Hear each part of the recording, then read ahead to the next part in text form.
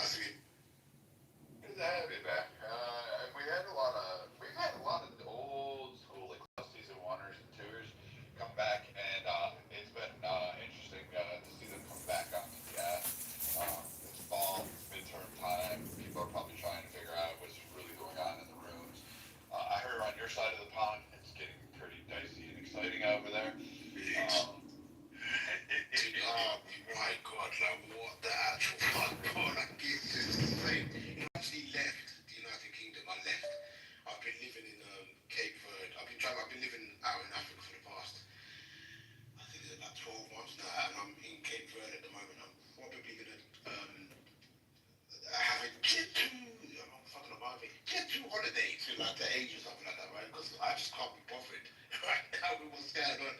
Like, yeah, I just no, I've had enough.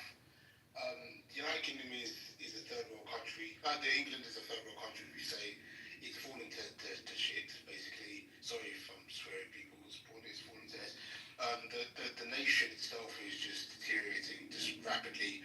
And I understand why the native British people are upset. Like, it's not rocket science. But again, Keir Starmer is a chunk of a what is he, prime minister. And I think either reform or even socialist might have some bearing in the next election. So I don't know. It's interesting. Like you said, it's fun. Red, is it possible you would vote for Nigel Farage? I would vote for Nigel Farage. I would vote for him. It's actually possible I would vote for. I'm a conservative, right? But I would actually vote for somebody like what's his name now? The socialist, white guy, Jeremy Corbyn. Do you know what I mean? Just as a fuck you. I mean, I know you're probably gonna hate me for that. It is what it is, but I mean, his policies do seem to be a lot more in line with actually helping the British people as opposed to just the corporate establishment or whoever, right? So, you know, and reform, I mean, reform speaks for itself. I mean, reform are kind of like a British, like, they're like MAGA light. Do you know what I mean? It's like MAGA light, but I mean, it is what it is. So, yeah, I would vote for either or at this point because Keir Starmer, who we knew was and is one of these pedos, or at least associated with the whole pedo ring that happens, that has been around since the beginning of, since the dawn of time, if you would. Mainly speaking about, what's his name, Jibble Fixit, you know what I'm talking about, guys, do you know what I'm talking about? The guy who's close to the crown, right, and his association with that whole thing, it's just giving the whole, I can go on, I can speak at length for some time, so I'm going to cut it here. What I'm saying is, look, the country's gone to shit. I would vote for the Reform Party because I think that they have the right idea, back to a nation, if anything. And I say that because that's how I would vote if I was, as a Nigerian man, if I was back in Nigeria, the country that wants to back, the party that wants to back its country, I'm going to vote for those people, especially when, you know, there's a shit ton of people. Anyway, I'm rambling, but yeah, you know what I'm with that. I'm trying to temper myself. That's racist, but yeah, it is. Well, sorry you guys are going through that. You know, we kind of have we're in the middle of ours, so you're at the beginning of yours, and we'll see how it goes. It looks like a lot of European nations are starting to go that way. Canada is in the midst; they're about to kick theirs off, so we'll see how that goes. Mexico is starting to realize that, so the U.S. is having a broader influence, and as more European countries start to get on board, it's going to start to spread a little bit more to a lot of other places that don't already have the similar kind of views that people are wanting. And that's their pride. This is the thing, though, Brad, right? I think nationalism has been resurfaced itself as a tool to be weaponized by the left as they like to kind of position people as racists. You're seeing the same kind of philosophy happening right now in Africa, right? So a lot of the European nations are conservative speakers, and one of them a few years back, I forget his name now, he was saying that there's a kind of a resurgence of conservatism, of conservative values, of nationalism, of national pride in this nation, kind of swooping through Europe. And I can see that, like, for crying out loud, we've just seen seven conservative politicians, let's say, murdered, have been found dead in Germany. They're all right-wing. Like, what are we doing? We had what was taking place in France again with the arrest of somebody. I think earlier on this year, maybe I'm getting confused with another country. What I'm trying to say is there is this kind of right now to go back to war against Israel. They've been talking about it for days. In Iran and Israel, they're about to go back out, and in Syria right now, they're about to go fight again. Come on, Iran had already, played out its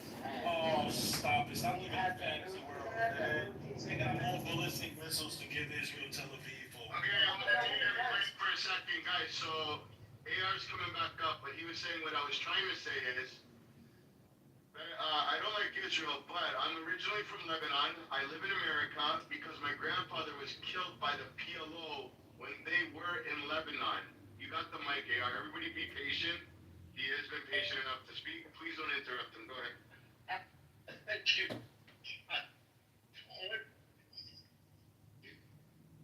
Because I am an nationalist as I was raised to be, but it don't.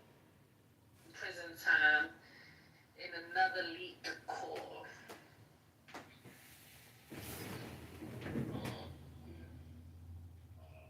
I think that's it for the celebrity hood talk. I mean, y'all guys been doing the most. Oh, I see mom's boyfriend fatally shoots 16-year-old who was returning home through a back door after mistaking him for a burglar. Oh, wow. Bet he won't sneak out no more. Also, another video. Not a single woman was sitting at the White House meeting on women's health. All men. Sitting at a fucking table. All white fucking men. Sitting at a fucking table speaking on women's health. Interesting. No, man. I'm sure there's a way to find out, right? What? I'm sure there's a way to defend it, right? Isn't there a MAGA explanation for that somewhere? Oh, we ran the MAGAs off. You missed it. I pinged you in so you could see just dragging somebody, but you came too late. I just asked him a question. If he was good.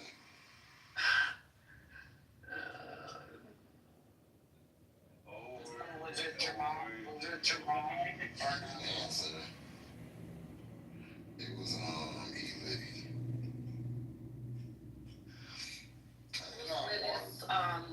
Bruce Willis, I guess, reacts to the trolls telling her why she no longer lives with Bruce Willis, and she moved to another home nearby with her kids during this, his dementia and stuff. Hey, quick question for you, because you're on top of it, but anybody else as well. Did anybody see the high school catfish thing on Netflix? High school. Yeah, and it has, without National Guard support, and it's not going well. So two cities started two similar programs. One succeeded because the National Guard helped. The other one in Philadelphia is not doing so fucking great. Now, granted, Philadelphia is a little bit bigger, but it's still not going great. And we're having issues there with kids going to school. Trump's saying he's going to hit Chicago, possibly Memphis, and others. These are things I wanted to talk about because I think it is a concern. I do have concerns about National Guard being used and the way the left is trying to portray this. They're not coming in being authoritarian. They're not arresting people. They're not running up issues to show force. And they're there as an assist in case of massive explosion of violence. So, such as, gunfights or a criminal that's tackling and destroying 2 or 3 cops. They're there to lend assistance as need be and to provide that, I don't want to say passionate crimes or acts, I forget the term for it, but just like non-premeditated crimes, like fist fighting or something along those lines. Trying to push people, hurt people, drug dealers from, again, going after children. These are things that we can kind of block with the National Guard who's watching right there. It's eyes on them. And you're not going to fuck with a guy. And they're not walking around with AR-15s or any military scary assault weapons. They have a 9mm, and that's the extent of it. And maybe some mace, I think. And a couple zip ties. Literally nothing more than what a police officer would carry. And I think these were good things. But today's news, we have the Epstein, and I'm going to post the article at the top. It appears the Epstein group, or at least some of the victims, are going to come together and release their own list. And I want to know what people's opinions are about this. I want to know know why Democrats are really trying to toe a line on this and try to play it very finessing when overwhelmingly their biggest leaders, their biggest donors, their biggest prominent names in their party are going to be on this list. Like, let's not forget that Trump was a Democrat. He was a Democrat donor. This is literally the list, if there is one. This Epstein list is going to be a Democrat donor list. It's going to be something Nancy Pelosi walked around with, like going, who can I get money from in the midterms? That's how I see it. But I'm willing to take on any arguments. Remember, this is the political compass. I am conservative. I am biased over the owners of these houses. We make no qualms about it, but all opinions will be allowed to be up here. If you say some bullshit in the chat, I will smack you, or one of the other mods will smack you when they come in here, one of the administrators. Just know that I don't tolerate any anti-Semitism. I don't care what race you are, and I don't care who you call Sky Daddy. I don't care about if you're Muslim. If you're there, I really don't want to hear my position on Israel and Palestine, because mine is completely different from everybody else's, and you won't like the outcome. And I don't care what country you're from. All I care about is the idea of this. So let's get this Epstein thing on the board. Conservatives had it consistently having to defend themselves over this. Let's have this up. Should Trump release it? What do you think's on there? What do you think is really the holdup from just releasing the treasure trove of information? Did you get a chance to preview the 30,000 pages of documents that were just released? Are you excited, happy about it? So go ahead, Happy, Alyssa, Joe, Red, go ahead.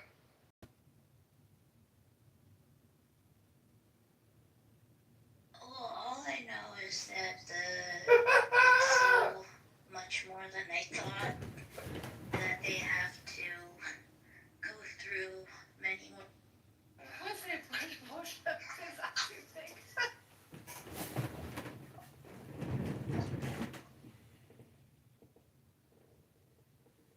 Anybody in the audience, so they come up, you guys welcome to come.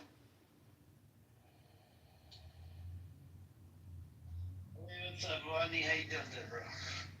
Hello. How are you? Okay, how are you? We were talking about BBC, how trustworthy the news agency is. Oh, not at all. Coming from a British person, yes, not at all. I find it, I mean, a little bit, right? You could say they're probably like 25% of the time. It's very seasonal, in my opinion. Are you There's like Zionist scholars, the people who throw in blood on the BBC of London, they support that.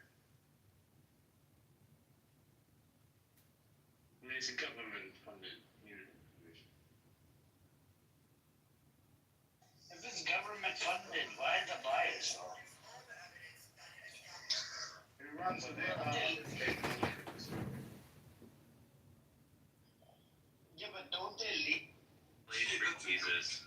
Are you into like synthesizer, Moog? Is that what your name is, Moog or Moog? Are you like, What's wrong with being a homosexual? is that It ain't nothing wrong.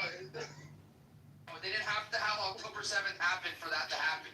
No, they couldn't. They needed a reason. That's why BBC set this whole thing up. They had reasons before October 7th. No, they didn't. Obviously, No, they don't know. Yeah, they did. No, They they shot didn't. over 9,000 rockets into Israel in May 2021. So what? Forget about that. Yeah, so what? And they That's killed not a no reason. one. That's not a Yes, reason. no one died. Yes, people did die. No, they did not, you fucking Yes, liar. people died. Go look at the casualties Oh throughout my the years God, of bro. Hamas's missiles going into Israel. Guess what? Almost 95% of them get shot down by the fucking Iron Dome, you fucking liar. This is one of the largest. Everyone knows that. Most Israelis get hurt because of the scrap metal. He's a fucking liar. And where does the scrap metal come from? It comes from the fucking rocket, you idiot. Yeah, they got shot down by the Iron Dome. Well, what do you want them to do? Let the rocket hit the fucking house? That's not the point. The point is that no The point is they no throw the rocket there either has way. never That's the been point. mass casualties because My of God, Hamas you're fucking talking so missiles. fucking retard. You are retards. Stop trying to equate that those missiles caused thousands of deaths for Israelis. It hasn't. You're a fucking idiot and a liar. Resistance, how many have died due to the rockets that Hamas shot? Probably less than 100, probably. I'm gonna go do the research now. Can you hear me? Do it, come back. Post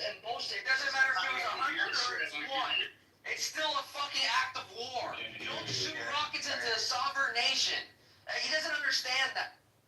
Yeah, I can't speak over people.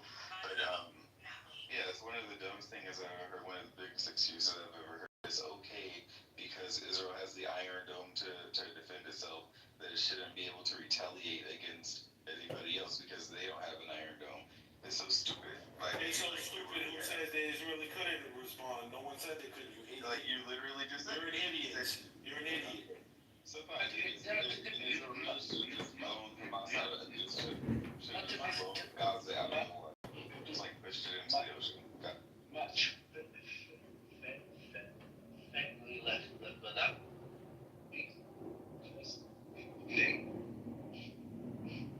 Right. Play my family for Fire against the United States of America, Donald Trump. Alright, let's enact the 25th Amendment, take away his fucking phone, and that's it.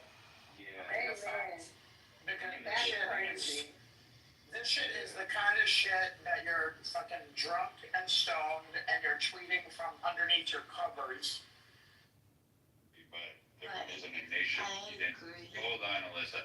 There's not a nation he didn't drone strike, and he drone struck an American without due process, waiving constitutional rights.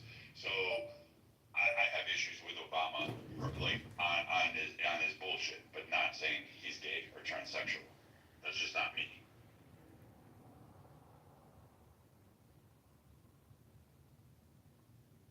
That's how Alyssa talks, just in her defense.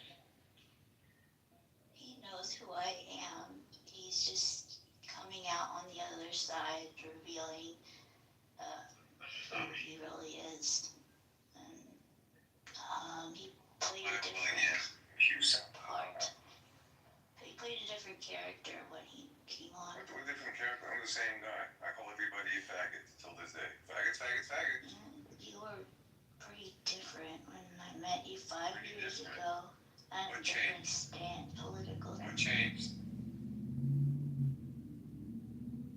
Why also focus I on don't want to change the subject. Okay, so let's do this. We're gonna stop that. Not on my stage.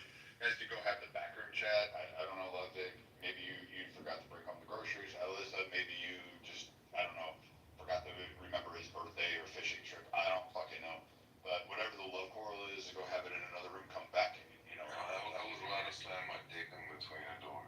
Yeah, well, to each their own. But, I don't want to have this kind of, like, crap on here, and I get bored with that stuff really easy. But let's go back to this Epstein thing. Is this what everybody wants to talk about? Because no one really wants to come on stage and really kind of add teeth to it. No one wants to have that deep dive discussion. So is that a negative, or, you could say you're concerned about pedophiles. You can say you're concerned about the kids.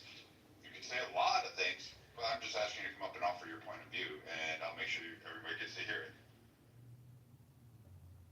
Welcome, Duray. Hey, Brad, how's everyone? Good. So this is just my wild supposition about how Trump did a 180 live in front of the press a few weeks ago about this issue, in the sense that he was promising it was going to be released, and so was his attorney general, and then when he was in front of the press, he tried to downplay it and redirect and all that, and then it became the big Democratic sticking point in the media for the next few weeks. My wild supposition is this. They actually saw the meat of what was in there, and they realized that if this all truly saw the light of day in the fullest sense, that both parties are implicated, and it is such an existential threat to the existing order and all of the powers that be, that no Democrat or Republican would be ever elected again. And he was basically told that if you release this, our entire system will come down because they're all implicated. So I think he then had a choice. He could either rejection and "Are you still talking about that loser?" kind of thing that Trump did in front of the press, or he could say, "Listen, it's a national security issue, and we've made another decision not to release this information."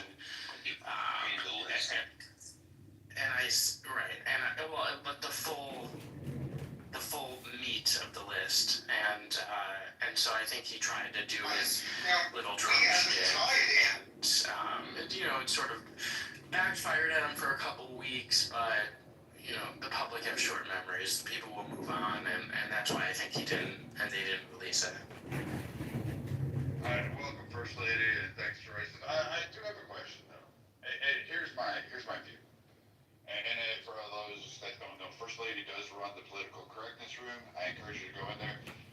I'm going to give this caveat. It is not always political or the discussions. Sometimes it's just mind-numbingly you're banging your head against the wall. But she does try to keep it on point. She's probably one of the best mods in there next to Patty. So these two ladies, when they're teamed up together and they have a point they wanted to attack, it's going to be on that point. Everybody else, I would just take with a grain of salt. But listen to what these two ladies say. Discussions. As far as your view on this, I look at it in the market sense. We are aware that Epstein played around in the markets significantly, particularly Wall Street, and particularly in foreign, like the Houston exchanges, the Japanese, the Asian markets. He was all over the place.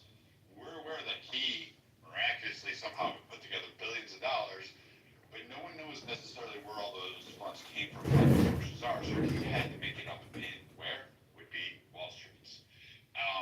My feeling is on the Epstein list is something akin to what you're hitting on. I think what we would see, it would be a huge financial collapse. Like, I think what we'd honestly find is that there's more money out there, probably hidden in accounts in Cayman or the Bermuda account papers and things along those lines. We'd find more of those. I think releasing this is an iceberg like that's on the Titanic. And I think a lot of these hedge funders and financiers are sweating the most. And that's who's backing, like the Clintons. Clinton went to the island. He enjoyed having sex with underage kids. We're aware of that. Trump, so far, there hasn't been any indication. He's visited the island. He's been on the plane. Maybe, maybe not. I'm not saying that it didn't happen. It may have. Dershowitz, he visited the island. He was a lawyer. So, yeah, maybe there's some connection there. That should be concerning. The Prince Andrew of fucking England. We always knew about those, like, weak English princes. But, that's concerning as well. So, but I'm more concerned about the finance markets and the epic collapse that could unfold. Could you imagine Bank of America, Chase, Capital One, like all of those markets would just like gone right away without the leadership because those guys have been flown around. Could you imagine that? Brad, 2 days before this filth, Epstein got suicided, like I like to say it. It was like magically while he was locked up, like a trust was being put up, and to that trust, like 577 million was deposited. Right? How's it even fucking possible? Is it that in the United States? While you're like locked up, you can put a trust up and deposit money. Not like $20 or something. $577 million. Yeah,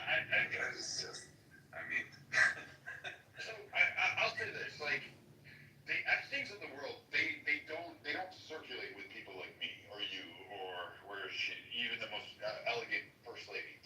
We're not those people. We're not even on their list. You could think you're all that in a bag of chicks. First lady's very attractive. Joe B's attractive. She may think she's prominent. She's not. She's not Epstein level prominence. We don't run in those circles. That circle is really small, really tight, and it's really finesse. And there's usually two factions, a little bit for the cameras and for the public, but generally it's all one circle underneath. And it's literally that 1% of the world. Trump, Epstein, they radiated around that. They ran in those fields. They're with them with the Buffett and the Soros and the Bill Gates and et cetera. Give me the other ones. The princes from whatever Nigeria that only needs $500 million or whatever needs $500 to raise $500 million, and you'll get your gems and your stones. Like all of that shit. These guys don't operate around us. We're their market. We're their cash. They're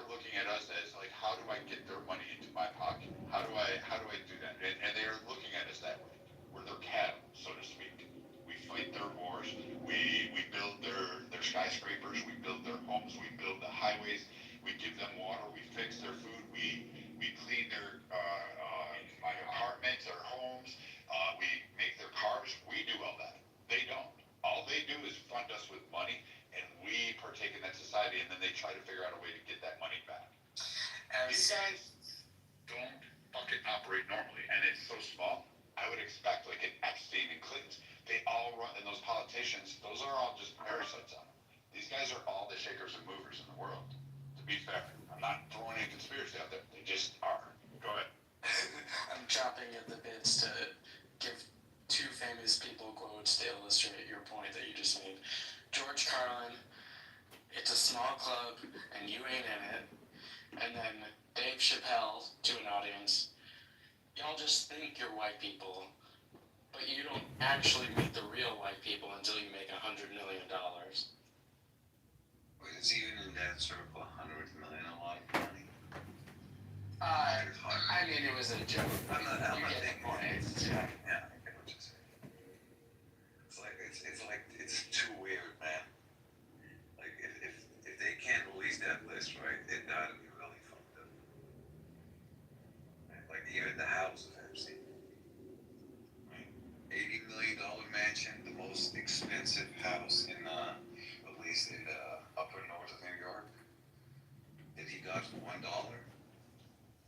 know, then you had our dear friend from J.P. Morgan that wired him, I believe it was 150 million.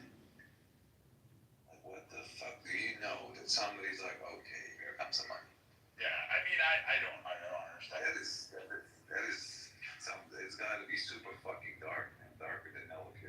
If somebody's like, yeah, I'm gonna send you this money, right? And we're not talking about $50 or $100. I think it was $150 million. By the way, Jeffrey Epstein's best friend, Jean-Marie Luc, was locked up in France, arrested, suicide in the same way as Epstein. I don't know if anybody knew this, but it's got to be really messed up. That's right. But whatever the fuck that means. I hear you on it, and I don't discount the facts. Like, I mean, there is some, I firmly believe Epstein was killed. I don't buy it. But I want to get First Lady in here because she's just sitting here quietly acting all cute and stuff. First Lady, what do you think about this? Where do you think this is going to eventually end up? No, Vic, don't laugh at him. He's crazy. He can't afford his medication anymore. Meditation. What are you talking about? No, you know, Brett, I really and truly, I don't know. I just feel like, you know, I was listening to some of the ladies today, and, you know, to hear they started when they were 14 and now they're at this age. You know, I'm glad that they are getting the reprieve that they need. I'm just really afraid of what might come out. I don't know. I don't know. I just wish that maybe they could just pay the women. Like, did they ever get any payment from this, or like, is there a way to compensate them? I don't know. It's scary. It can go really bad. That's what I think. And you know me, I'm always trying to avoid conflict. So whatever leads us to peace is where I would like for us to be. I don't know that this is going to be that. I just wish they would never open this mess up. And what is the conversation about when they say Biden didn't do this and so on? I don't know, because I never really thought that it would ever come out, to be honest with you. So now that we're here and it's getting closer and closer and people keep pushing, I feel like they're just going to open up a can of worms that can't be closed. I agree with you. I think the more people that push this narrative and push, you know, what you're not going to like this. And for the people on the left, and I know, lady, like primarily your room runs on the left, they should be very cautious about their own Trump's the pedo, because it could come out. Trump may have like screwed an underage girl. He could have. He didn't do it in Epstein Island because he ain't been there. Like, at least that's so far. We learned that from the Maxwell files. We learned that later on, allegedly, or at least documented and under deposition and all these things. And Maxwell said under oath, in order to be transferred, and all of these things that she has in motion to be kept alive. She said that Trump's not partook in any of those events, and that wasn't at Epstein Island. So if Trump's not been there, and he's only been on the plane a couple of times, there's a possibility he could have done something. Probably, maybe, I don't know. But I'm saying there's a lot more likely when you have like Michael Jackson's name up in there, when you have Bill Clinton's name, and you have, you know, the Juanita Broaddus story that still won't go away because she still didn't get satisfaction. That's coming out. So I'm saying that Democrats should really be kind of like stopping the acts, because that's going to affect a lot of their donors. Like Schiff's names up in there, that circle, like he was brought up in there. A lot of Californians, Pelosi, she's going to be thrown in there. Probably her husband, that name's going to probably drop. I mean, these are players. Like that market's going to swirl around it, and that's going to be their lasting legacy. And the more you hope for it, which I'm all for, let's see it, but you may not like the results. That rubber band has a way of springing back on you. But I mean, you saying the Democrats, but the Republicans are the one that's pushing for it. Marjorie, she was right up front. Today, she was right at the press conference. She was smiling and everything. She had a cute little outfit on. So the Republicans are pushing just as hard as the Dems are pushing for this. Yeah, MAGA's been pushing for this for a while because they believe it pretty much destroys the DNC, which I would say it is an agreement. Like even the photos with Trump and Epstein, you look at the dates, yeah, he's going to be around Epstein because, again, those were donor events, donor organizations, donor parties. You see a whole lot of people there that are donating money for the DNC. Those are fundraising dinners. So, yes, Trump's going to be in the vicinity of Epstein, and because those were donor lists. But what I'm saying is, like Marjorie Taylor Greene, I really wish we could get rid of the AOCs and MGTs. Or MTGs, I don't know, whatever, which bad built bodies they have. I wish we could just get past them and actually just prosecute who we need to.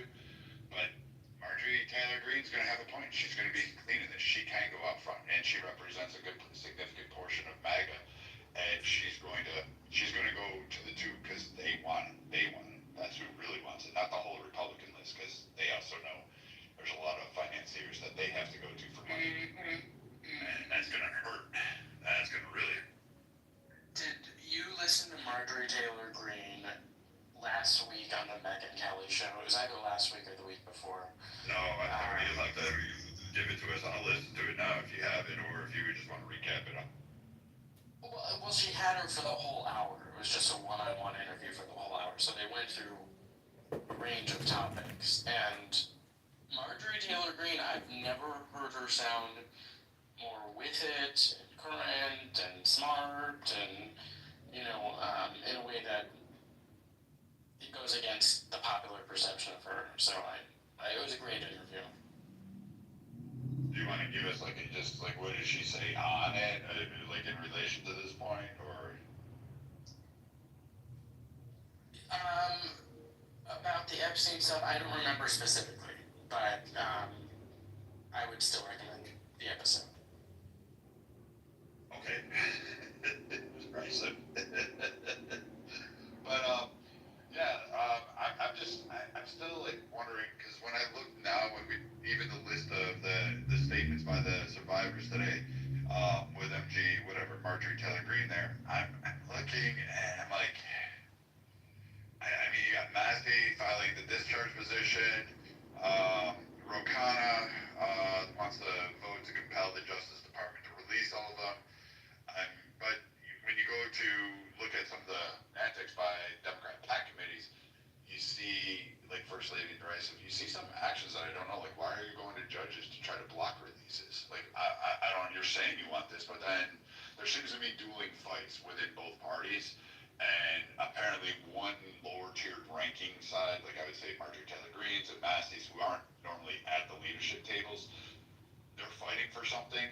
And the upper tier is saying, shut the fuck up, sit down. You don't understand how much this will financially ruin or impact us directly, and how many people are actually going to be caught up in this. It's going to be the movers and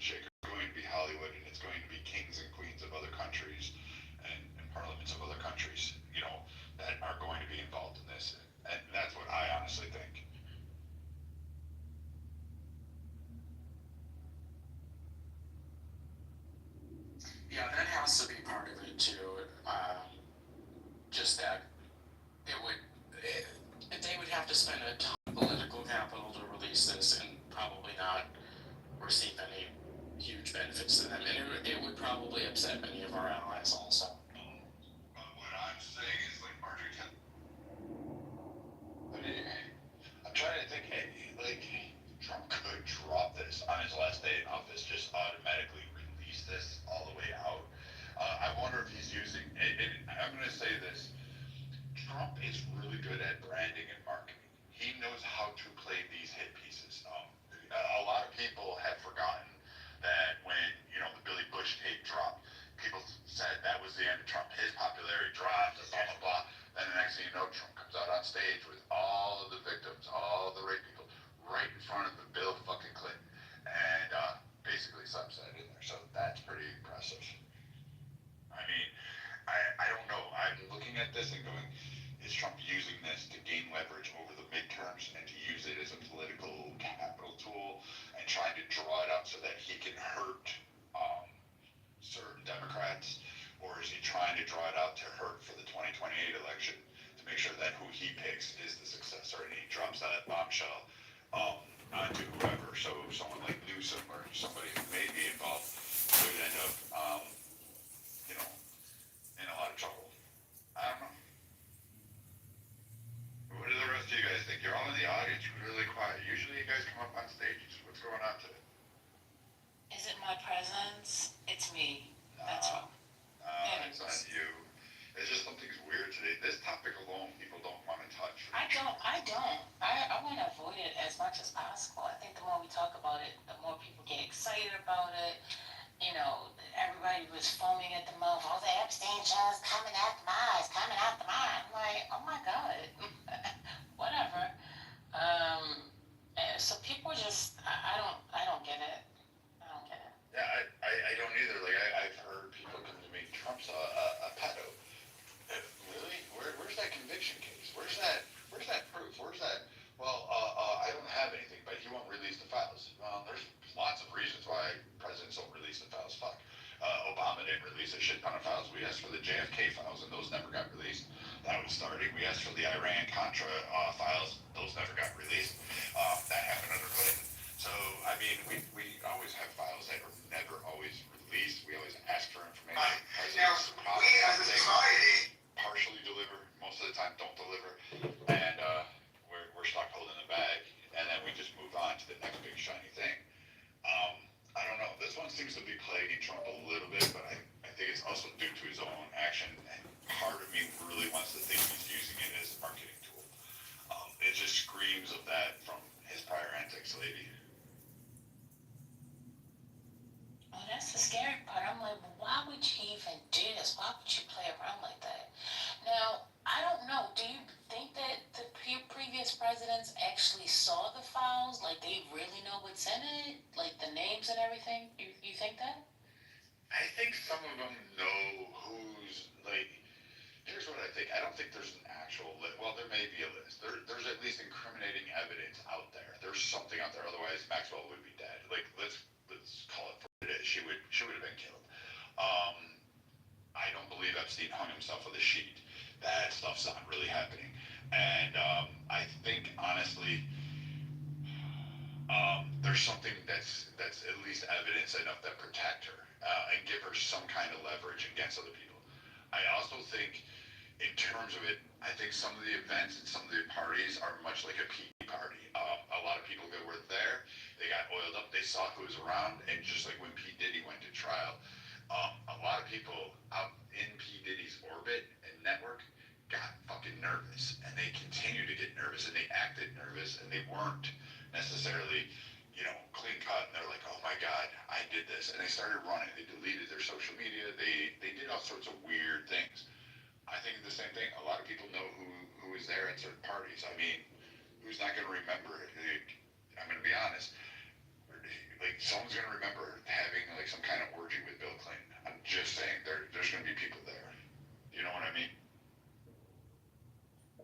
There was a young lady today at a press conference saying that she went to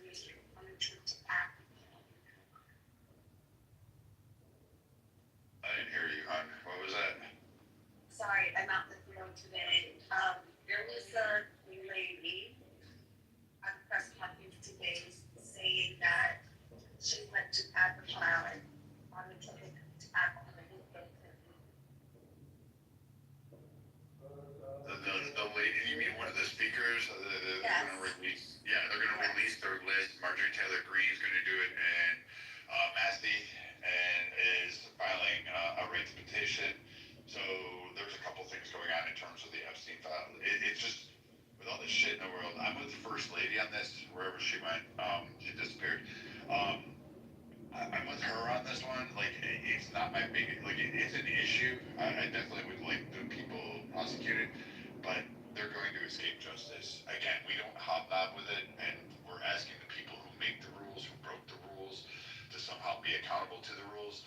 Just doesn't seem to ever work out well for us. So I'm less than hopeful. So Epstein hasn't consumed me like it has others, but apparently there's going to be some headway. Marjorie Taylor Greene's taking up the fight. She's got a vocal piece, and she'll be on every news network screaming about it. So my personal belief is that woman doesn't do anything without Donald Trump say so. I honestly believe Trump's using this as a marketing tool. That's where it comes down to. I don't think he's actually anything what the left is ascribing him to be and putting out the narratives. I think he is quite basically playing bait and switch, and he's going to like reveal something, and he's going to be like, told you. Yeah, he flew to me. Yeah, I flew on his plane. He flew on mine a couple times, but nothing bad happened. Here are my witnesses. Here's the evidence. And oh, by the way, here's a list of all the people that were raping little kids.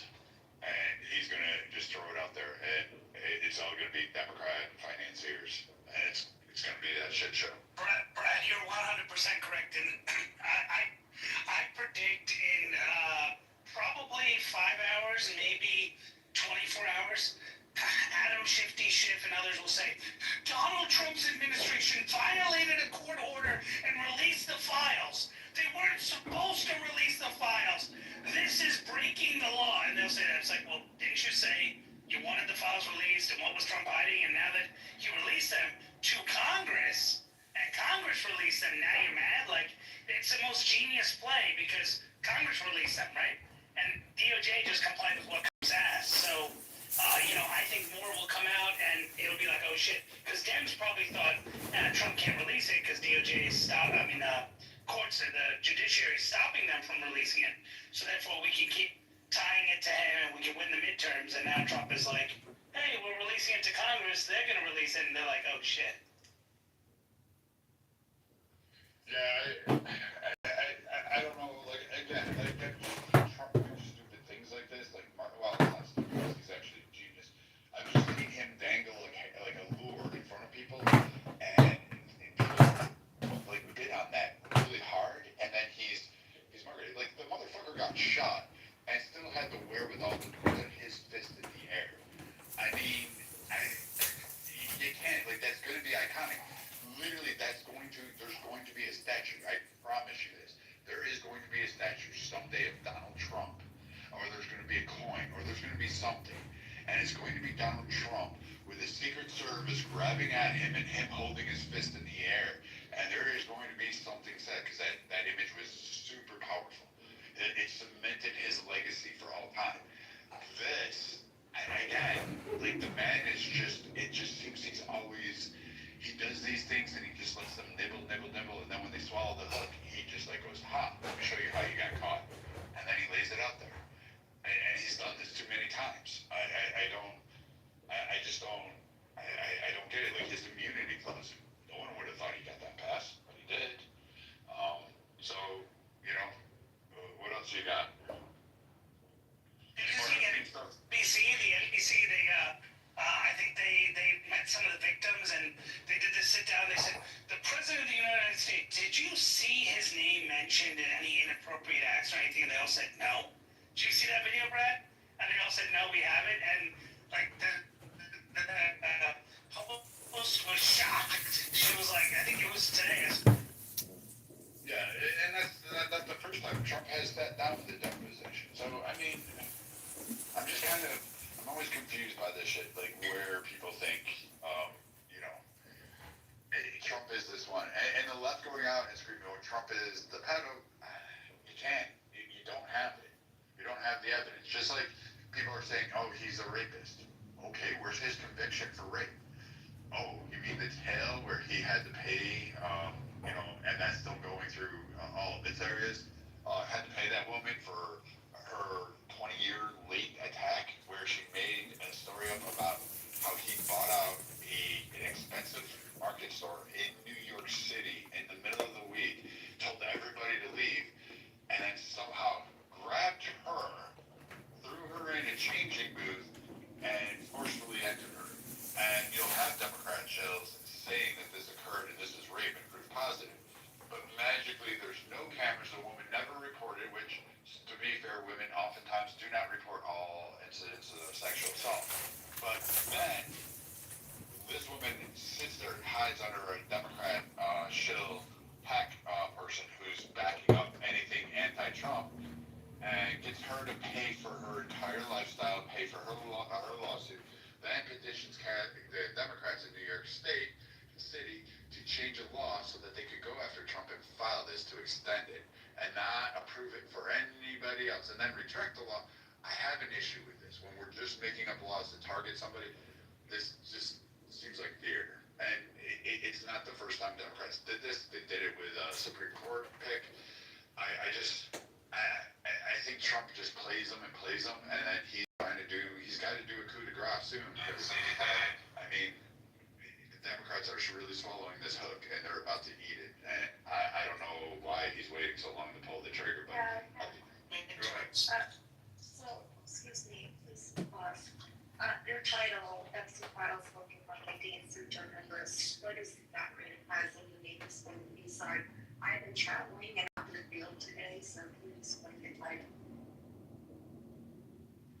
Yeah, so FC, the victims held the conference today. There was a movement. There's going to be 30,000 files released today, or 30,000 documents released today, or maybe yesterday they were dumped. And then Massey's going to petition for a right to pursue.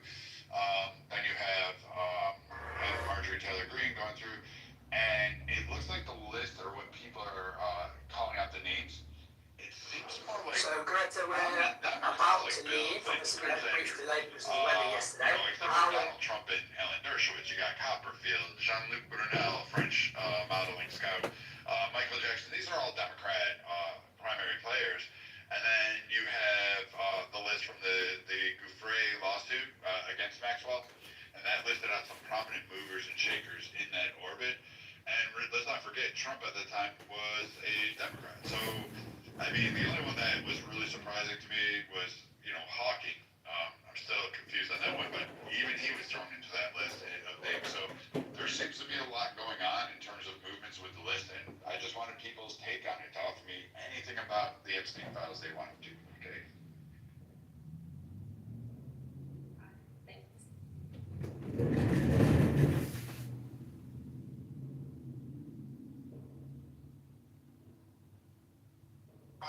Now, we as a society, Do you think any sitting members of Congress are gonna be named in those? I think Nadler's on it. Well, also, that Nadler! was going to become under scrutiny, and then, as a society and public is going to have to say what would be deemed okay to be associated with them or not, to include donations. There's Schumer received a lot of money from us, which I'm sure a lot of other sitting congressmen have as well.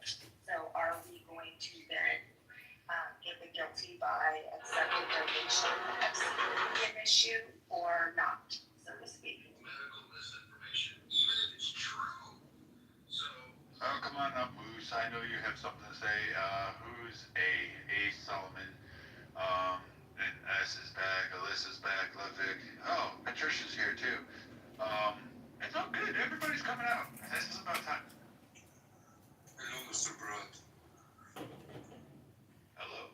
What do you think about all this?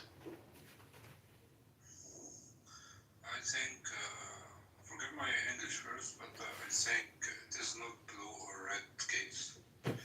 It's a whole nation case, and it's related to JFK assassination and what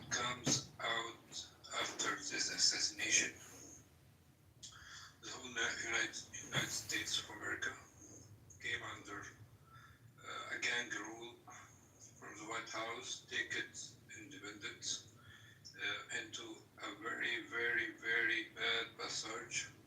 You are now just discussing the results of this. Say this of you can describe it as like a very long crisis. It's really hard to describe it by time, but you can take it by events. Year after year, the United States came under very total control of a real gang, has its rule, and its rule now is coming in opposite with the real constitution of the United States of America and what were being the end of the independence wars.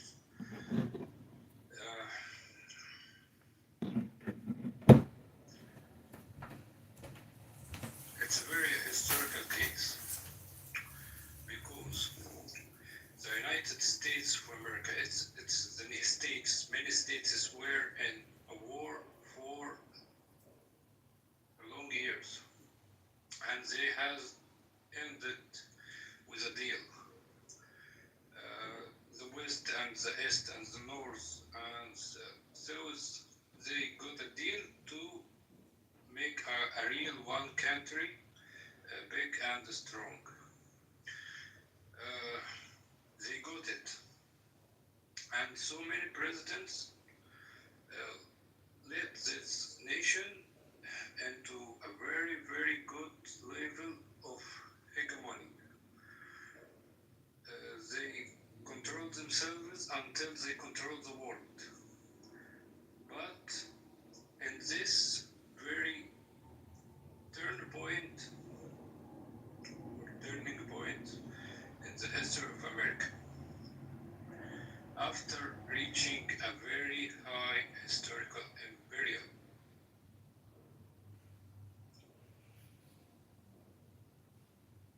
I don't know where it exactly, but I can mark it with Mr. Ford, who created Ford for cars. We talk about this point. When they control the press, control the police, control the foreign affairs, control everything. And for last step, control the Congress. You can call them IPAC group, as they will, yeah. But those guys has an opposite party right now.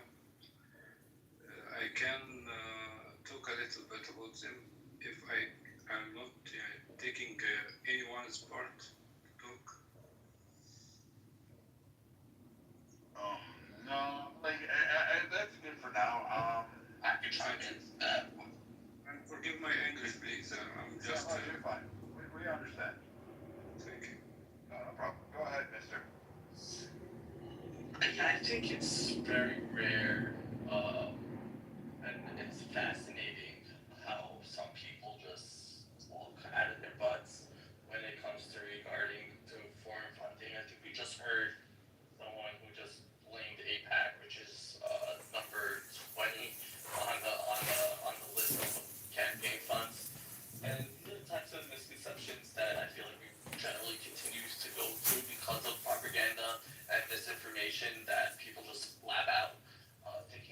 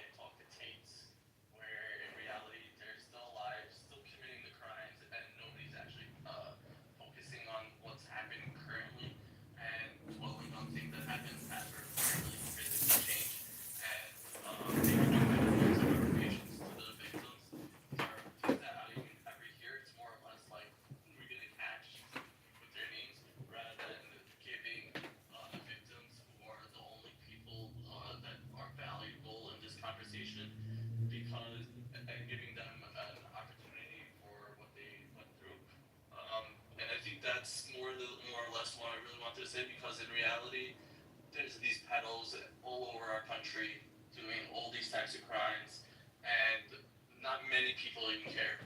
And to sugarcoat it on these elites, we know it happens. It's still currently happening, as you mentioned with P. Diddy. These things are way too rampant, and if we actually wanted to stop something, we should, and we should do it for the people that are alive rather than people that already died. I agree with that. What do you think is going to be the outcome of this, Mark? I think it's a witch hunt. I think both parties are going to weaponize it, even though all elites are going to be on this list. We've already seen a lot of left wing. Bill Clinton went into business with this guy for many different reasons, and I won't put anything past the Clintons. To be honest with you, I don't think we'll ever. I think it's more like a red herring where people just like to talk about it, but doesn't actually change anything down the line. Nothing would happen even if we do know or we don't know anything. Nothing's gonna actually happen to your average Joe. What would you think, like, on this list? Like, I mean, obviously there would be implications, like Epstein has his connections, he's going to have a lot of, like, more liberal-minded, like, Merkel's Germany, England, he's gonna, like, we're well aware there's a prince on there. I'm pretty sure if there's a prince on a list to Epstein Island, I'm pretty freaking sure that there's going to be other more prominent leaders. There's, going to be people from Israel, maybe Egypt, I guess. You're going to have a lot of Middle Eastern connections there. You're going to have a lot of European connections there. There's even the Trudeau connection. So all of this is starting to kind of, from a security asset, for national security, I do see that there's a danger in this, that this can spiral out of control if it's not actually done the correct way, which a lot of people will say that's not how we should do it, but we really don't want to go to wars with a lot of nations, and we don't want to lose some of the things that we have going on currently and what we had built in the past to be implicated, not excusing the behavior, but I just don't see how we're going to go snatch somebody from, say, Italy, or, go snatch Prince Andrew. We're not going to get that person. You're not going to get justice for Prince Andrew. I'm just letting you guys know. Exactly, bro. This is why all along, they investigate. They don't tell you, the normal person, what the fuck you're looking. But, how far can it really go up to all of these high-profile individuals, right? And heads of states. It's just wild. It really is.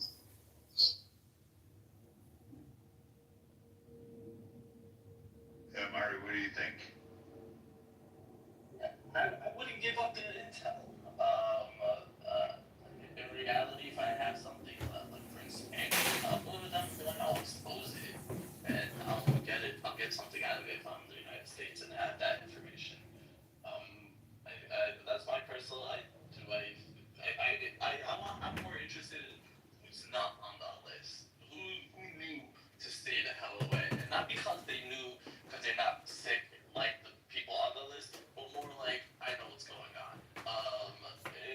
That's more interesting to me than anything else because there is Ehud Barak, Israel Prime Minister is on that list. Things like that, like especially when I hear Israel and Mossad, it doesn't make sense. Israeli politicians and government wouldn't be openly with the person if they knew he was a spy collecting info and gonna eventually blackmail, which we all think end up happening with this list. So I'm more interested in who's not on the list, who knew what was going on, didn't say anything, because there's no way Russia's KGB isn't sensing that something's weird happening with all these world leaders with this one particular person, and that's more. I feel like more agencies knew what was going on and probably weaponized it for themselves too. So can this as a security asset going forward to leverage potential political partnerships or use of threat.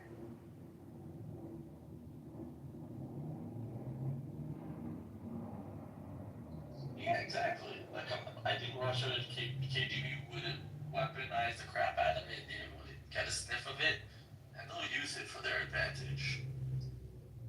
And do we know any Russian politician or Soviet Union politician who was on the list? I don't think we ever even heard a peek of it. Hey, Patricia, take a call real quick. You guys keep going.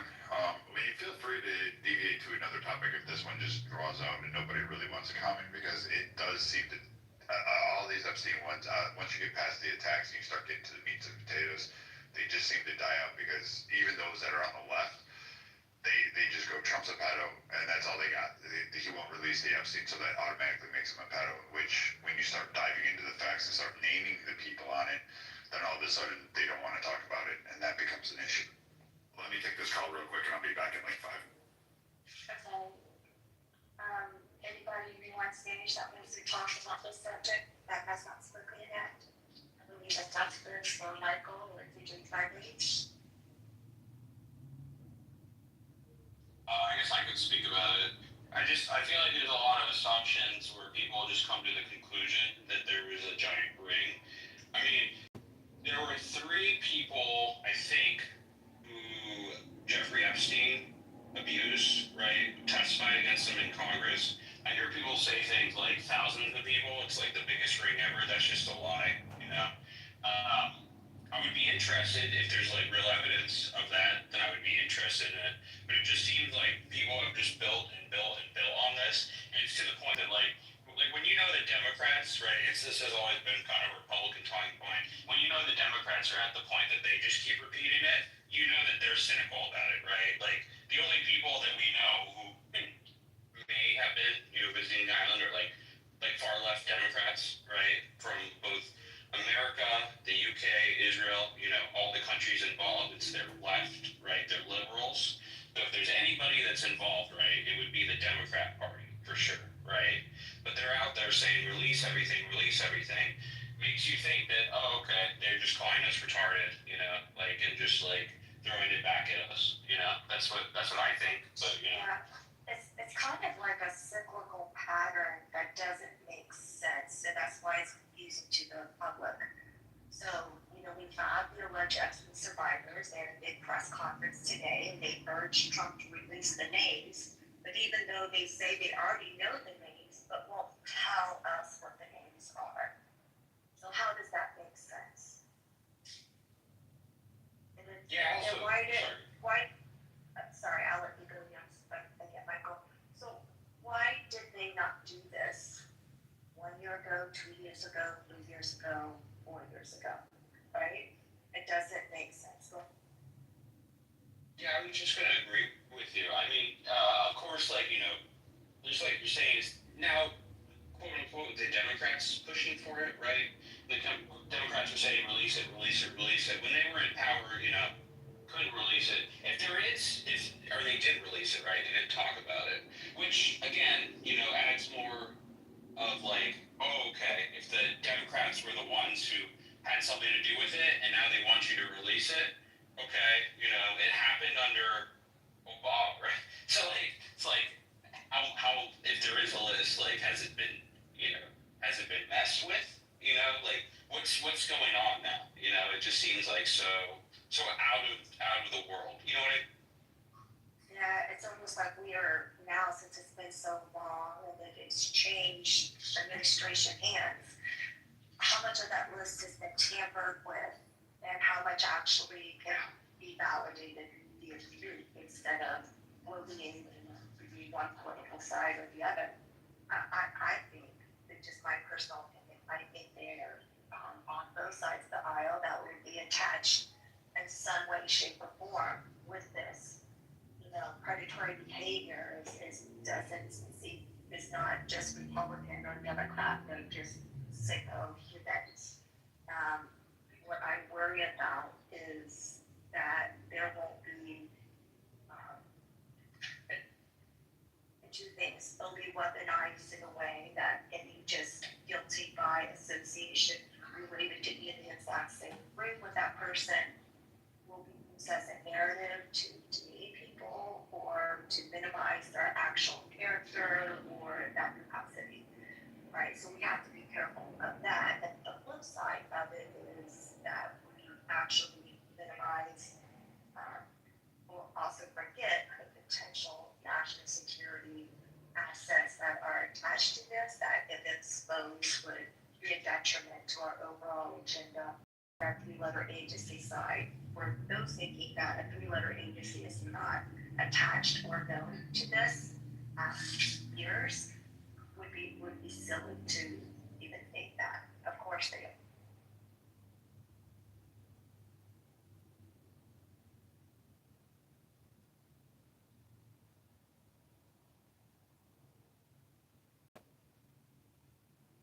Augustus, if you're there, what do you think about this? Honestly, like, it seems to me that, like, this is just,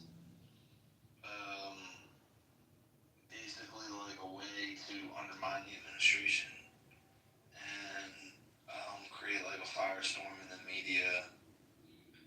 It's the perfect formula to do both.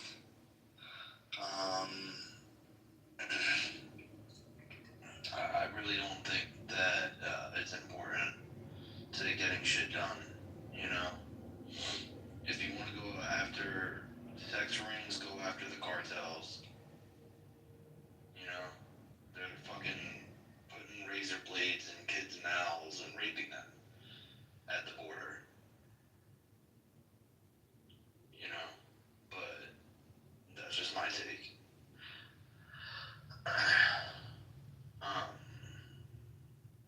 I think that, like, the administration pretty much has got themselves into quite a pickle with this. I think that a lot of it's bullshit, and that there's nothing really that we're gonna do or see that's gonna change anything. You know, it's like, how does this stop big pharma? How does this stop big food? How does this stop big ag? How does this stop big tech from slowly but surely and systematically stripping you of your rights, stripping you of your livelihood, stripping you of your health, stripping you of your dignity?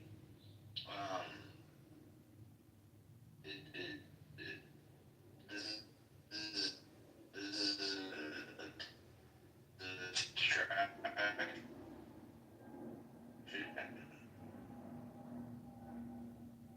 the big distraction, in my opinion. A lot, and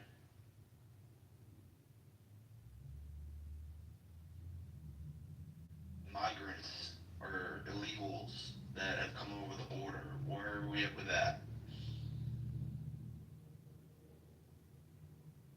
Well, I don't know the latest figure, but the last that I saw, they were able to, the current administration was able to locate, I think, close to 1,000 children that had been brought into the U.S., not separated from their biological families. So I think they're trying to make headway, but you make a very good point, like, what good would this come out of it other than just the obvious per se?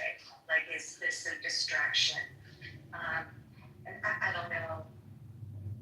I think what's frustrating a lot of Republicans is the fact that people on this, yes, we'll release it, but nothing that has been released, or in my opinion, that will further be released would be good enough for the Republic, or excuse me, the Democrats or anyone that's looking forward to release of information.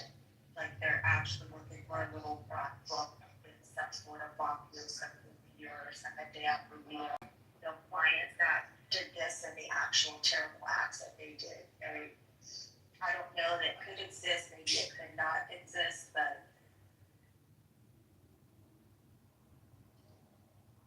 Yeah, I mean, I think that you make a. Go ahead, Michael. Sorry, I didn't mean to interrupt. I think you make a really good point. I also, though, I would just say that I didn't vote for Trump over the Epstein list. I voted for Trump because I wanted to close the border, and deport people, and fix things that Biden had done. Right? And Trump's doing those things, right? He's doing all the things he promised. The thing about the Epstein list is, yesterday they released like the subpoena documents from like the grand jury or whatever, from something, right? So they released all the court documents that they have, which normally they don't do that. But the reality is that court documents are not going to say what everybody is talking about right now. The court documents is just going to talk about whether or not these people who, it's focused on the victims, right? As all court documents are. I think that there are probably some public people named on planes, right? But it doesn't necessarily, unless I'm wrong, I doubt that the documents necessarily incriminate those people, right? And they're probably not out there, right? At least in like the court, right? What I'm trying to say is I don't see like, from like, the Republican perspective, if there is a list, and it's hidden, we're not going to get it from the court documents, right? If there isn't a list, then we'll never get it, and nobody will be happy, right? So there's no way to win, right? Yeah. But what's most important is Trump is delivering on the things that he said he would deliver on, right? And people are saying, but the Epstein list, like, well, Trump ran on XYZ. He ran on closing the border, which he closed day one. He ran on his big, beautiful bill, which he passed, right? And he ran on, like, restoring freedom to Europe and other things, right? And, getting out of wars, which he's already ended 7 wars, by the way. So that's just my, I really like Trump, but that's my opinion. Also, Michael,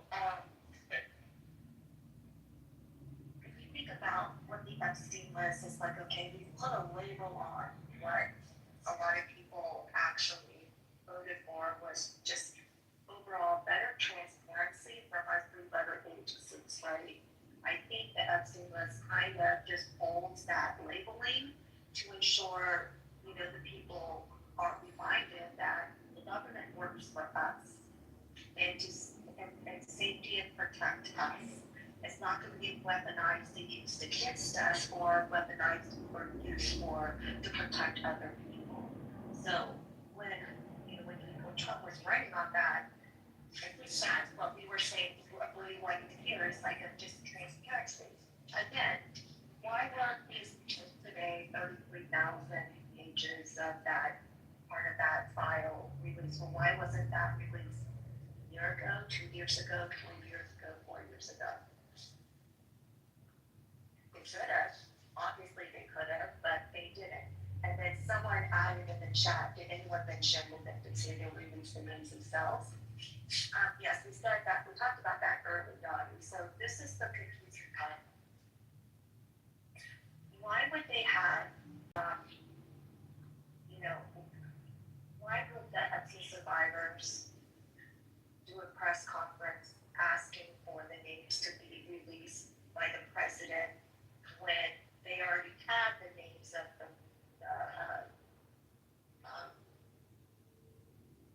those who were attached to Epstein, but they haven't shared them?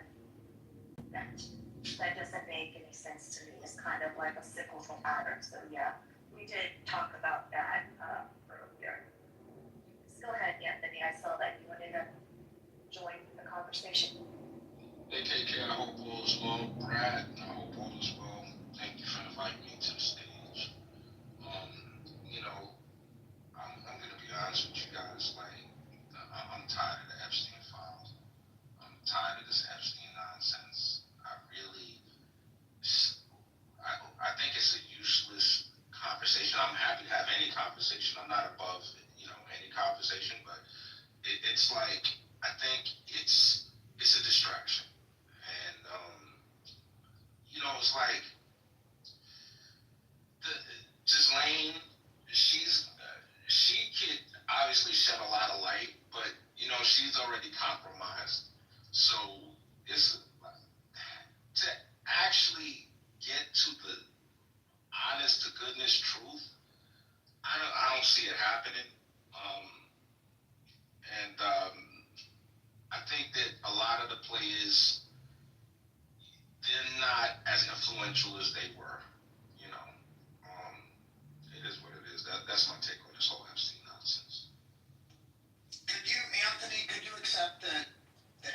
stuff is nonsense, but it's helpful for American politics to have all the idiots in America distracted for the next year on the Epstein stuff might actually be good. Well, it kind of depends, man. I think that, right now, Trump is using shorthand to get through his policies, and it's unfortunate he's got to use the executive order, sleight of hand, shorthand, whatever you want to call it, but if we could get some traction in the midterms, and we could actually, really institute some stuff, that would be great. But I think that we're going to feel a period of pain on the way to things getting better. And I think people are going to equate that pain with Trump. And I think the Democrats are going to get a toehold in the midterm elections. I think you should consider the possibility that the discussion of the Epstein stuff is crowding out something that could be really destructive. So what I see is there's a bunch of idiots that want to be angry about something, that want to protest something, and it's almost like the Epstein stuff, it's a very safe distraction because let's put it this way, like, no matter how angry people are about Epstein, it's not going to cause the deportations to slow down, right? And no matter how angry they are about Epstein, it's not going to cause a slowdown in the things that really matter. So I could almost say that it's helpful. It's just helpful for our society to have something that doesn't mean anything. It doesn't matter, to distract the idiots. Well, what's really important in our society is able to happen without interruption. And I'm eager to hear criticism. I hope you're right, Mark. What's it? Hold on just a second, what you guys have it. What's interesting is like, okay, we're holding on to it. It's the fact that, and I think the fact that the Democrats are holding on to this so hard is because what else do they have, right? What else do they have? So they're like, oh, this is a salacious topic. They haven't done exactly what Trump likely would do. They've done a bit of it, but not all of it. So then they're able to go back, see, you didn't uphold the reason why you voted for him, but again, if we would have brought up the fact that, okay, he's really more than the last administration before, but the Democrats are so silly that they're not even taking a proactive measure or actions to be able to combat anything that Trump has done. If you go online and say, what are the top things, top platform items that Trump ran on, and go down the list of the items that he has not addressed yet within his first 8-9 months of office, they do are proactive with that.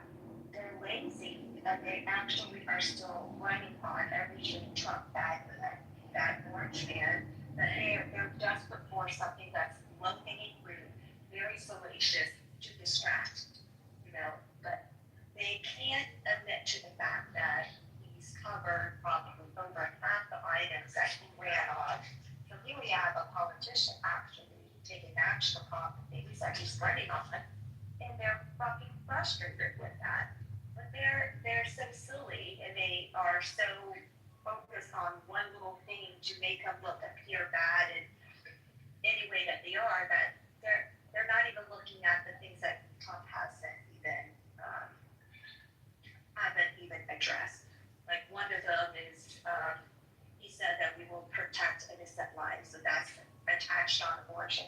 When's the last time we've heard anything about abortion in quite some time in the news cycles? Not much at all. So I'm going to go on mute. Welcome to the stage, Pepe and John. If you guys would like to join. Oh, and a new Pepe returns profile just added to Pepe. And I know that we have. All right, so I'll go ahead and let other people speak. I'm just going to interject. I'm back now. I'm just going to say this. For those of you, I know a lot of you, you guys come to rooms and all that stuff and love political discussion.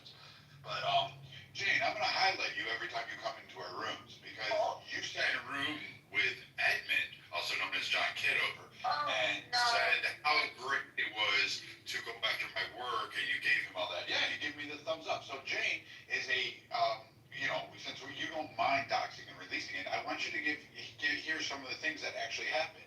So my daughters received threatening calls.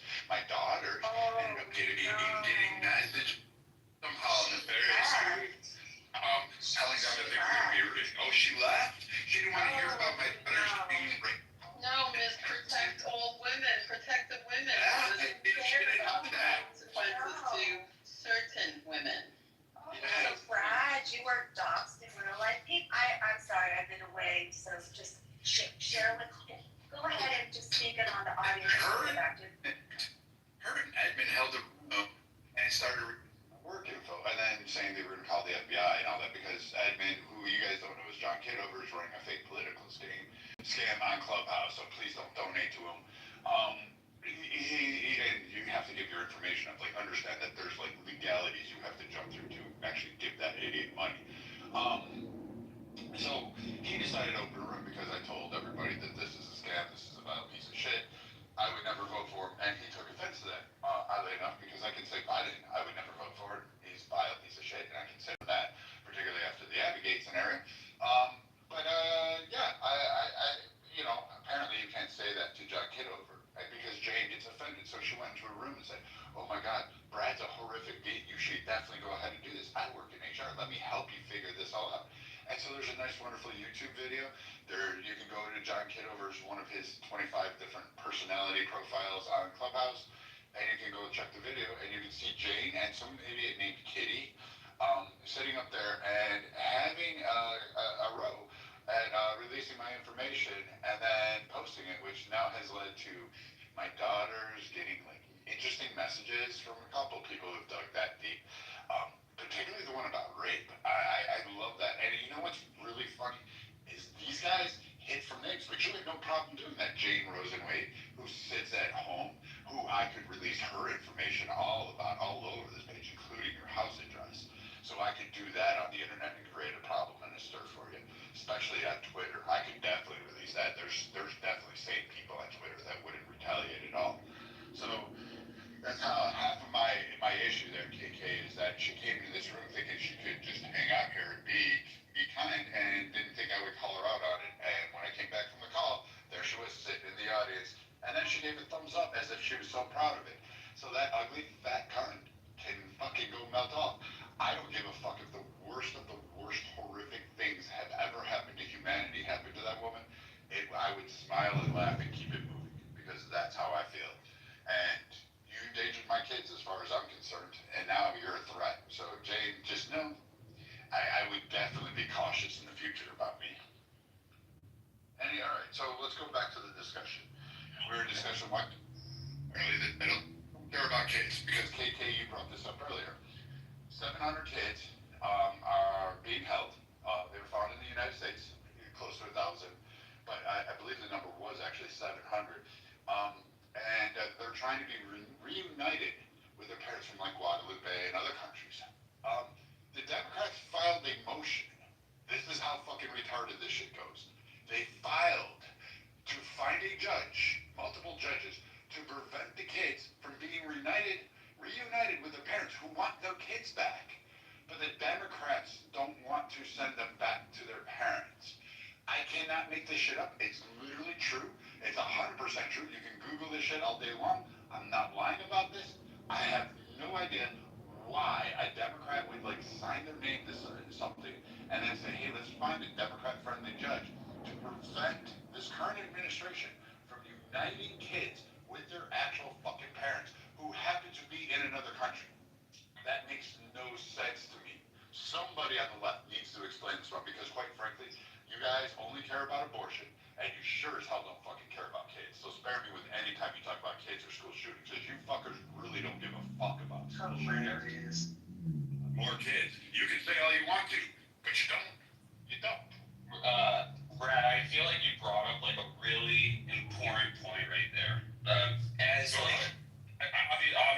Obviously what happened is terrible and that the Democrats are stopping that. But I think the most important point is whatever the Republicans do or go for, it doesn't matter what issue, you will always find Democrats to try to go against them. So like on these issues where it's like, who wouldn't want to reunite kids with their family members? And they would probably, separated by like drug cartels or some horrible situation. Who knows what they went through?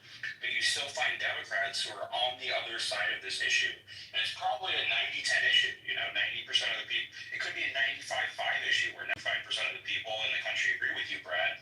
But what's I think is ultimately the most disgusting is the fact that the mainstream media will paint over what's going on and try to make it look like a 60-40 issue in favor of the Democrats. They'll lie about what's going on. They'll lie about the intentions. They'll lie about what the judges are doing. Right? They'll lie about everything. And it's just really, it's just insane. I agree with you. The Republicans do. I'm thoroughly confused. Why is it 700 kids being reunited with their parents, who those kids were technically, some of them were actually kidnapped and brought here illegally, used by, illegal immigrants, the ones that are being deported.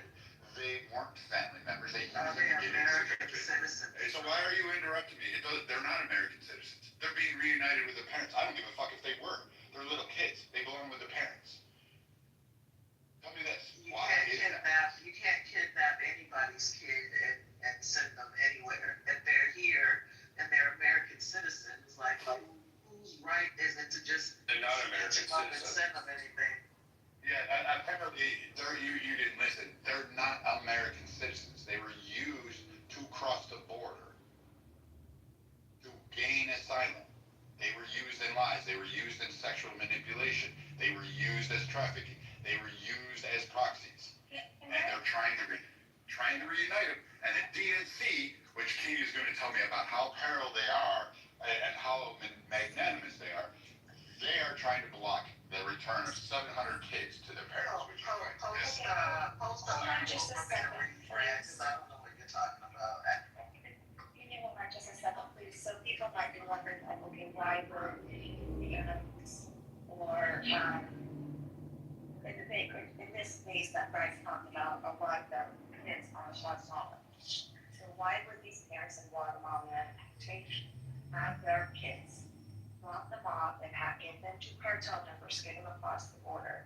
It's because then they are then put into homes in sanctuary states that they know they'll be able to collect federal funding for underneath that actual roof.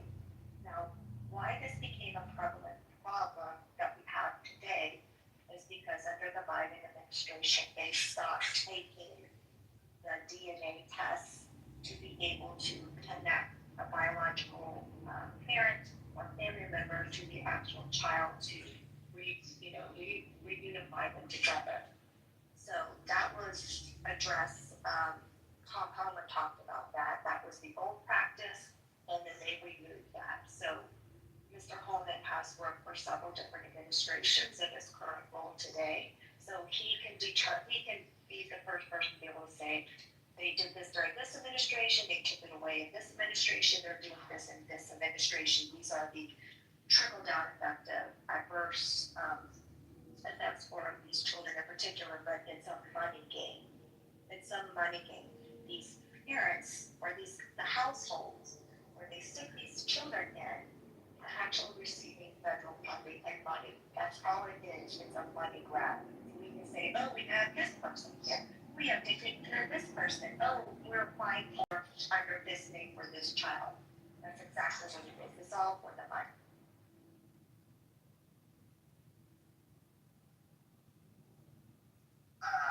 No, I just was gonna ask, did somebody post an article? I haven't heard about 700 kids being kidnapped. So let me read what you guys were talking about as well.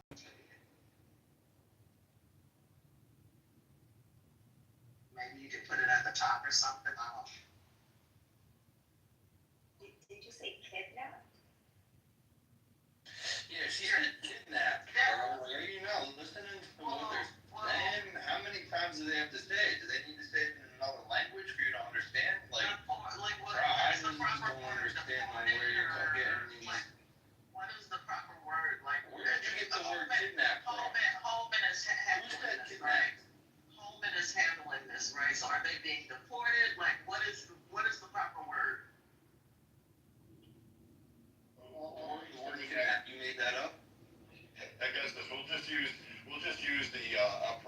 DNC language, unaccompanied minors, or falsely accompanied minors. Yeah, like that's a big problem here in Arizona. The Godfather. No, they're kidnapped. They're used. They're used. Yeah, this is a big problem in Arizona, and so the sheriffs would be pretty outspoken about this because they are often the ones that are going to encounter these people before the Border Patrol does. And under Biden, Border Patrol did not talk to press. They had official narrative, nobody could deviate, that officers are not allowed to talk to them. But it is very common for them to have children that are not theirs with them in order to seek asylum or to get services, and it's unknowing what the actual relationship is with that child. Could it be that they're being, I guess they're technically being trafficked, but of course there's the big problem is that it's very common for children and women to be raped. It is when they're passing through northern Mexico. Very common thing. In fact, most women understand that, so they make sure they have lots of condoms and birth control. Just to, it's part of the toll they have to pay.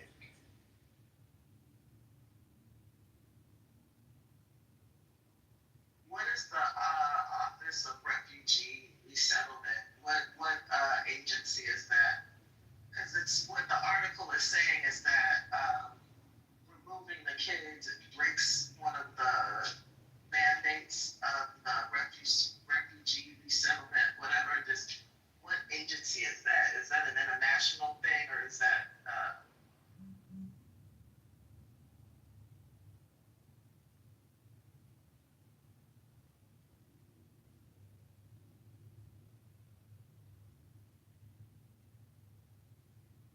I'm sorry, I didn't understand the question. I was trying to look it up and do it fast in. What were you speaking of? Were you talking about the Office of Office of Refugee Resettlement, ORR. Shall we refer to the office specifically? It says transfer to ORR within 72 hours of remarrying when children from non-contiguous countries must be transferred from CBP to ORR, an agency within the Department of Health and Human Services. This was to establish the legal way when they don't detention mode to ensure the children's welfare. So it's under it's under the HHS, Department of Health and Human Services, which when I was speaking earlier would then be, and that child would then be in their system to receive absolute benefits. So that is the cyclical money pattern that I was talking about. Did you want me to continue on, or did you have a comment about that? Okay, and so this agency takes over the care of the unaccompanied minor. Yeah, or they have to within 72 hours. And so what are they saying about this? The agency. Okay. They might. I don't know. So the administration has set targets to actually restore these children with their biological parents, and they have the ability to do so for at least, I think, the majority of these kids, and returning them to them. This is not for asylum. A 14-year-old can't just cross our border and with a coyote or whoever else and say, I want asylum. They don't get that permission. That's a minor, and we handle things a little bit differently. We'll protect and shield that minor, but we're not going to grant them application for that because they're a minor and they're without their parents. Now, if it was a wholesale, we find out their parents were slaughtered, they're an orphan, and blah, blah, blah, and they're escaping, I don't know, persecution from, Mexican government where they're saying they're just hanging this family, then we'll probably take the children in. Similar situations have happened in the past. However, that's not these kids. Their parents have been located. Their parents are wanting their kids back. For some reason, though, I posted it in the chat. Even a judge, the Democrats went shopping and they found a friendly judge to try to block this administration from returning them. I want 700 kids back with their parents. I don't know why Democrats are like, well, they're American. They're not Americans. They're not, fuck all. I don't need 700 more welfare cases, orphanage cases, fucking juvenile detention center cases. I don't need any more of them. I don't. I've got enough fucking problems with American kids. You want me now? Absolutely. We don't need any more dead American kids in schools. Yeah, I agree. You guys don't really care. You interrupted me to go on your phone call. That's really retarded. We don't need any more. I have enough problems with our own kids that I don't need to import more problems. And I think we need to look at this. And again, the Democrats went ahead and blocked this. They really don't care about kids. The only thing they care about is whether or not someone like King can go out and have 410 abortions and be able to say, I'm a proud, independent woman, and then cry about, hey, everybody should be EBT warriors. No, we should be able to manifest our destinies. We should be able to manifest our own points of view. And we shouldn't be importing the children of the world and saying, hey, here we go, let's rip them from their parents, and then let's create all these other cases to overload our own system. We have enough problems with our adoption programs across the country anyway. Our foster home system is on the verge of fucking breaking. But yeah, let's definitely import fucking 700, 1,000 more. Why not 10,000?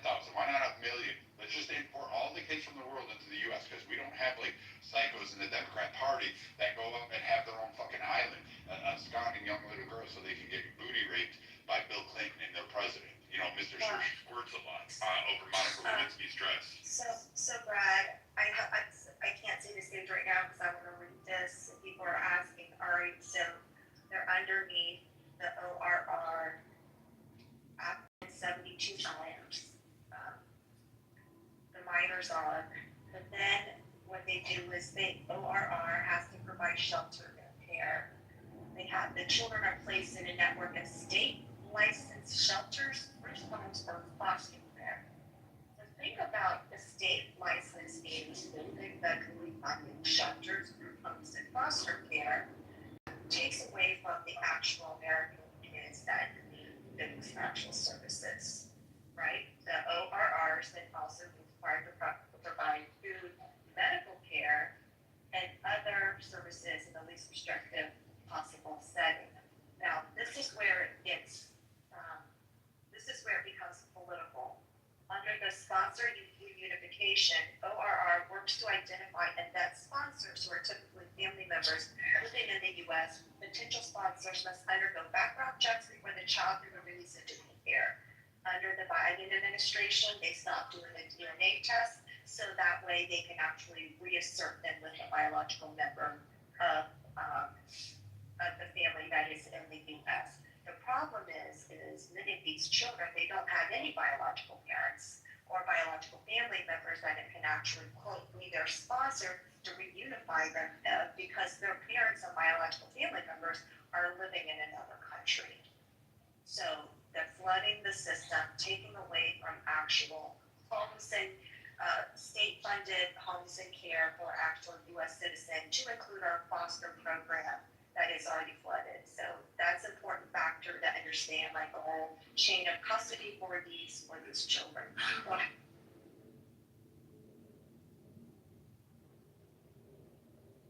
It's a massive problem, but again, like we've seen over and over again, they don't really care about funding reuniting kids with their parents.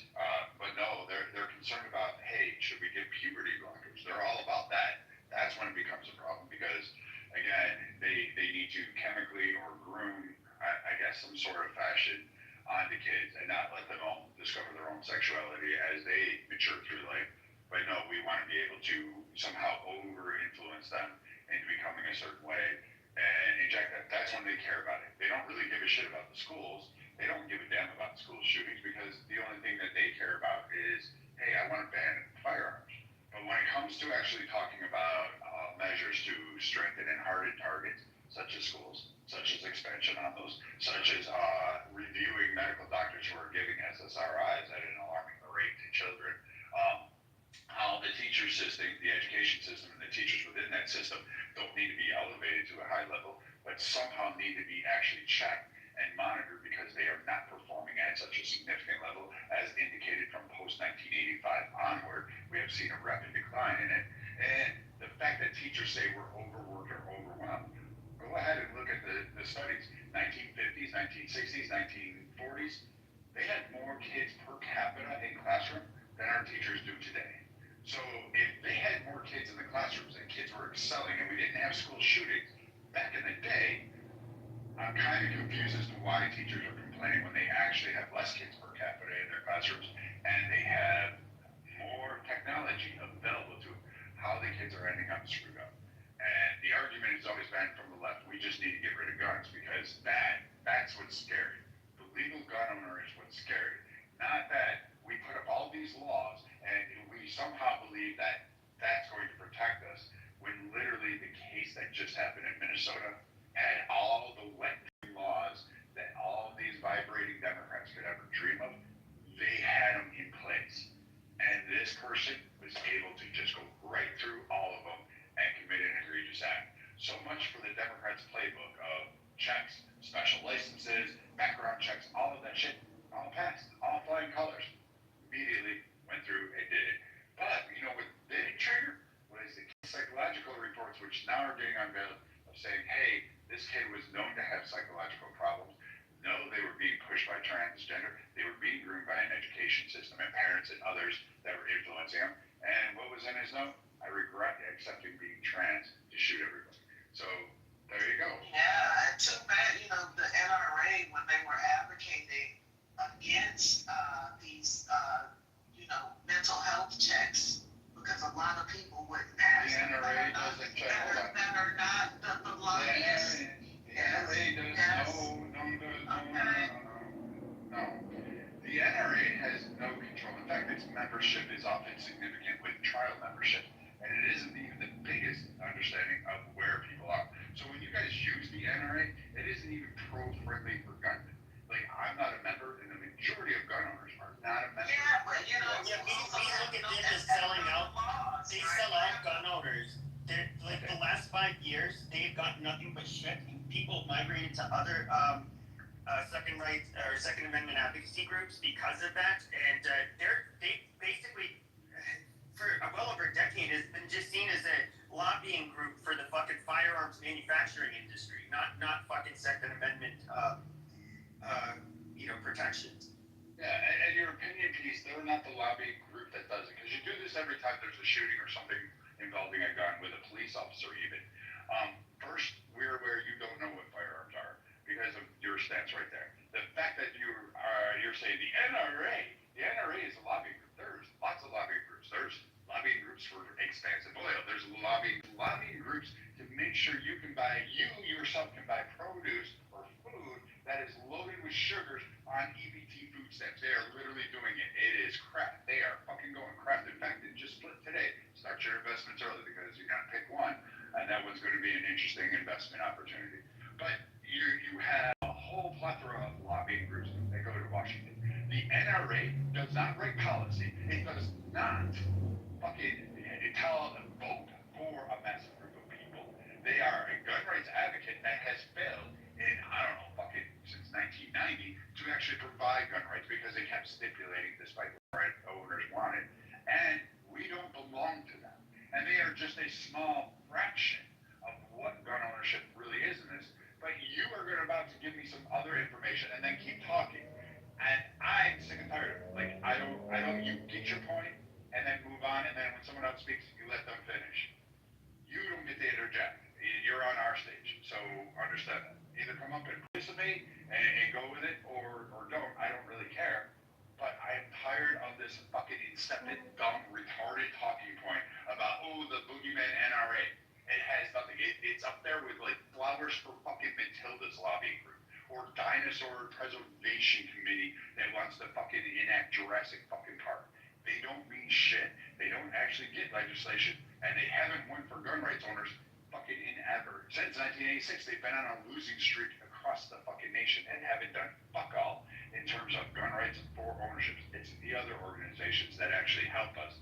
And you guys just don't have the ability to figure that shit out, that Americans want to retain their rights. And it is a constitutional right, and you can't infringe on it. This shall not be infringed. There we go. Who's...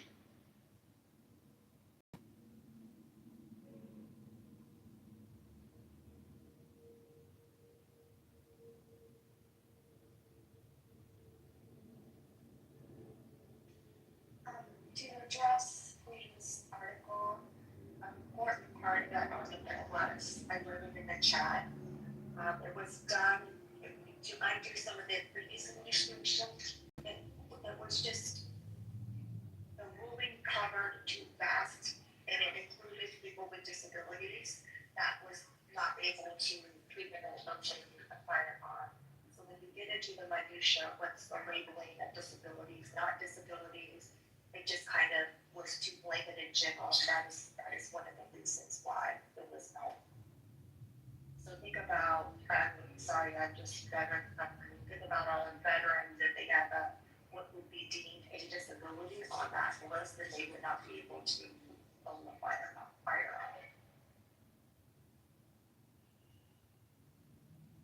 How do we even get on that subject?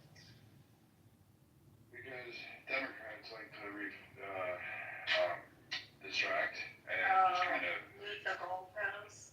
yeah, they just like do that. Like again, it started. The room started out with Epstein. Like I really wanted to talk about the National Guard being insane. I thought it was a big piece. I think it's really. I think it's something to watch. I think it's a good thing. I think the results are in D.C. that I hate to tell all the Democrat shows down there in the audience, especially like King, who are all like, oh, this is authoritarian. It actually has positive impacts.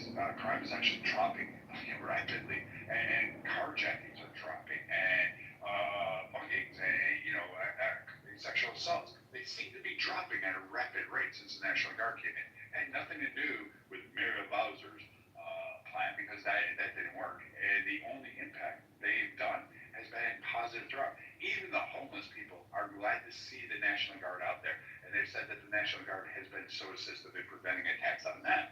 You're having trouble with CNN trying to go find somebody on the streets that's negative about this impact. They're saying they're great. They're bringing out hot coffee. They're picking up trash. They're helping people be safe. Amazing. Kids are able to get back and forth to school, and they enhanced Muriel Bowser's back to school safe program. They've been doing a great job. Chicago, on the other hand, said, what was it, authoritarian, and we don't need any problem. Our crime rates are going down. We're doing a fantastic job. But magically, you have 8 motherfuckers killed, and what is it, 50 freaking wounded in one weekend? Like, no, crime, I don't give a shit. If that's your Labor Day weekend, if that's like crime being down and that's a good weekend for you, I mean, I think I encourage all of you guys, like, get rid of the Dems. They clearly don't have an idea of what it's like to have a city where you get to go out and enjoy it, where you can go out to have it. Like, we used to do that. We used to go to churches. We used to go to parades. Like, we should be able to do that without people getting freaking killed and shot all the time.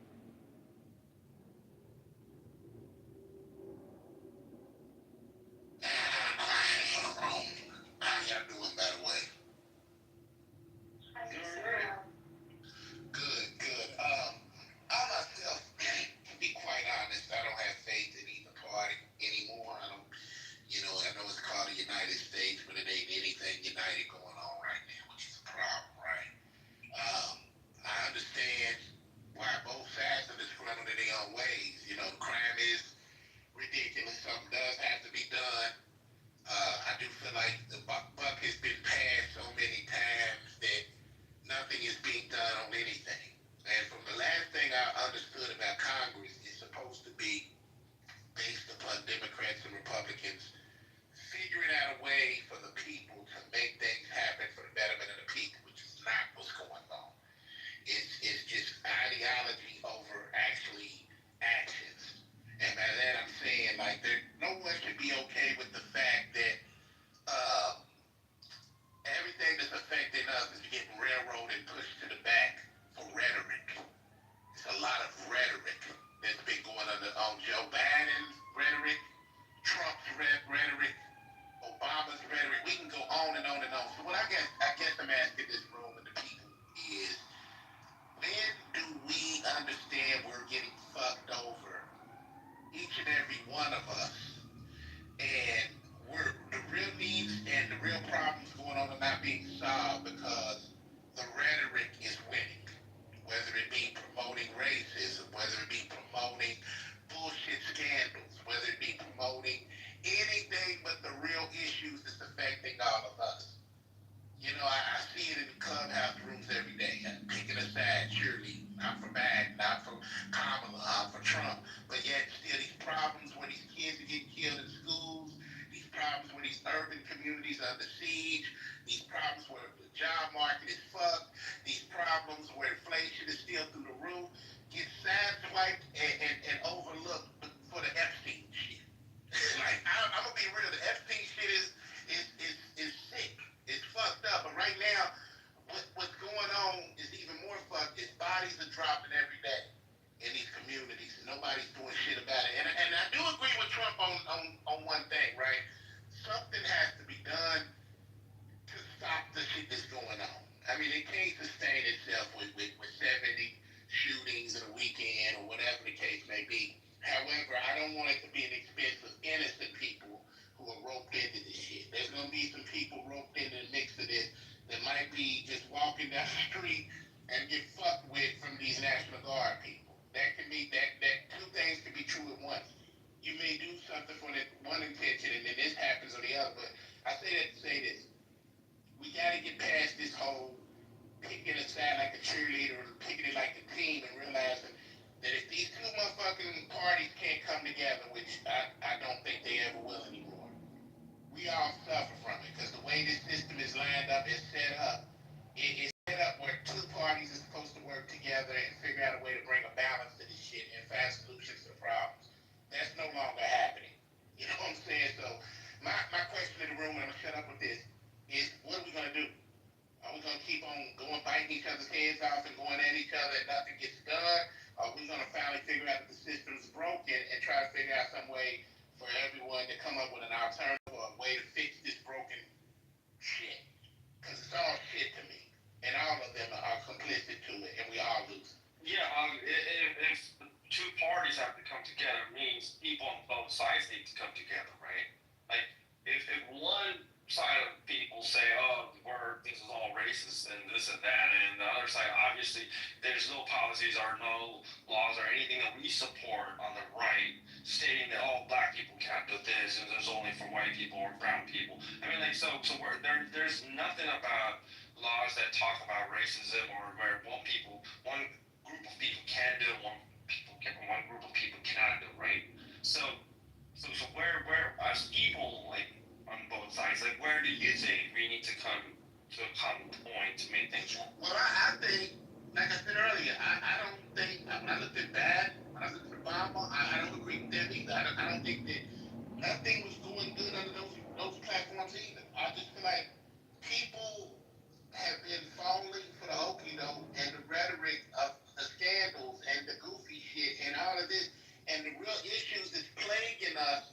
No one is working together to solve it. Now, I'm going to say this. I am for owning a gun. I am pro-freedom of owning a gun. However, I am not pro having these motherfuckers walking around now with military guns and their teenagers able to shoot up shit. Something has to be done. I'm not pro motherfuckers having 223s, bandos, AK-47s. 223s. I mean, that's slang. That's a hood slang. I'll get to that. It's not a hood slang. The 223 Remington is a... Yeah, that part. But let me get my thought out because I forget what I'm going to say if I keep getting cut off. I'm going to shut up and make it concise because I know I'm talking a lot. But I'm going to say this. There are certain things in life that I feel like citizens should not necessarily have. Especially when you think about, what do you need 100 rounds of ammo for? You know what I'm saying? Like, let's keep it real. There comes a limit to what goes on. Now, I'm about protecting yourself. I am about being able to protect your family the best you can. But for a motherfucker to walk out here with some of the weapons they have, they shouldn't have access to this. These are military-graded weapons that some of these people have.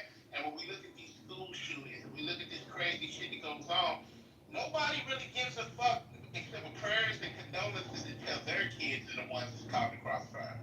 Then you want something done about it. Because what I've learned is until it happens to you, nobody gives a shit. It's all just fun and games until your kid to go out and go to school and it's one of the ones bleeding on the floor. So we gotta figure out common sense shit. This ain't a Democrat or Republican thing. It's a common sense thing. What are we gonna do about this shit? It is common sense that we need to move in some of these neighborhoods right now and stop the crime. It does have to happen. I don't agree with Trump on most of anything, but I do agree that something has to be done on that. It does. But it's all about how you do it. You know, I'm not opposed to the National Guard going to these cities. I am opposed. I want to make sure that if that's done, it's done the right way. That innocent people aren't caught in the crossfire of this shit. You know what I'm saying? Get the people you need to get, but don't bring people into this shit that have nothing to do with it. And that's the one thing I hope and pray doesn't happen. But something got to give them common sense, man. You know, how long we gonna keep watching motherfuckers die in schools and churches and shit and think it's okay and just keep on business as usual selling this shit to motherfuckers who shouldn't have it? Like, you know Yeah, what I mean? but Huck, the Democratic Party. I was trying to respond to him. So first of all, you said something about the 223, which it's very similar to the 556 NATO, which was the M4, which the M4 shoots, or the M16. Now, I don't think you realize this, but that's a pretty small round. Your average hunting rifle is going to have a much more, will use rounds that are much more powerful, but not only will they weigh more, but they'll have a lot more velocity behind it. And so I was referring to the Remington 5.56 is what I'm referring to. The human beings do not need that weapon. You do not need that. I think that's the thing I'm referring to. There are weapons that, go ahead though. Okay, I can go. Okay, people will go hunting with a 30-06, which I promise you that you getting shot in the chest with a 30-06, the chance of survival is next to zero. It's meant to take down fucking elk. And you can get those in semi-auto, by the way. They've been around 100 years ago. People would own them. So I don't. I think you're missing the point, my guy. It's not necessarily what I'm against. Like I said, I'm not against guns. You gotta let him land before you. Go ahead. I'm sorry. Go ahead. So the fact of the matter is that any weapon, including a 9mm, they're all lethal. There's no friendly round to fire and hit somebody with. It's now I when people use terms like military weapons, I've always found it quite annoying. I mean, a 9mm handgun that the police carry, that's the standard firearm of the United States military. Does that mean we should outlaw 9mm handguns? And when it comes to rifles, the cops also use rifles that are chambered in 5.56 generally, and they have them in their squad car. But those are the cops. Not just everyday people walking around with AK-47s. That's the difference. A cop is a cop. They're there to protect the center. That's a different thing. What is the difference between what the tool? Okay, when it comes to a weapon, what is the difference between a civilian application and a police officer's application of when you point your weapon at somebody? Okay, you have them in your sights and you pull the trigger. It does the exact same thing. If you're protecting yourself, you end up using it to protect yourself. It's a lethal weapon. I don't understand why you're saying that. I never said you don't protect yourself. See, you're spinning it. I am all about protecting. I'm all about protecting yourself. What I'm saying is the average citizen does not need rounds of AK-47 ammunition. That's what I'm saying. Sure. The fuck you mean they don't need it? What do you need it for? You obviously don't have any. You obviously don't have any experience. You obviously don't. When's the last time you needed an AK-47? I haven't needed one. Doesn't mean I'll never need one. School up a church? What? What do you need it for? Protect my fucking home. Let me say this. You can do that with a 9mm, right? No, you can't. Not near this easily. No, dipshit. You can't do that. No, you shut the fuck up. I was talking. Shut your fucking mouth. I was talking. You keep on fucking interrupting me. Now, you stupid asshole, there's a big difference when it comes to recoil management. Shut your fuck up. They carry AR-15s. And the 5.56 is the round of an AR-15, not an AK-47. It's not a 7.62. I'm walking around. I never see him carrying an AK-47 walking around. They have AR-15s. They have 9mm on their waist. No, they can't. No. No, you stupid. You goddamn brainlet. You stupid fucking troglodyte. What you don't understand is if there's an active shooter, okay, or let's just say there was a shooting in a parking lot, the police officers are going to come, they're going to end up clearing the scene, they're going to make sure that everything's safe, so you can get paramedics there and everything. They're going to take their AR-15 out of their fucking car, and that is what they're going to use as their primary weapon. Why? And there's a reason why. There's a reason why, you stupid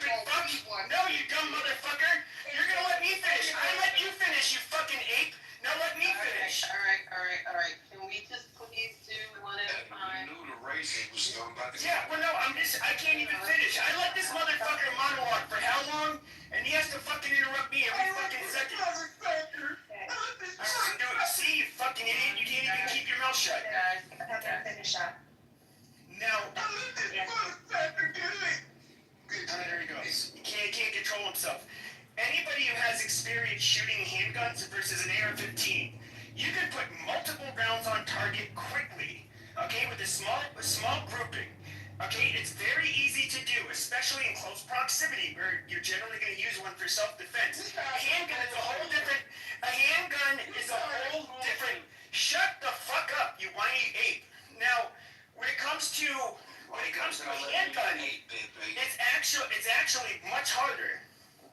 It's actually much harder to do that. If you're in a moment where you're panicked, you don't know how you're going to handle a stressful situation where you have to use lethal force. Okay, good luck controlling the recoil, making sure you have a proper grip and all of that shit. Okay, and handguns people are far more inaccurate with them. That is a fucking fact. That's why police officers, majority of their shots don't hit the fucking suspect. They're much harder to work with. You want something that you can be accurate and quick with. That is how you save your fucking life. That's why people use AR-15s. I'm done. Okay, thanks. Excuse me, Shipper, please go on mute. Thank you very much. We're not gonna call people again their names. It's just going forward. Also, to Mr. Hunt's point out, I need you down because you kept interrupting. We listened to your whole diatribe. I'll bring you up in just a second. I don't own a gun. Last time I owned a gun, I cried. So I know that's not for me. However, if I decided, but if I had to own a gun, I'm going to get the biggest, most productive gun that I can to protect myself. I'm not going to take a little pew-pew. I would take the rifle then because it's faster.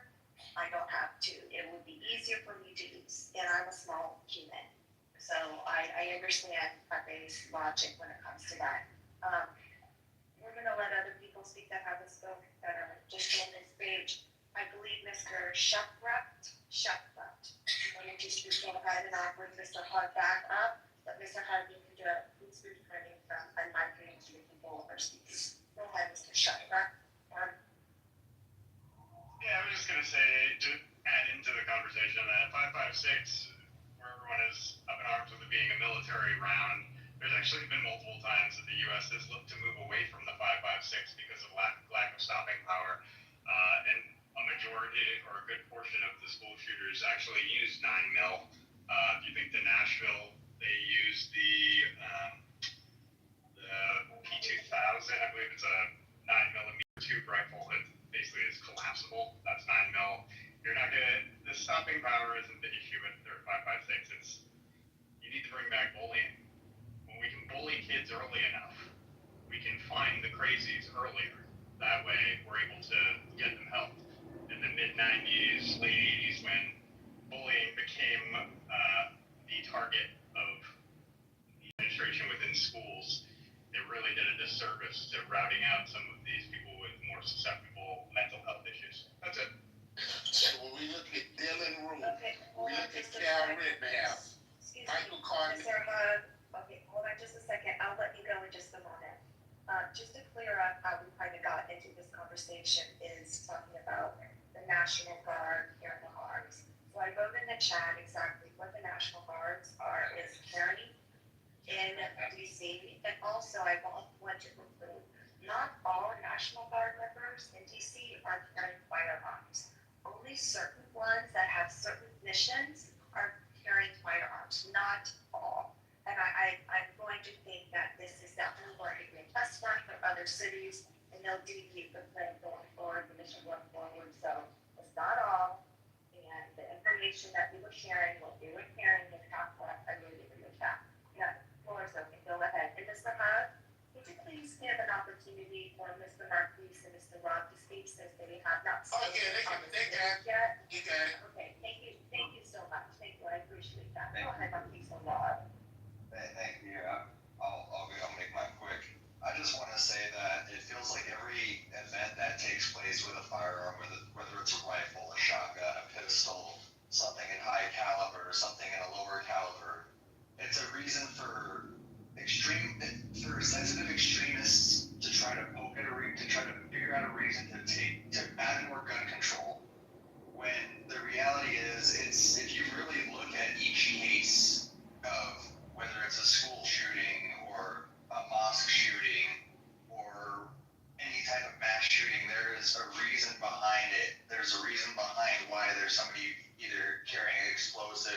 or carrying firearms to commit these acts, and they're not looking at the motive.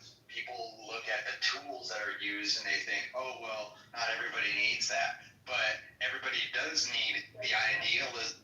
Everybody does need the idealism as to why people do this type of shit. We need more hate in politics. We need more hate in the news. We need more shock value. You ever notice that you never fucking see anything good on the news? It's always like, oh, we have something shocking today. We have some shocking news. This is horrifying news, horrifying stuff. You never hear like, hey, somebody actually donated $1 million to a fucking fundraiser. You know, just you don't really hear much about that. You have to go to YouTube for it. So my point being is that it's not about the firearms. It's about the idealisms, all the politics, and the reasonings and motives behind why these things take place with the tools. You cannot blame a tool for why people commit vile acts. MLN. Hey, I want to say this. I'm a gun owner. I'm from Houston, Texas. I will use that hoe if necessary. I think guns are the single worst invention humans ever created.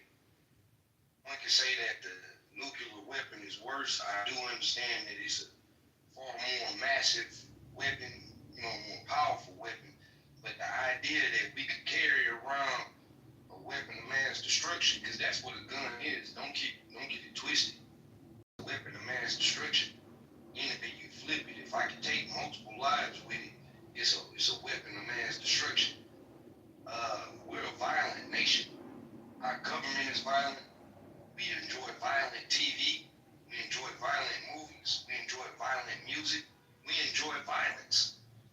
Whether we want to accept that or not, like this is America. It's built on violent principles. We've been in a state of war. I think we've been a country since 1776 officially. I think last time they said, I looked it up, we had been at war like at least 60-70% of the time we've been a nation. So why don't you think that the top of our nation, which is violent, wouldn't trickle down to the basics of America? A state like Illinois has no gun law, has strict gun laws, but we always hearing about Chicago gun violence. That's because they can easily go to goddamn Missouri, they can easily go to Indiana. Hey, gun control is a myth in America. I can get 5-10 guns way quicker than I can find a job. Like I'm telling y'all this. I could call 10 people right now and say, hey, let me find a chopper, let me find a AR, let me find one. Like it's easy. That's not a good thing. So it's like I'm torn with it because I done been dealing with murder since I was in sixth grade. The first time somebody that I was close to got killed by gun violence, and it ain't stopped since sixth grade. And I'm 41 years old. Like the shit is tough. It is. Like I'm not gonna front. We about to start a murder trial September 8th for my best friend. Like he got killed in January 2022, and the murder trial just started. So it's like it's tough. But I'm very real with I'm leery about hearing white people discuss this type of shit because I don't think y'all really care about it. I'm gonna keep it a bean. I don't think y'all care about what's really happening in places like Chicago. I don't think y'all care about what's happening in the inner city, in y'all city, because I can almost guarantee that y'all do your best to avoid these areas, even when there's not quote-unquote violence happening. Like, I just don't think it's a genuine conversation when we talking about gun violence in America. But I also don't think we can do anything about it. Like, Trump bringing the military into people's cities is completely un-American. And I hope that our military, I'm not talking about the National Guard. If the military is ever deployed, I hope them boys have some courage and say we're not going to deploy in our own country where it's not an active war zone.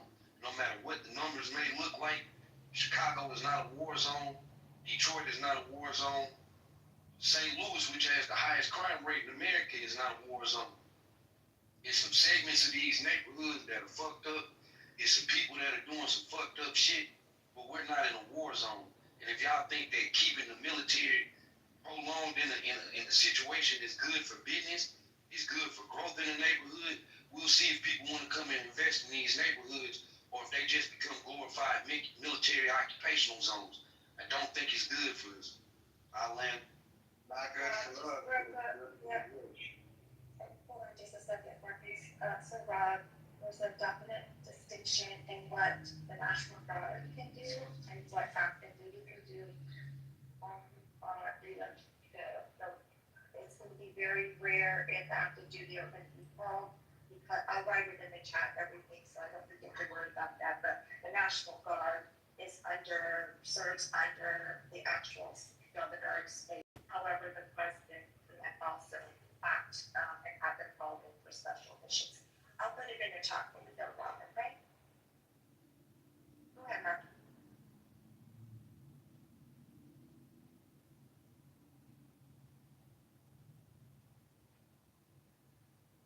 So, Marquis, are you gone, or Notorious? Welcome to the stage. Did you want to talk? I seen it, but I also noticed that wanted to talk to you too, so I left it up. No, I think my man was very succinct in how he put his statement together this full performance. Jackson's right. I think a lot of people minimize what these guns can do until it happens to someone close to them. And we tend to make this seem as if it's an urban thing that started in the hood when the Hatfield and McCoys were killing each other way before this. This has been a problem in America for as long as this country has damn near been a country.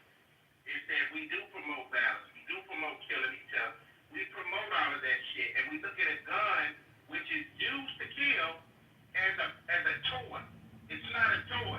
Now, I am for protecting yourself. I do believe in the right to bear arms. I do believe in that. But in that same sentence that I just said, I do not believe citizens should be out here walking around with AK-47 or have access to, or any other military. I'm sorry, Hug. If one human has access to an AK, any human should have access to an AK.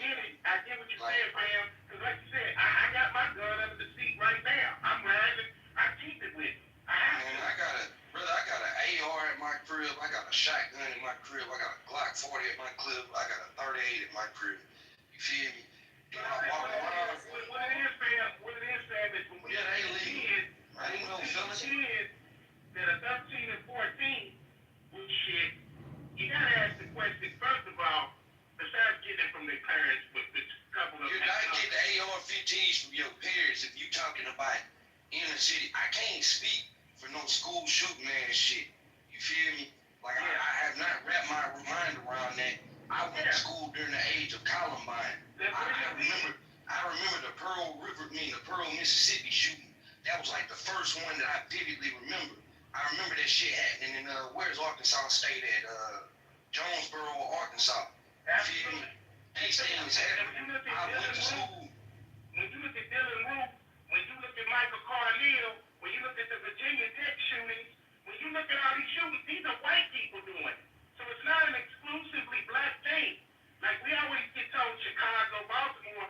What about Dylan Roof? Going in here and shooting all these motherfuckers. The flip side to that, as fucked up as that was, I don't even want to make it seem like I'm trying to get this man some kind of like pass. The flip side is that man got arrested. He's in prison for the rest of his life. And with all due respect, you sound like a man that come from the church, just like myself. That's an anomaly. The school shootings, those aren't anomalies. Those have become a real thing that we have to answer for. And reality is, the way a church works, churches are never gonna operate the way we secure our schools or our airports. Like, you can't operate a church like that. It would go against everything that the church stands for. So, like, yeah, that was a tragedy. That was evil. And that fucker knew going into that place, of all places, was you're most vulnerable in a church. Nobody would feel like they should be a threat in the church house. So, like, I ain't gonna, like, that's a separate incident to me from school shootings, because they happen every year, bro. They happen, like, I'm 41. Like I'm saying, that's 96, the first one I remember. And it's been happening multiple times every year. It's like, with our schools, I'm gonna say this, I went to more, quote unquote urban school. Wasn't predominantly black, but it was more than black and Hispanic. We had fucking metal detectors every day. You had hall sweeps. If you was caught in your class outside when caught in the hallway, they sweeping you. They bringing drug sniffing dogs. I'm gonna tell you that these schools don't ever have school shootings. They do have a lot of issues though, but they never have school shootings. It's something about the profile of school shooters. Like I heard old buddy say, bring bullying back. I don't know if that's the answer, because like prior to like 95, 96, you're not hearing about school shootings. So I don't know if bringing back bullying is the answer. I don't know if it's let's secure our schools like we secure airports. But something does need to be done. But in terms of like this inner city violence, I'm gonna land on this. I'm not sure what could be done about it, y'all. Like, y'all talking about the gun violence. Man, yeah, young niggas is getting access to some guns they shouldn't be getting access to, but it's these switches that's the real issue. I can make my 40. I can turn that on into a goddamn AR-15 if I got a switch on it, and I put a 30 clip in there. I can let off 30 rounds in under 5 seconds with a handgun. That's what's happening. I think it's under a second. It takes out the 30 rounds. Yeah, that's what I'm saying. 5 seconds, a second, whatever it is, Pepe, you get my point. I can't do that with my 40 as I regularly shoot that hoe. So it's like these things are real, but if you're not gonna address the underlying issues that in these communities, man, they are underserved. Like there's nothing in these communities by and large. In addition to having fucked up homes, broken homes, I'm not even just talking about single family homes. I'm talking about dysfunctional, broken homes. Like you put those in a condition where outside is nothing for people to do. In a country where guns are readily available, in a time period where people are seeing people like First 48, the video games we play. I throw the music in there, the environmental conditions, gangs. Man, it's a perfect storm for shit to be happening. So you think that the fucking military coming in gonna just change everything? Man, I'm gonna land on this. How you think we got all these fucking terrorists in the Middle East and all of these other places we done occupied? Because those kids that lived through that grew up to become adults. And you think that shit ain't gonna happen in our own country? You got your motherfucking mind. It's a problem, bro. That's all I'm saying. At the end of the day, there's really, it's really hard to even find a solution that anybody's going to be comfortable with anyway, because it's a complex problem. Like, to solve this problem, it is going to be some uncomfortable things that have to happen to correct it, because it was uncomfortable things that happened to make the problem. But it's a culmination of so many elements, man. The lack of God, the lack of morality, the lack of respect, the lack of ethics, the lack of love. There's so many numbers of shit we can blame this on, right? But at the end of the day, all I'm saying is at some point common sense has got to be prevalent, man. And what we see happening is the same picture over again. The same prayers and condolences, with no real initiative or even effort to shit. So I don't know what the best answer is for this, but I do know at some point we can't keep sustaining this shit as it is right now. We can't keep on having the same shootings in schools and churches and act like this shit ain't happening. And like I said, people getting offended when it happens to their family, but don't give a damn when it happens to someone else. You know, that's what we have going on in society right now. I don't care until it hits my kindergarten. I don't care until it hits my grandma. I don't care until it hits me. That's where we are with this shit. This is a real problem when you see 14 and 15-year-olds having access to switches and semi-automatic guns. They didn't bring this shit here. You don't get those type of weapons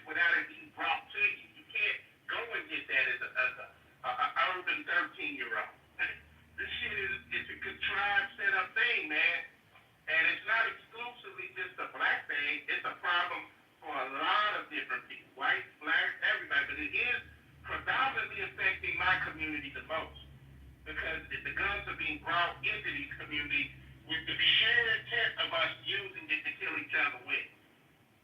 That's the plan. Let them wipe themselves out. Let's create poverty conditions. Let's put them guns and drugs there and let them motherfuckers take each other out. That's what it is. And what I agree with my man on what he said, and some of y'all don't care. And some of y'all don't care.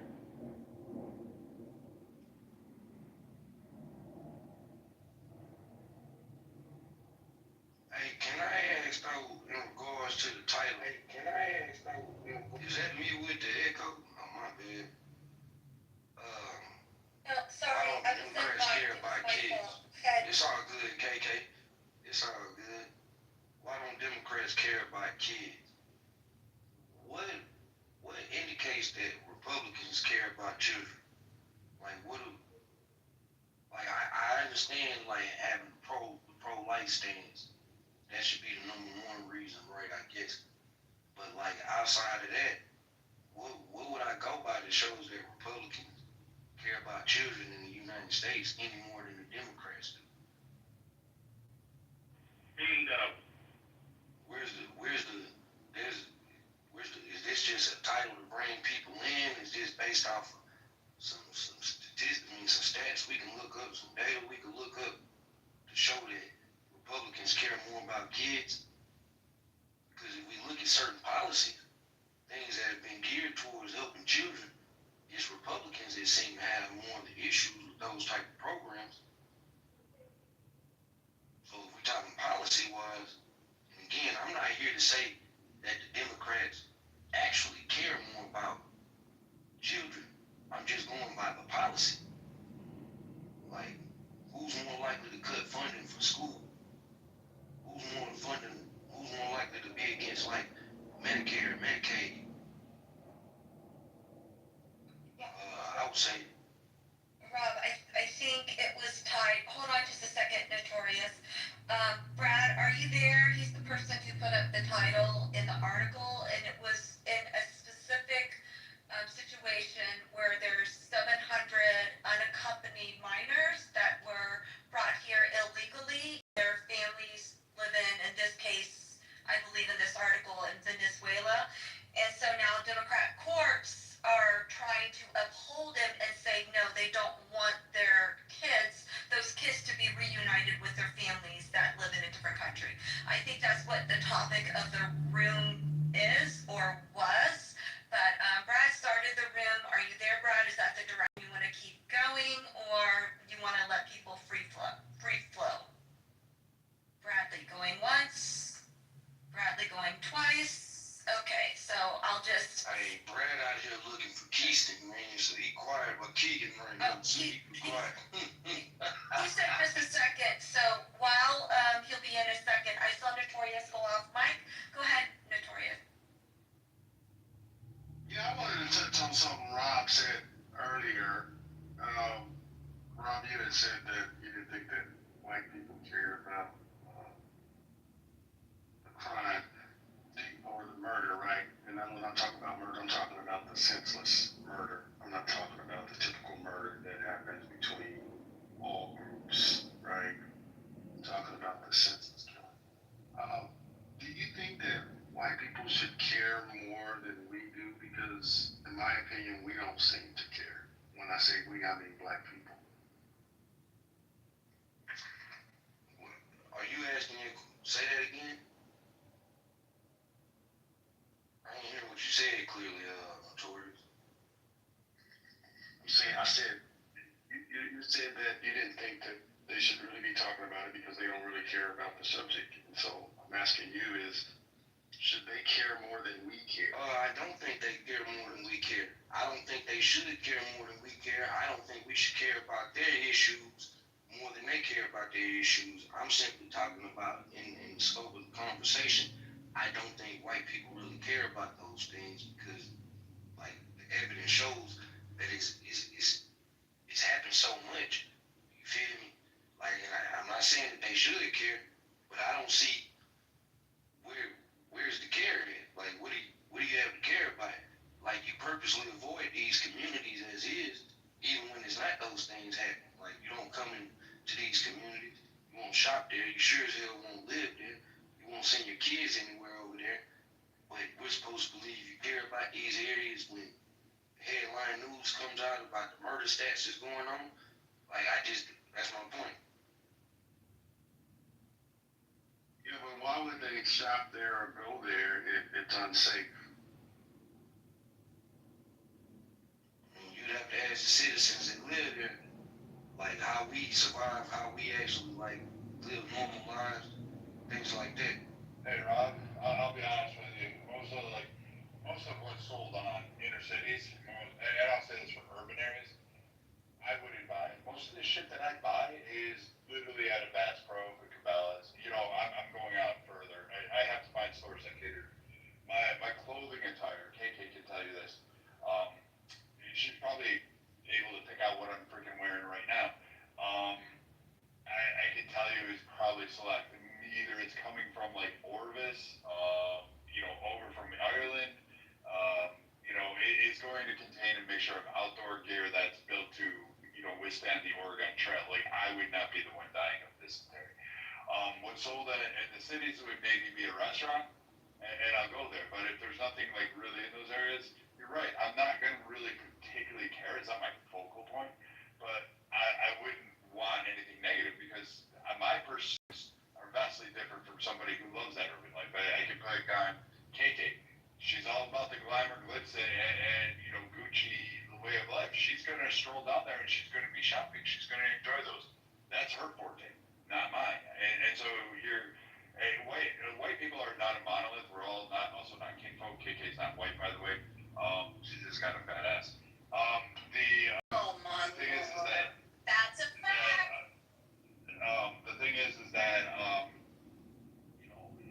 I can't help you. Do I think that you should be discarded in the neighborhood because it's a racial demographic? Fuck no, absolutely fucking not. That's like the most horrific thing.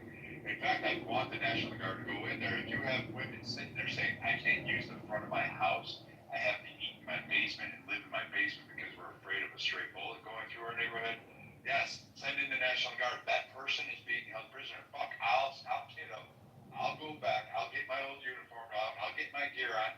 I'll take my M4, which is a different platform from an AR-15, and I'll go clear those streets. And I have no problem doing it. I'll do it at night, all day, every way.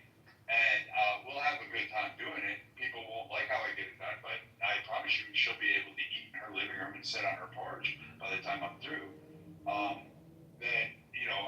I want help. I don't think a citizen needs to live under that. I don't want him to live under tyranny. I want you to be free. Like, that's what I care about. Like, you're right, I don't care about your individual neighborhood because I got mine to worry about. But it doesn't mean I want you to be stopped. And it doesn't mean I don't want you to live a happy life. Hey, Greg, I feel what you're saying, but here's the thing, right? We talk about what happens in the urban communities, the drugs, killings, but we skip how the drugs got there. We skip how the guns got there. We skip the reason that it's put there. A lot of these neighborhoods where the crimes have gone down and people have killed each other through the drug gang or the gangs or whatever it is, they come back and bought those houses for little to nothing and gentrify. You know what I mean? So I say that to say this. At the end of the day, I'm not making excuses. You have to be accountable for your own actions wherever you live at, but it's not designed the way that it is. It has been designed. We saw what happened during the crack era, and how it decimated families, how it decimated neighborhoods, and now we're seeing it happening with white people, with meth and heroin. And the difference I'm seeing is how everything is handled. When they went down with black people, they looked at crack, zombies, people, animals, but now it's a sickness and an illness, and we're passing out free Narcan, Carson, and Tucker. It's a hypocrisy of how things are handled in America, considering who it's happening to. And this is not me necessarily trying to play the race card. It's just being honest. These guns, these drugs did not get in these urban neighborhoods by themselves. They were strategically put there. With the intention of motherfuckers kill each other over this shit. Let me say this. Go ahead. This dope in America is an American thing, man. Let me say that. I can guarantee the high school I don't know how old they are, but let's assume y'all around my age, KK, Marshall. You feel me? I can guarantee it, y'all. I can guarantee, well, I know it hurt. If she only 21, they partying at her all-white school. All I'm saying is that dope moving everywhere. Any white college campus, any area that white folks are at, that dope is moving. Like, it is what it is. This is an American issue. Like, it happens to be in our community. Our communities happen to be a little more unstable. So you add drugs in an unstable environment, hey man, it sometimes comes out like this. But it's like, this is an American issue. It's not gonna stop. Like, yeah, there was a total difference in how people were treated for heroin and meth. Like, even fentanyl. Like, fentanyl, mandatory minimum should be placed on fentanyl, if you ask me. Like, you should get that mandatory 20-25 for that gram of fentanyl, the same way that Rocker Hard was giving boys 10-20 for a couple grams of crack. Crack really ain't do folks bad like heroin and meth did, or fentanyl. I want to keep it a bean. The issue with crack was the violence behind it. Man, you know how many functional crackheads it is out here? But see, y'all don't, that's what I'm saying. Y'all don't see that because they're going to sensationalize the crack mother. They're going to sensationalize the idea of a crack baby. They're going to sensationalize that man on the corner that do tap dancing and shit with no teeth. They're going to sensationalize that to make that the face of the crackhead. When I'm telling y'all this is somebody that sold crack for a good portion of my life, I'm telling y'all it's far more people that go to work in suits and ties, you feel me, restaurant workers, debt collectors, insurance agents, they're doing crack far more than that guy that's on crack, bro. Coca crack. No, I'm talking about, no. I know that. Rob, who's the face when I say that person's a meth head? Does it not drum up pictures of a white man in a white shirt, red jeans, with a mullet on his fucking head, and some fucking shaggy dude fucking... Will you say he's demonized the same way that crackhead was? Fuck yeah, we are, because we don't have people in our communities. I would not say that they demonized. I'm sitting here watching where I just moved from. No, I don't think white people cozy up to meth heads. I know that white people are classist. I know that white people don't give a shit. White people don't give a shit about the Appalachians. Let me help Rob's point. Mitch McConnell did a whole Congress policy to help the meth head. Hey, police officers, when you interact with these people, you need to be empathetic. So no, it's a different market. Absolutely.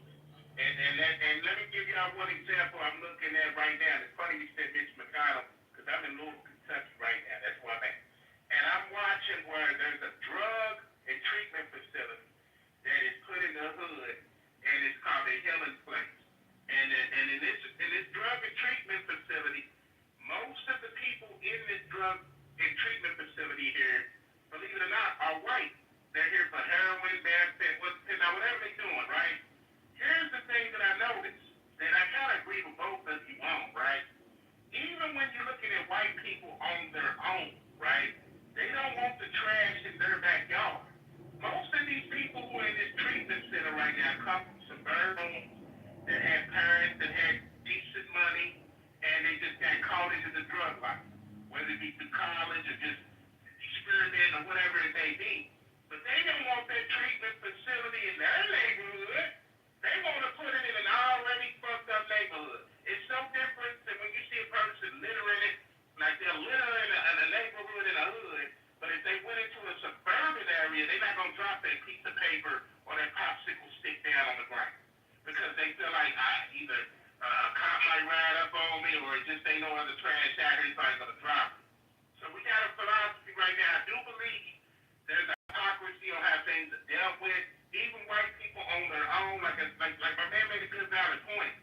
They don't care if you from Appalachian, you drink Mountain Dew, and you do method, you got a mullet, teeth missing. Them white people ain't gonna claim you day in their life. They're gonna look at your ass like, get this motherfucker out of here. Build that treatment center for him down in the hood with them other niggas. Look at what the hell.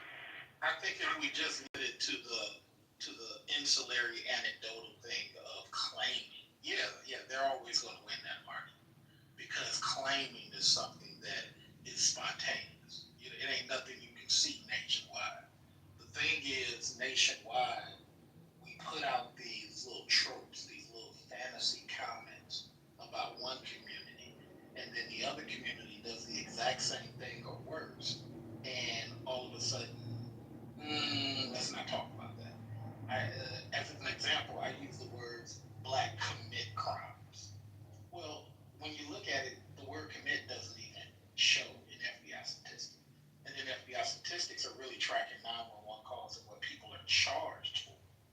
Well, this is why blacks have the third highest conviction rate, but nobody wants to talk about that. That would be more symbolic of commit, the fact that they have the conviction rate. But we don't like to talk about the conviction rate because certain people want the identity politics to only go off of speculation and what could be happening, which they'll say, you commit these crimes. Okay, show me the connection tissue. Oh, laugh, joke. It's never serious. So blacks are convicted the third most behind black people. White people are done the most because mathematically they're the most here. But this whole commit most crimes, or just like you're talking about the drugs, a lot of this stuff is just the optics that people like to put out as a talking point. And I wish Americans would get past this stuff, because if black folks were allowed to do what the blacks in England did and the blacks in Brazil did, have a bakery shop and be left alone. Go ahead and create this farm over here and be left alone. We had so many instances here up until 1960 where people were just killed for being well-read and smart because somebody jealous didn't like it. The black guy fought back. He went and got his white friends. The black guy pulled out a gun, and now you hide behind your friend, the sheriff, over some shit that you started. If we didn't have a lot of that, we wouldn't have a lot of this black and white stuff here.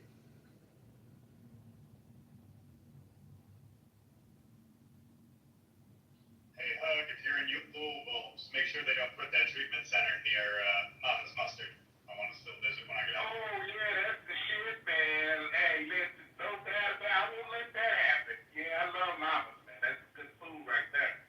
Hey, I can imagine Kentucky got some good ass soul food restaurants. You would be surprised, man. I mean, there is a few good ones, man, but you would expect more. It's just after COVID kind of happened, it put a lot of your mom and pop restaurants out of business. It's starting to pick up again, though. So it is looking up. They're starting to kind of reopen a little bit, but for a minute we were lacking for a second. But it is. For as great as a food city as we are, I feel like our soul food kind of declined in Houston over the years. We got a lot more like fusion spots where people is taking soul food ideas. Shit, my business, my company is soul fried rice. I make fried rice, and shit, I use soul food ideas instead of just using the same Chinese restaurant or Asian recipes. I use soul food recipes blended with Asian recipes, so I even do that. You know what I'm saying? But yeah. as far as just like outright like great soul food spots, we don't have them like we used to have. You're right. You know what's so interesting? You want to know what's so interesting that you just said? One thing I learned about white people and black people that we do have in common, right? So we're going to talk about one of the things we do have in common is white people like good food, black people like good food. I've seen some white people, once they taste some good soul food, they like, this is shit. And I feel like the thing in America is, man, we got more in common than we want to give each other credit for. But I feel like the government makes money off division. They make money off off distracting.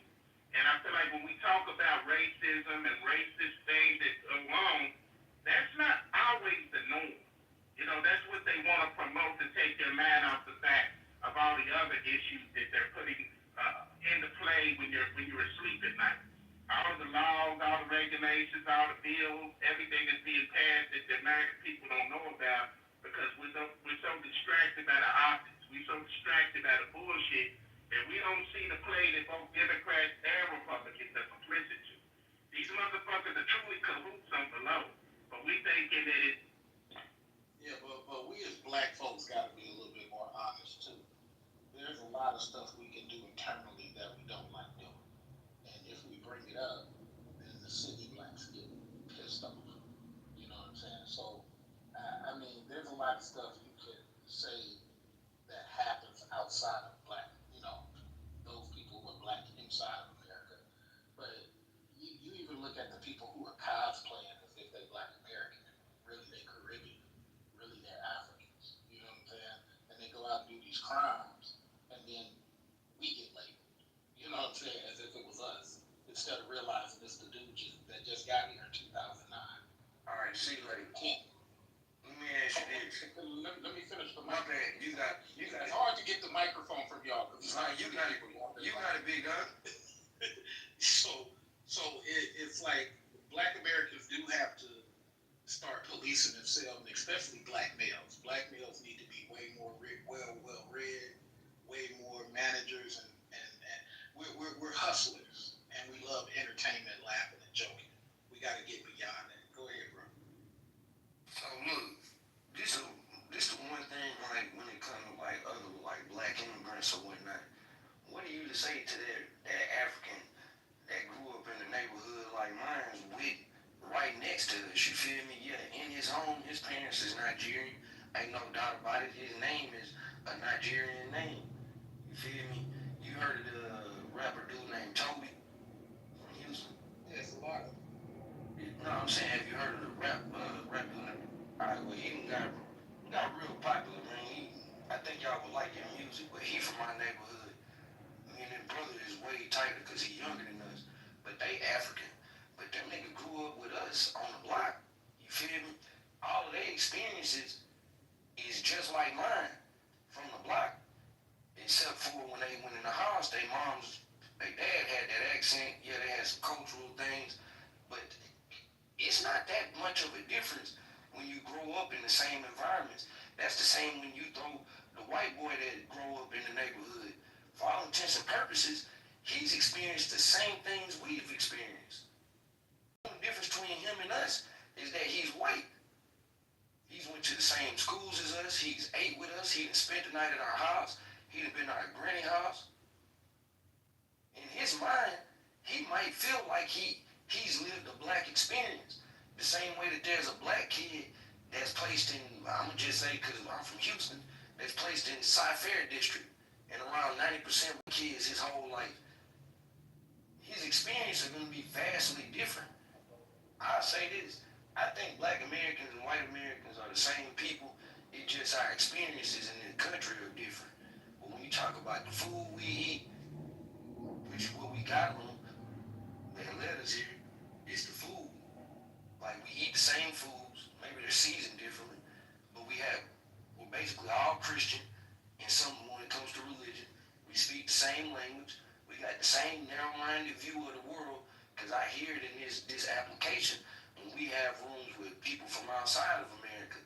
We all got an American exceptionalism idea, even black folks. But it's like, yeah, man, because of the treatment and because of the ignorance of that treatment, yeah, man, that creates a divide amongst us that's hard to overcome. So I disagree, and here's why I disagree. I think the way you present it, and I used to think like that because I'm from the block. As people get older, new groups start to appear to them. So let's use your African example.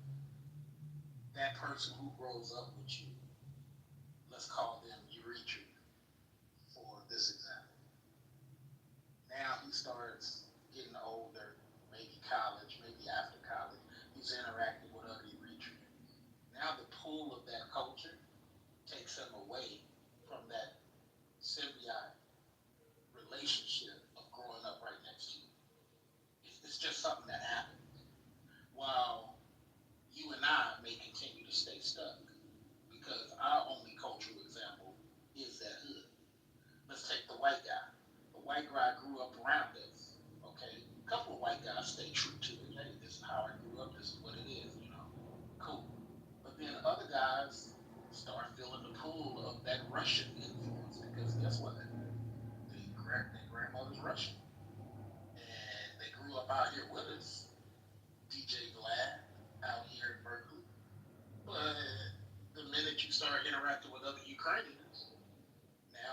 a sudden, hey, Ukraine. Not so much Rob. Not so much. Rob is like fifth now, maybe fourth. So I think it does a disservice to a lot of us. And just hear me out, strategic. It does us a disservice to continue to think just because he eats chitlins, I eat chitlins, he eats greens, I eat green, I listen to this type of music. People tend to change as their culture starts to pull them one way or another. And now you're starting to see, okay, I did grow up here, but now I'm over here with this group as a 40-year-old guy, and we're collectively using our money to go against that hood that I grew up in and turn it into, let's say, something that the Yemen do a lot. The Yemen will sit up here and use their religion to get stuff amongst blacks, take it over, and then exclude the black Islamics from it. Wake that up, right? They will kick the black Islamics out of stuff that the black Islamics helped them get. And then when you see them in the power structure, it'll only be based on caste and not so much, hey, you're a fellow Islamic. So Americans gotta wake up. A lot of this stuff is not as simple as we would like it to be, but maybe that's just my view. I could be.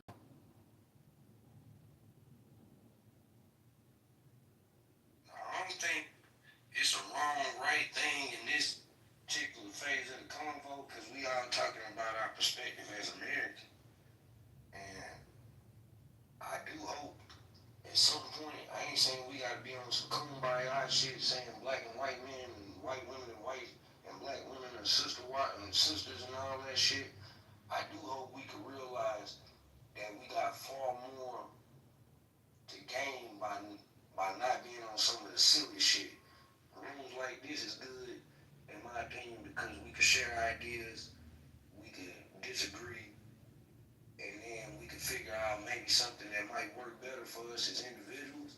Hopefully we can figure it out on a massive level so that we don't need government intervention. Because if we're for small government and less government intervention, we shouldn't want to see the military occupy our cities. Yeah, but if we don't want that, we should have never passed NAFTA. We never should have did Reagan's NAFTA because that's interfering. That's big government. And we never should have did Bill Clinton on steroids NAFTA. Well, we know that big government thing is really a lie. But the problem is, you say we want smaller government. We can't pass policies that force bigger government to happen. Right to work is a big government policy. It says you, the small man, can't do small man stuff. It restrains you. So I don't follow I read these policies, bro. I go on Congress.gov and I read this stuff. I think that what's unfortunate is we got so many Americans that use the talking points or whatever, and that's cool. That's cool. But then when you dig into the detail, why are we stopping black farmers today, but allowing white farmers to do what they want to do? What the hell is that? Why have we got a bill that got passed for black farmers, got rescinded? Why does that happen? I thought we wanted just what you said, Rob. But when we play these games in politics, where we push the narrative of, hey man, look, let's just get along. Let's just, cool, I'm with that. And then here comes a WTO policy. Whoa, what are we doing? Whoa. So you're going to help people outside the country make a company, and you're going to restrict the people inside of the company? Inside the country from competing. That's big government like mug. See, like, when I think the benefit of us being able to kind of find common ground is that, like, a conversation when you just dropped can now be articulated in a way that they not gonna get outside of actually being around certain black folks. They not gonna hear these perspectives for them to see that maybe we've been off and why we have the issues with our politics like we do. Like, so that's why I say it's important people to have these conversations. Seriously, because like I don't deal with a lot of white people outside of maybe going to work. You know what I'm saying? I don't talk to them about their perspective on America. So it would be easy for me to just shit on their perspective because they are the majority and we've done shit historically from America and white Americans, excuse me.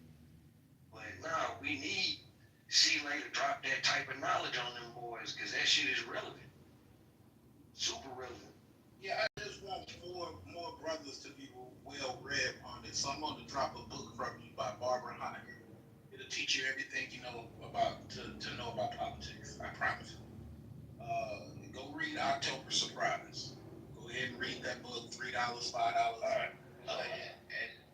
And it will teach you everything, Rob, that you want to know about politics in and out. So this conversation has derailed my room. I've been kind of busy right now. I'm packing up for the weekend. I got an expedition to take forth, and I have some other things for work going on. And I had to step away, but I've been listening a little bit. And I appreciate some of the insights and intakes between Rob and Celia, but that wasn't the intent of my room. You can go have a room on some of the topics. Generally, I don't really include racial topics in my rooms because I'm going to be honest with you, I don't give a damn. It's up there with religion. I don't care about religion. I don't care who your sky daddy is, and I don't care what race you are. It doesn't make a difference to me. A lot of the race rooms I find, platform themselves on antiquity and need. There's a lot of hypocrisy when it comes to minority empowerment rooms and where the grift and pull is going to be. Where, for instance, in this conversation, there will be a pushback against Caribbean or African immigrants coming in and collectivizing and saying, hey, there's a stigma when it comes to America and there's oppression, but I don't want them with us. But then I want assistance from it. And so I think honestly a lot of people when they try to desegregate races in this country, they really aren't the ones that we should be listening at the table. And I think segregation is fine if you want to do your own thing. I fucking don't care. If you want to go live in the Ozarks and be in an all-white community, hands up to you. You want to go in northern Georgia and be in an all-black community, go ahead, hands up to you. Go build it. I'm all about it. Have fucking fun. See if you can do it. Have power to you. I wish you the best. Hopefully everything works out for you. You can grow your vegetables, get your water, and everything will be peace. But really, the country does need to not recognize two races. It just needs to recognize American and non-American. That's basically where we need to go. And until people are ready to accept that, then all the rest of it is just follow. Every group's been oppressed here, except for the waspy fucking Protestant ones that came from England and the Germans. Outside of them, every other culture group has been demonified, killed, hung, enslaved in some fashion or facet, and punished and cruelly abused by the United States government and the American citizens that are here.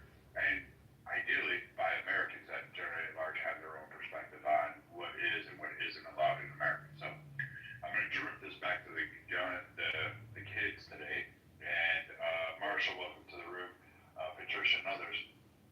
I wanted to talk about the fact that 700 kids were found to have their parents overseas, Guatemala primarily, and the Democrat Party blocked them from reunification with their parents. They went to the stance of they're not born here, they're not American citizens. They were used to get across the border. They were unaccompanied minors, and I'm confused as to why the Democrat Party prevent children from being with their parents, despite the fact that the parents overwhelmingly are asking for their kids back. Because it makes no sense. So if somebody has an answer to that, I'd like that. The other thing I was talking about was Epstein. Epstein's Island, and the fact that it revolved around kids. Like, why is there, everybody's all Trump's a pedo, but when the whole list starts to get pushed out and people start, hey, let's release, I've got Democrat chills trying to find friendly judges to block release of information about the kids and who is involved in gang raping kids in Epstein's Island. It seems really weird that the Democrat Party itself is Trump's a pedo, but you don't want to release any of the information. You just want people to take your word for it. And I thought we fell for that shit under shifty shit before. So I'm not sure. So Marshall, what do you think, or anybody else? What do you guys think on this one? Democrats are standing in the way, that's not a good thing.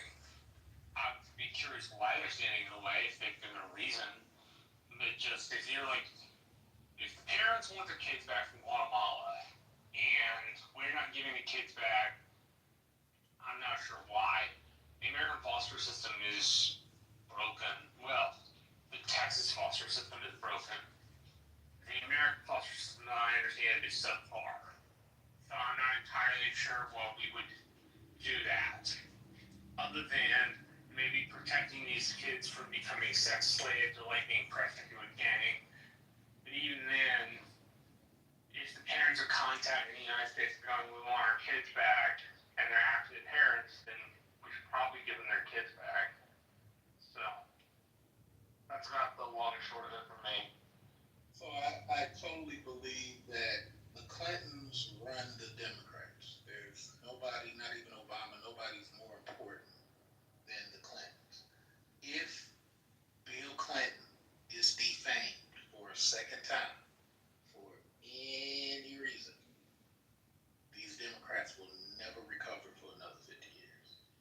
Because in the black community, Obama is no longer liked by the black men because of some of the stuff he said. And there's the Democrats literally have nobody. And I truly, honestly believe that Knucklehead Bill has some stuff that we're going to find out after his death. And they're doing everything they can to fight that image coming up. The thing about the Guatemala is a lot of these judges are out of control. I mean, a lot of these judges are, I don't know, they're just trying to insert themselves into a lot of stuff. At the end of the day, the Fed is going to reign supreme, or the Supreme Court is going to overrule said judge. I think people as it relates to these Guatemalan kids, they're really doing this for optics.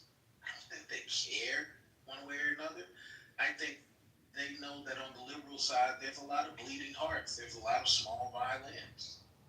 And it's the same way we say, here's teacher number 1,467 accused of messing with these kids. When is that going to stop? Once we catch the woman, or sometimes the guy, we give them a nice ankle bracelet and send them home. So it's like, when do we start caring about these kids? I just see it's crazy what's going on right now.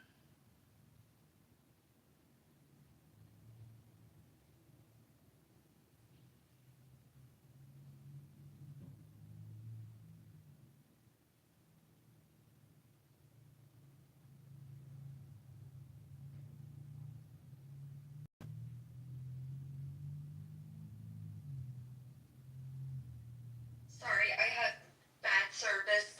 I'm driving. What I think is problematic. Excuse me. Hold on. Sorry. I think what is problematic are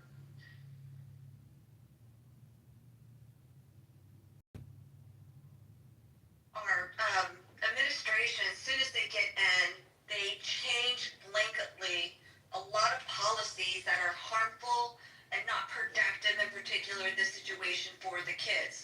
So I don't know, for those that were in the room earlier, we had talked about ORR. That's basically when a child crosses the border, they have to be passed over into possession within 72 hours, and then they place them into like a foster home or state-run home to protect them until they can be reunited with a sponsor, let's say a family member in the United States.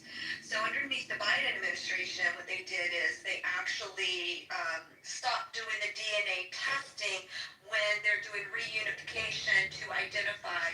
So when you heard stories about when they were looking for these kids, they would find them all at different odd addresses to include businesses.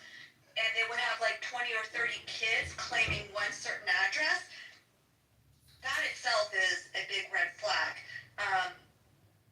And since we have Homan in his role, he has worked with several different administrations, and he's able to determine like what works, what doesn't work. And that's the reason why we have the problem that we have right now. I get tired of every president, and to include Trump on things as well, even though I'm Republican, is the white blanket of changes, and then the bad guys, and in this particular, the sex traffickers of young children, benefit off of that. And I don't think the administration always does things to the betterment of society. They just do it to the betterment to an actual party. So that's how Brad kind of got onto this subject in the room. Notorious or Shipwrecked, did you guys want to, or Othello that just came up on stage, would you like to speak on the title?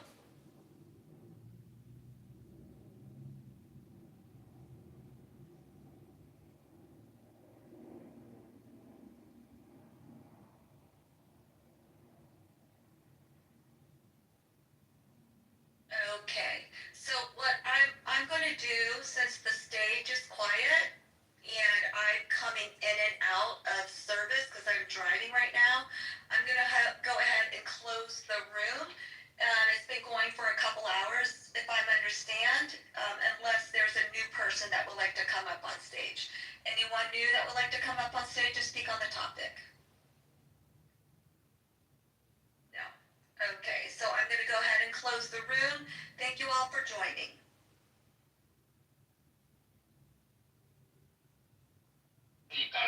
Political career. So I'm not afraid of that, but we, we want to know. Now we are still connected with them. Again, is you know, 100%, you know, and that is why they are dragging these gentlemen. I can show they are not on the photo. Maybe I'm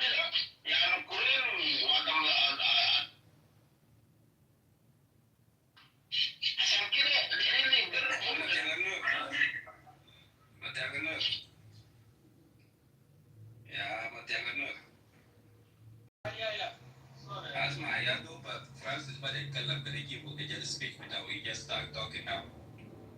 Oh, let it play it again. Did you share it or what is the thing? Okay, all right. Yeah, whenever you guys are okay with it. No, go ahead. Just listen to Francis first and then. Whenever you guys have enough, just leave me because I'm doing something here. Okay.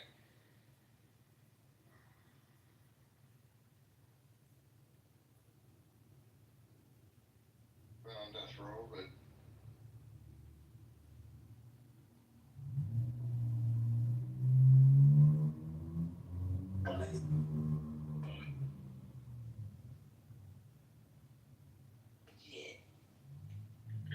they're legitimate contractors with the United States government. Yeah. The Federal Reserve is legitimate contractors with the United States government to manage the economy of the United States. They're essentially a cabal at the end of the day. They're a cartel. Facts. I didn't hear, what did he say? They're basically a cartel. Okay, thank you. Maybe that's what I was trying to say. Okay, gotcha. When they first became legitimate. When they bailed the United States out and banked it 2 or 3 times. When they bailed the United States out and banked it, see, it's funky how the money is gone. Since when they took the money off of actual gold and silver, tangible things, yes, and people started using these fiat notes. See, when you start using them fiat notes, they can print them out of thin air. They don't have to be leveraged or weighted against anything. And what happens is debt actually creates the money. Say a person wants to go in and get a mortgage for a house. Now let's take that and jump it up. A developer wants to go in and get a loan for the development of an entire community. Well, they're going to get the money at its highest value. Probably going to get the nastiest part of the interest rates. Depending on how they set it up, they'll be able to dump it off in about 2 years and walk away from the bank. Just depending on how they got it structured. When the money is borrowed, that's when the order goes up to the Treasury and they go, hey, we need this. This is what the money we're going to pull. And then the Federal Reserve will go, hey, print this. In the United States, mint is where the money is printed. When it comes to a request for debt. So literally every dollar that's produced is already in debt. Once they send it to the Mint, there's a particular fee that goes along with printing the dollar. So that's going to eat into its value even more. But when you get a lot of them at one time in one location, they have a little bit more leverage. So by the time they trickle down, they have lost even more of their value. You understand what I'm talking about? Basic economics, especially how it works over in America. So what the Federal Reserve does is they control the interest rate. Now remember, they did a request for the loan. Nobody asked to borrow any money for the interest rate, did they? They never asked to create the money for the interest. So now you have the existence of, say, $50 million, but there's a interest rate attached to $50 million that nobody ever printed. So now no matter how that $50 million is put out there, every one of those bills has a recoupable value that's going to be attached to it. That labor that a person's going to use in order to get it, that circulation and all of that stuff, it gets broke down more and more as it gets further down the chain.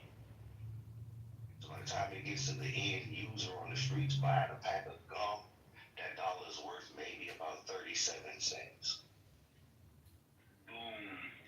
And then also, let me add this caveat too.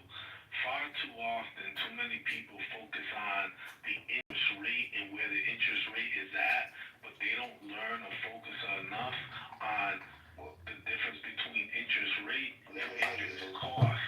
Oh, Lou, let me finish, because it ain't got nasty. The nastiest part of this is, remember, they never printed the money for the interest. So for every person that makes good on the debt plus interest, what has to happen? Other people have to default on their loans because the money to pay the interest doesn't exist. And if every person who pays off their loan with the full amount of interest, it automatically puts people in a default. It's automatic. Man, I still ain't gonna trade capitalism for none of this shit a lot of these motherfuckers I heard today was talking about. Like, Eagle Hawk is my motherfucking homie. But boy, you benefit the most from capitalism. You benefit from the bureaucracy side of capitalism and the government contracts. But if we went back to the gold standard, nigga, all the money that we got in our pocket, boy, that shit would have been evaporated. Oh, first off, it ain't worth shit. Why? Oh boy, did it. What you call it? D1 sat on stage and did an experiment, dude. He said, "Look, man, I'm gonna take this money. I'm gonna take this bill. I took a $20 bill, and he tore it up into little bitty pieces, right? He said, man, it just went from worth $20 to now worthless." Now, you can't do that same thing with gold or silver, because when you melt either one of them down, they still got value. You can hammer them out flat and they still got value, don't they? It's intrinsic value. Land, that always gonna have value, period. I don't care what you say, it's gonna have value. It may be a low one, it may be a high one, based on the estimated on the development and its ability to provide certain things. However come, it will always have value, even if it's a swamp. Asphalt is. Now, this paper money, which is now digital currency, because you don't even have to have paper money no more. So if you master the stock market, you make enough money so you can pay your taxes and pay off your house the way you don't have a mortgage. And how valuable is this fake paper money now?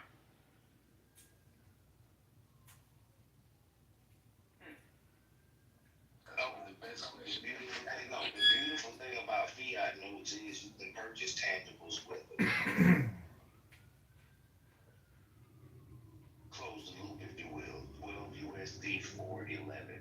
The United States federal law says how you supposed to spend fiat notes, Federal Reserve notes. Nobody looks at them all. Anybody want to pull that up? 12 USD 411. I don't know, but it's got me interested. I've been watching Suits. I'm gonna be a lawyer by the end of this year. 12 USD. Anybody want to pull that up? Pull that up. 411. No, 12 USD 411. Okay, my bad. Oh no, because you gotta get the right law to get the right thing. You gotta be clear, man. Okay. Yeah, Yeah, I think since 2020 we've been trying to figure out how to master this illusion, because everybody says it's an illusion, and I said, well, that should be the easiest thing to master. So for me, the goal is to master the illusion and have the illusion serve me. Issuance to reserve banks and the nature of obligation and redemption. Yes, that's Eric. Please read what that says. Federal Reserve notes to be issued at discretion of the Board of Governors of the Federal Reserve System for the purpose of making advances to the Federal Reserve banks through the Federal Reserve agents as hereinafter set forth and for no other purpose are authorized. Hold on, stop right there. Stop right there. Are you a Federal Reserve agent? Please read. Are you a Federal Reserve agent? I would like to say yes. Not yet, I don't know. So they pay you a salary. You get a check from the Federal Reserve that shows that you are an employee of the Federal Reserve. Are you a Federal Reserve agent? Damn, Alpha Margaret asked James if he ever been swallowed. God. Oh, Lord, not the swallow. Why you do that? Why you do that, sis? No. Look, I didn't say no. It's the law. The law is what it says. What? The law says what it says. No, the law says exactly what it says, though, for real. It says for Federal Reserve agents as it hereinafter set forth and for no other purposes are authorized. The said note shall be the obligations of the United States and shall be receivable by all national and member banks of the Federal Reserve Bank and for all taxes, customs, and other public dues. Why are you paying taxes and customs? It says here in What does it say? Man, we don't know shit. That shit. What y'all doing? The law just told you. America. Okay, hold on. Let me finish reading the law and then we can just go all the way through. They shall be redeemed in lawful money on demand. They shall be redeemed in lawful money on demand at the Treasury Department of the United States and in the city of Washington, District of Columbia, or at any Federal Reserve Bank. So if they shall be redeemed in lawful money, are they lawful money?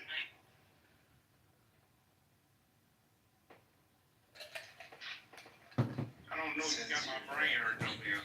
It says here, the notes shall be obligations of the United States and shall be receivable by all national and member banks and the Federal Reserve banks, and for all taxes, customs, and public dues, they shall be redeemed in lawful money on demand at the Treasury Department of the United States in the city of Washington, District of Columbia, or any Federal Reserve Bank.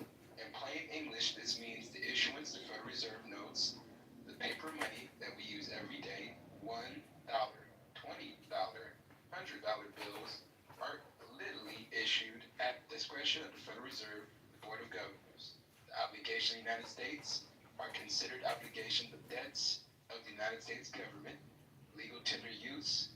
Federal Reserve notes must be accepted by national banks, Federal Reserve banks, taxes, customs, and public dues. Redeemability by law, they are redeemable in lawful money on demand at the U.S. Treasury or any Federal Reserve Bank. Historical context, the Federal Reserve Act of 1913. Asking what is lawful money? Oh, shit.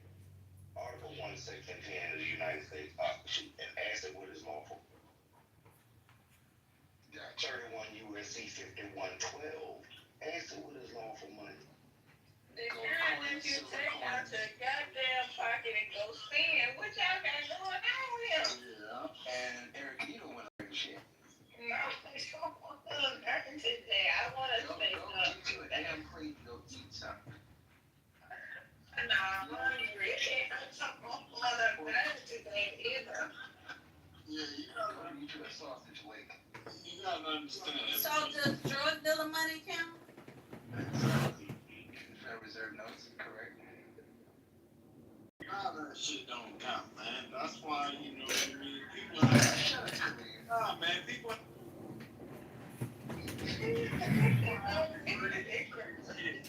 just talking doesn't mean right.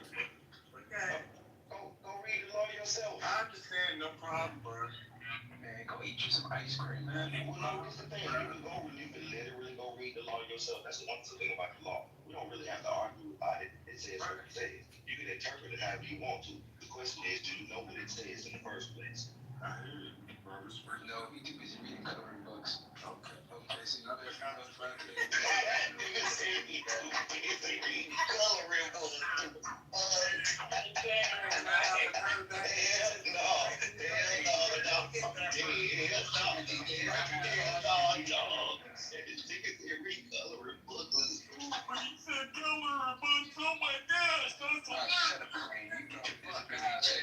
Did you get your disability check yet? No. That's real money. That's Hey, let me ask you a question. How long you been in my ass? How long you been in my ass? Get the fuck out of there, nigga. That was a scam. Shit, that was Get the fuck out of my business. All in my asshole, weirdo. Oh no, that's clean. Stop out my pocket. Get out of my pocket. Get out of my pocket. All the dumb money. Get the fuck out of my pocket. Fuck out of my pocket. Why is you gay? Why is you gay? Get the fuck out of my pocket, boy. Why is you gay? Stop being gay. Man, look at this thing. First we go from second grade jokes to why is you gay? What's next? Man, go read your You kind of did that. You Get the fuck out of here. I ain't joked once. What are you talking about? You said you told me to get out of your The ass. intelligence of the room is being shown. The intelligence of the room is being shown. No, that was a literal All right, statement. go ahead. Let's hear more. Let's hear more. That's not any of that. Yeah, we showing Let's two not hear any of colors. that. Yep. So we go ahead and not always. Get the true colors out. Let's see. To be completely honest, there was a whole discussion going on, and you diverted that with that. Thank you. I was talking about gold and silver. You know, yeah, you diverted that with that display. And now act as though there's not going to be, hold on, and then act as though it's not going to trigger anyone to respond. And I'm sure that probably was the nature of the reason why you were motivated to that. I could be wrong, but it served to divert from what was already being done. I'm sure probably that might not have been the thing you wanted to hear or felt as though nobody else needed to hear. I get it. The question is, did it accomplish what it was set out to do? Hey, I accomplished everything I set out to do anytime I do it. Now I'm waiting for the interruption because it's months away. But all I was saying is getting on the app and talking as if you know something is different from fucking knowing it. That's all the fuck I'm saying. So deal with it, man. Let me finish, Kareem. Like I said, go get you some applesauce and go collect your disability. It's the third, so you'll get your disability check on the way.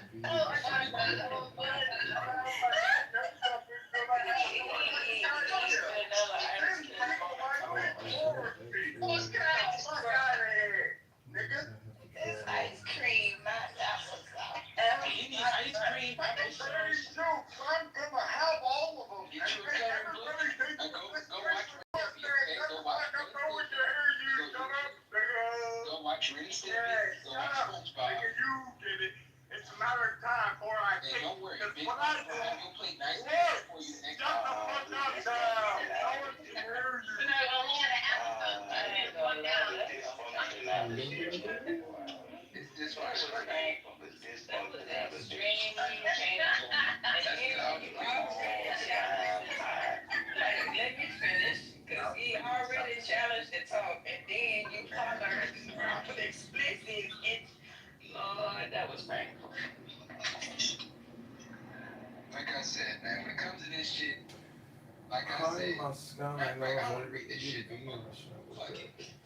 Okay, well, I thought that was the active shooter in Massachusetts. Was he trans? 5'5" Asian man. So what? 5'5" Asian man. And where did he shoot up from? This Indian guy just killed his wife in the border in Georgia. Shot him in the face and then killed himself. What's going on with Asian people? What's going on with these people, said?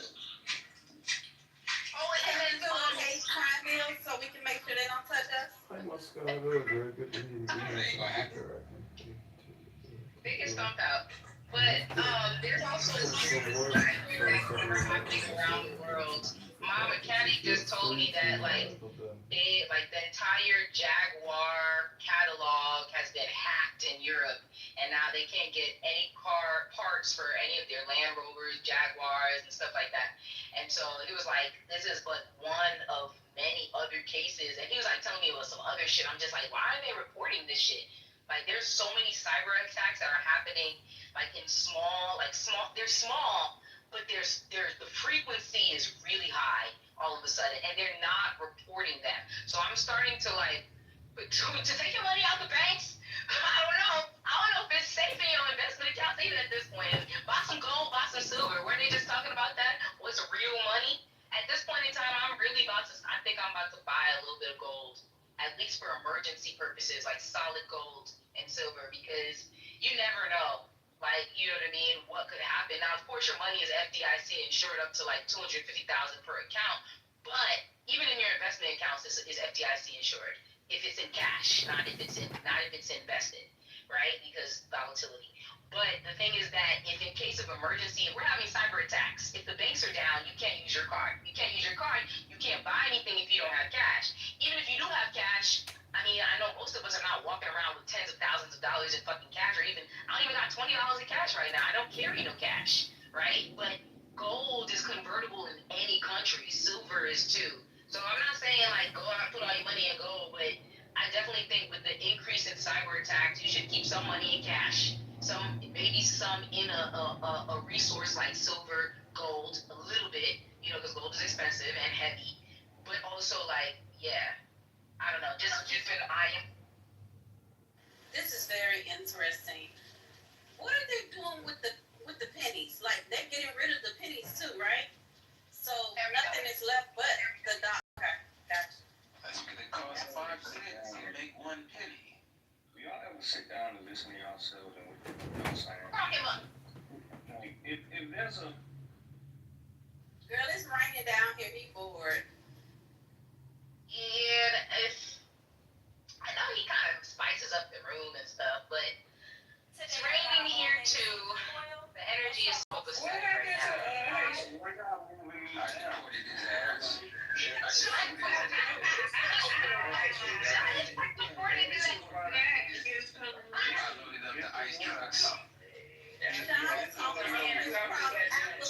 Did you say you loaded up the ice?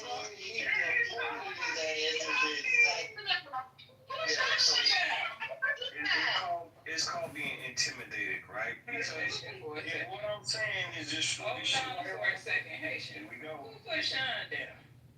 Man, you know I got immunity. You know I got presidential immunity. Man, diplomatic immunity. Stop liking the damn buttons alone. I'm like kids. Leave the damn buttons alone, okay? Don't push on shit. You know I'm the governor of this bitch. You said at the point your ass to the food. I shouldn't be laughing, but that is hilarious. Chad, it is golly. I'm still laughing about the applesauce. I almost crashed, bro. I'm in traffic. That shit took me. I told you, I'm funny. I'm funny. I should have my own skit. But before his ass was diabolical. I'm sorry. The only thing gonna happen when I swing back is y'all gonna get mad and throw me in the coop. Cause I got plenty of jokes. I got plenty of jokes.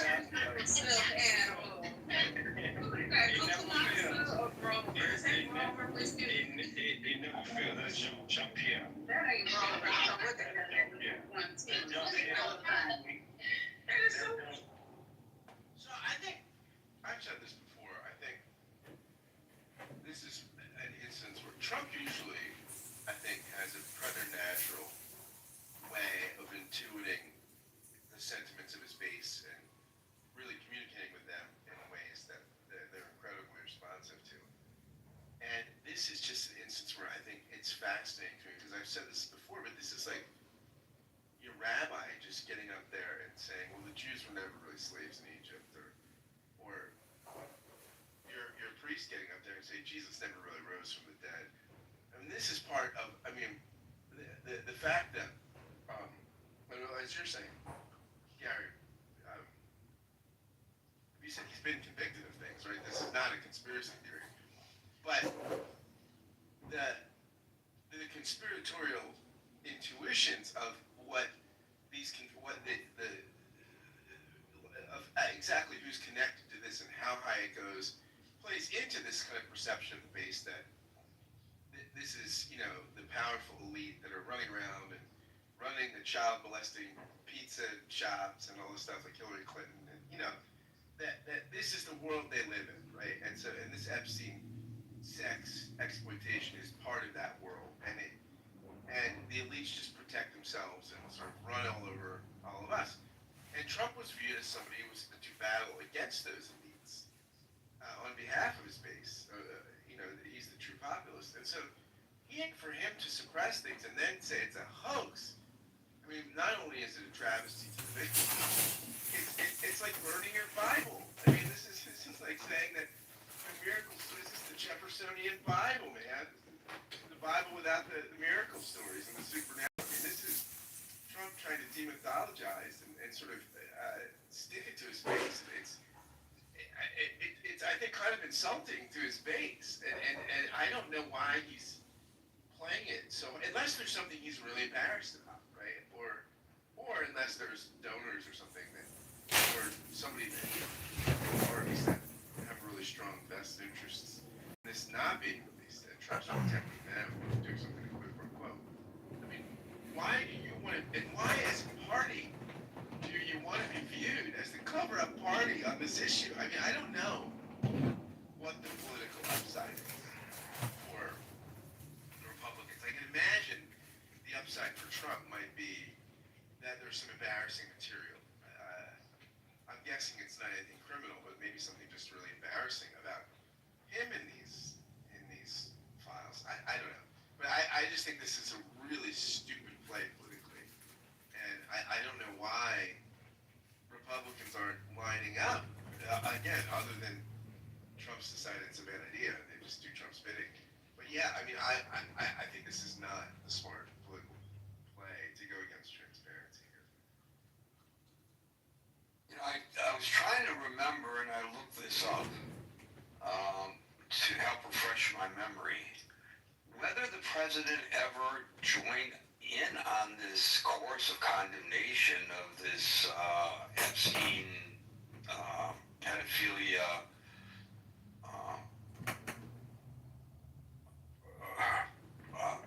I don't know, ring, I guess.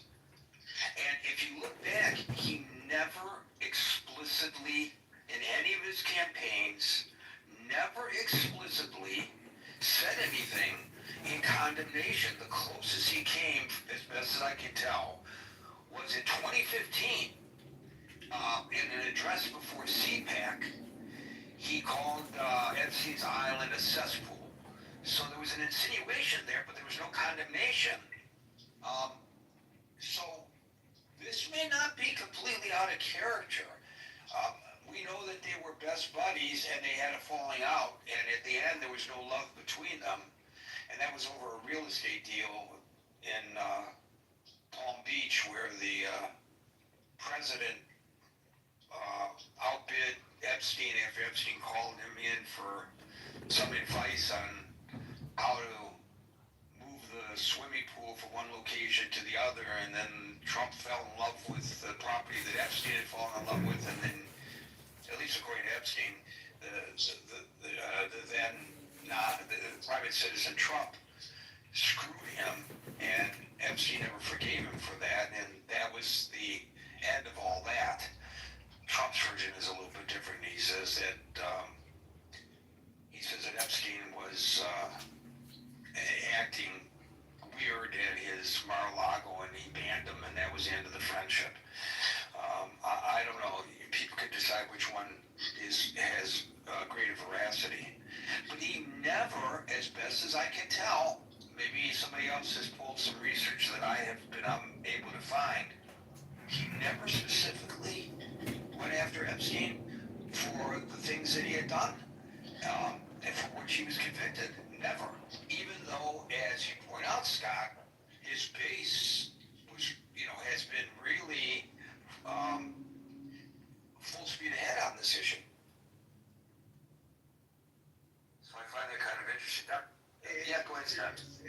it's mysterious. I mean, it's just such bad.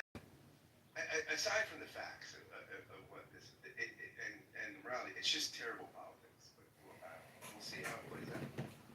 Well, I think one of the first rules of politics is don't attack a survivor of sexual abuse.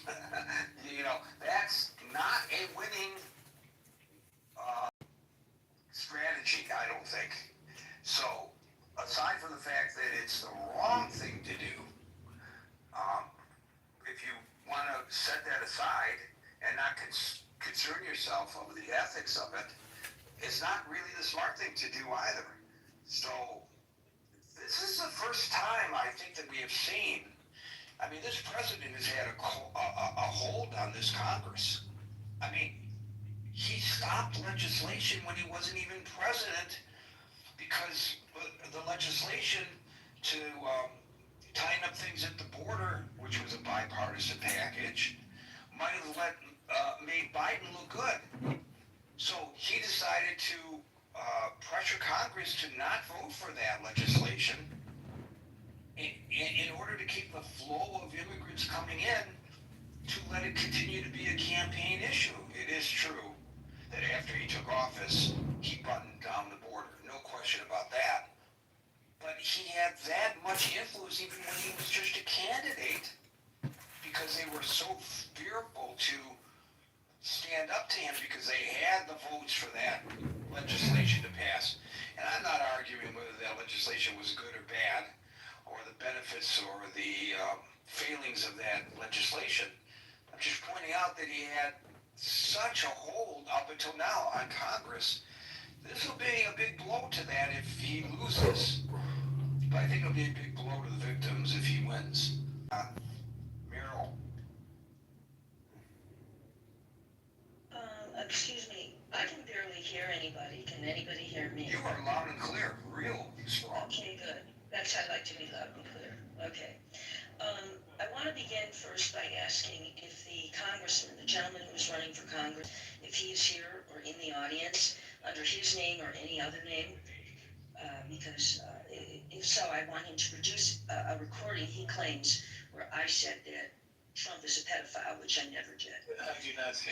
Anyways, I had the same reaction you did. I had a very emotional reaction. I saw the interview. And as you recall, I sent that interview to you and someone else, Howard, and said that I did not know if I should post it, because I also did not want to be accused of Trump derangement syndrome. I also had experienced in the past that if you say something about Epstein regarding Trump, that it is, like Trump's got better things to do. And why do you think, he's handling so much with it. You think this is so important? And I didn't want to get into that kind of argument also, because this is a president who, all presidents should be able to handle everything that comes their way. Anyways, if you take notice, a bit of history is starting to repeat itself. With regard to Epstein, he was previously charged with, I forget how many, it's more than 36. I mean, it's a lot of charges of having sex with minors, a number of different things. And he while people will say this is how the judicial system works, it's okay, he did it legally. He cut himself the most sweetheart deal anybody could ever imagine. He wound up, and I thank Alan Dershowitz and some other attorneys.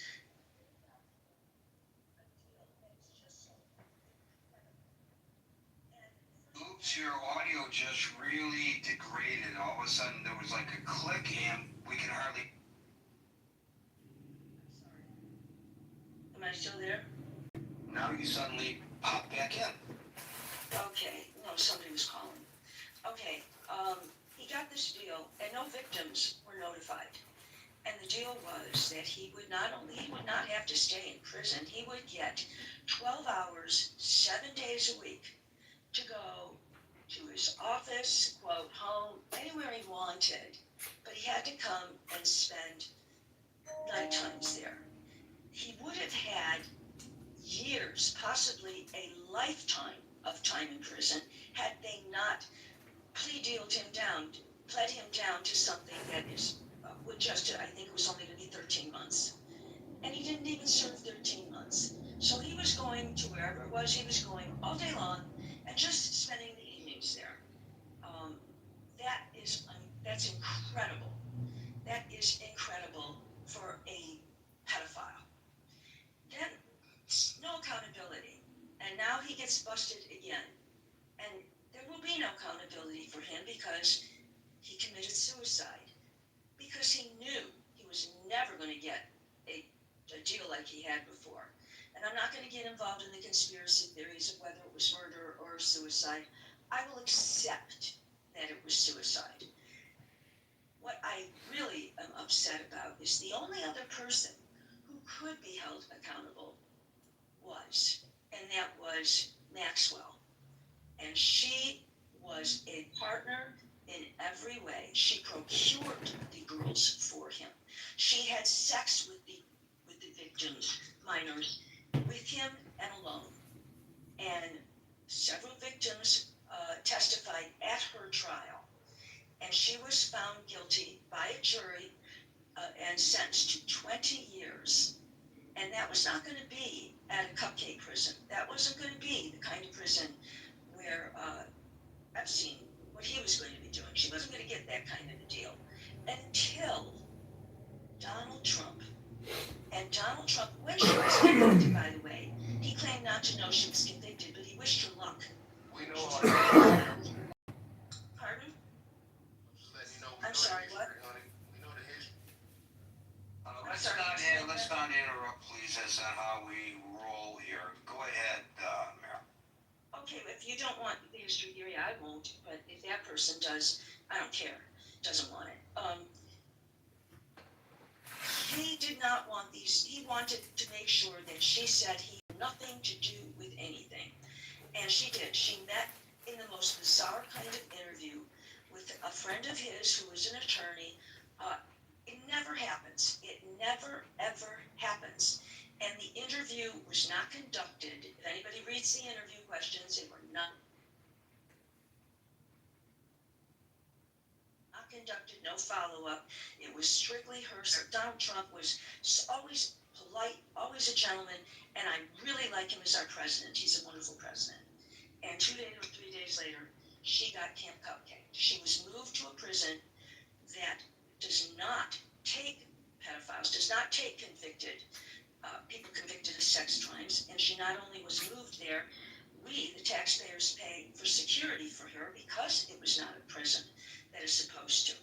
And the next step would be for her in a prison like that is work release or out.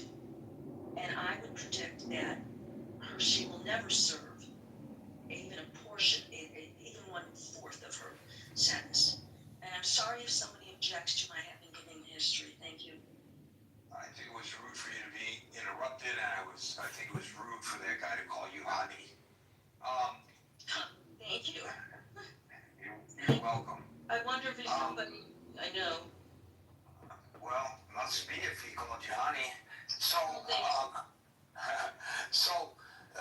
you you referred to the first trial down in Florida where he, was given his walking papers and not incarcerated, and how ultimately somebody appealed. I don't know who did. I don't know how.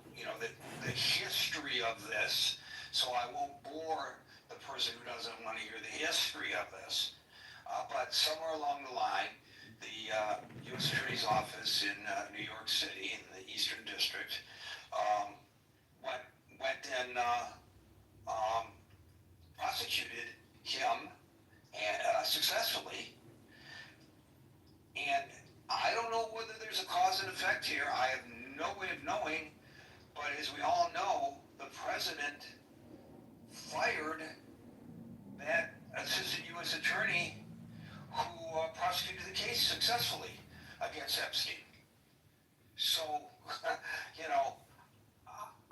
it just makes you wonder what's going on. And even if it had nothing to do with that, optics are horrible.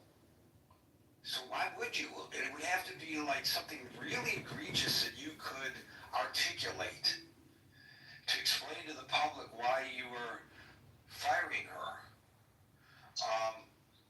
Under these kinds of circumstances.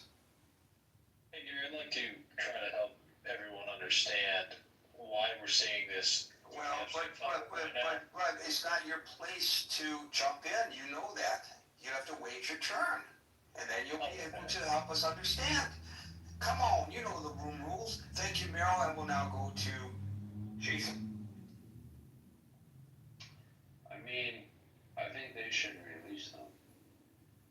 To answer the question of the room, it is a big case to me that Trump won't release them. I'm glad to see bipartisan support for the release of the files. I think there, Dr. Francine, you have some feedback, but you may want to check your mic. But I think, there's bipartisan support for that is great. I think it's bringing America together. It may be something that can only be released toward the end of the Trump administration. I do think a point raised earlier, suggested earlier, that maybe some donors or some other highly placed persons, they don't want to see these files released. They may have very good reasons for that.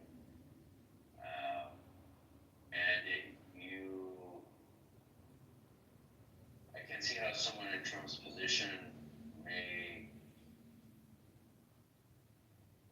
it may give him pause, let me put it that way. There's a lot here clearly that's under the surface.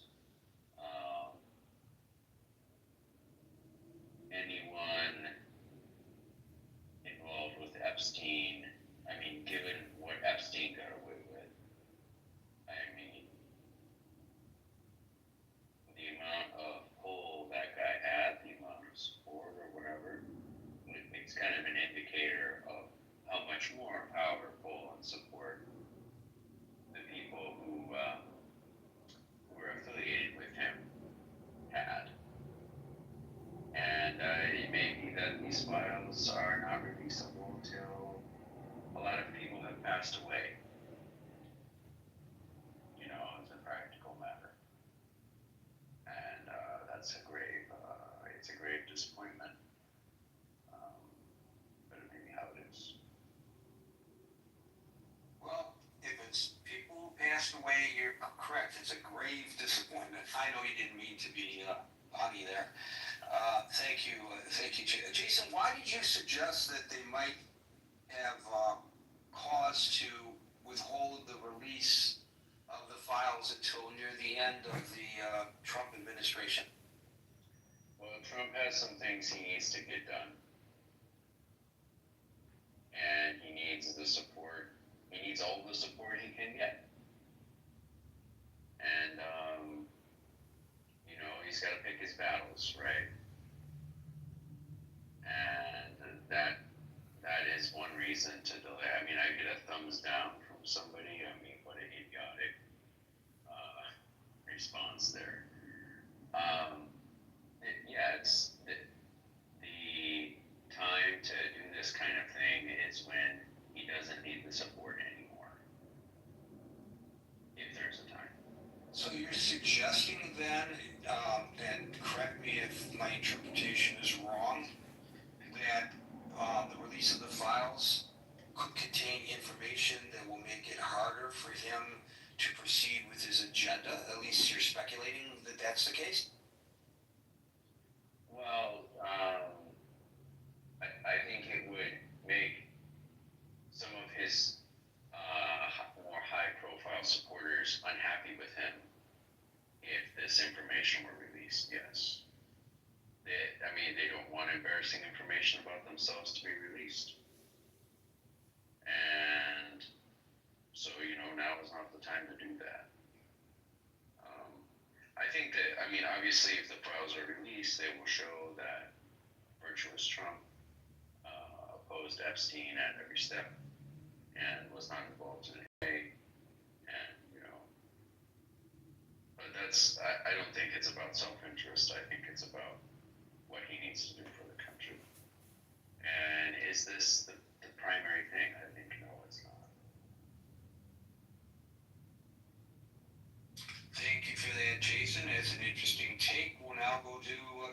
vaccine. That is a totally fascinating take, Jason. Um, First of all, I'd like to point out the fact that I am a woman. And second, I have been watching women have difficulty getting justice for what is done to them for my whole life. And so today, when those women came out on the lawn in front of the Congress, I went out, I turned on the TV and I watched them talking. And it's very interesting the kinds of things they said. First of all, one of them said that she was mute after she got raped by Epstein, and that she could never again after that. Another one said that she had been undergoing trauma therapy. It took her years to even get to undergo trauma therapy. And others of them who were more removed from the situation by now said, if you don't want to release a list, we have a list, and we will release the list for you because we actually have it. So they ran the gamut from, totally destroyed emotionally by the event to, fuck you and your mother if you're not going to release this list. But so that was one interesting thing. The next interesting thing was that Ro Khanna said that he had the discharge petition, which is what's happening is a very interesting thing, which is that a petition to a bipartisan petition to release the Epstein files out of committee and for a vote on the floor had already been scuttled once by Mike Johnson sending Congress home early. But now there's no way for him to send it home again.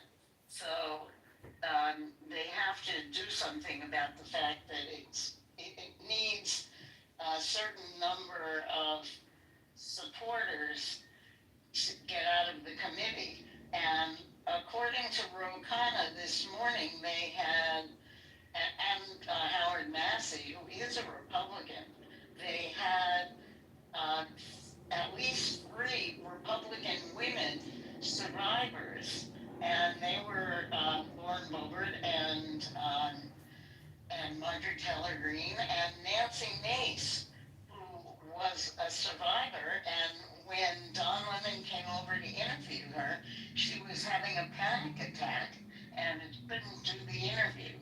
But I'm trying to convey the emotional impact for these women of this. And then as a contrast, the White House has been saying, the first thing they said was that it was a hoax. And then the second thing that they said was that it's like a traitorous action against the White House to insist on the release of this discharge petition. And I put the tweet up. This man said, that they put the tweet up on X because it was so shocking that as a president, he would say something like that, but he said it, it was worse than an act of disloyalty, that it was almost a treasonous act against the White House. And it's pretty shocking, I would think. Here, let me read it.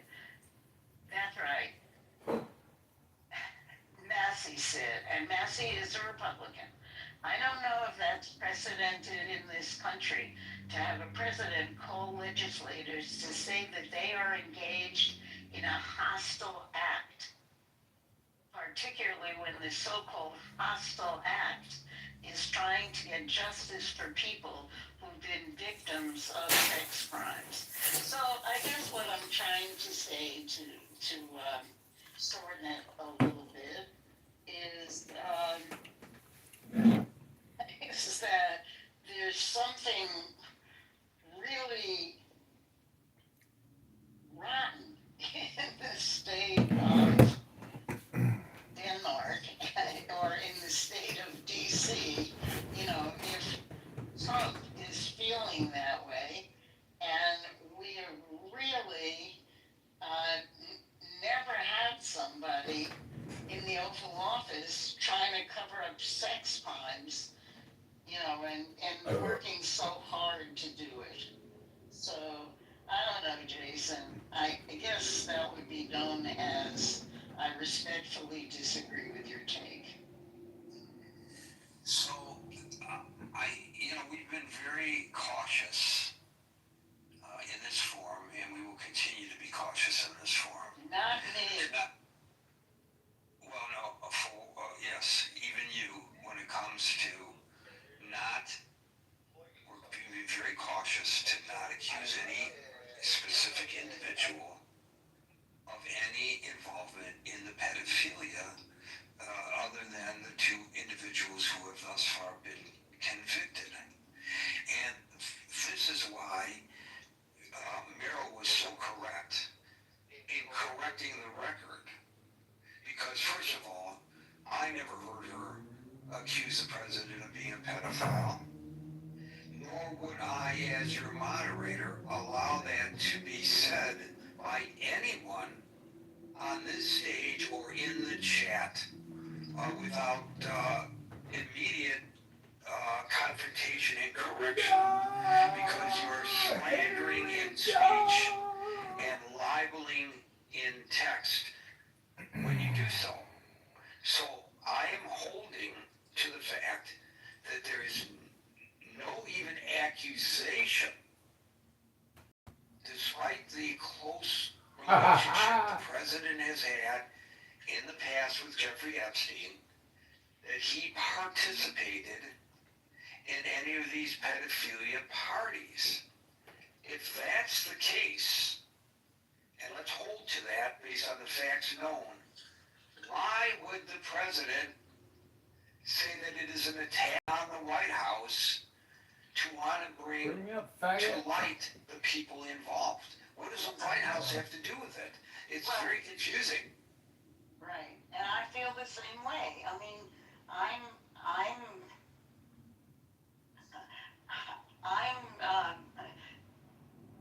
stunned by the vociferousness of Donald Trump's response to something that he called a Democratic hoax just half a day ago. And again, repeated today after the women appeared before the Capitol. Look, if it's a hoax, if it's a nothing burger, what do you care if the files are released? There's nothing there. So it would support your contention that there's nothing to see here. Let's just move on as a Jedi. You know, it's contradictory. It defies logic. And so it makes one wonder, why is he so adamant that this ought not to be released? I think several people, including the immediate, previous caller, suggested that there may be certain names on there that the president doesn't, counts on their support one way or the other. Maybe not even politically or governmentally, but in business circles, that he doesn't want those names out. But if it's a hoax, then those names don't exist anyway. So, which is it? You can't have it both ways. You got to come up with one argument or the other, not contradictory arguments to make your point, in my opinion. Anyway, thank you, Dr. Francine. What do I know?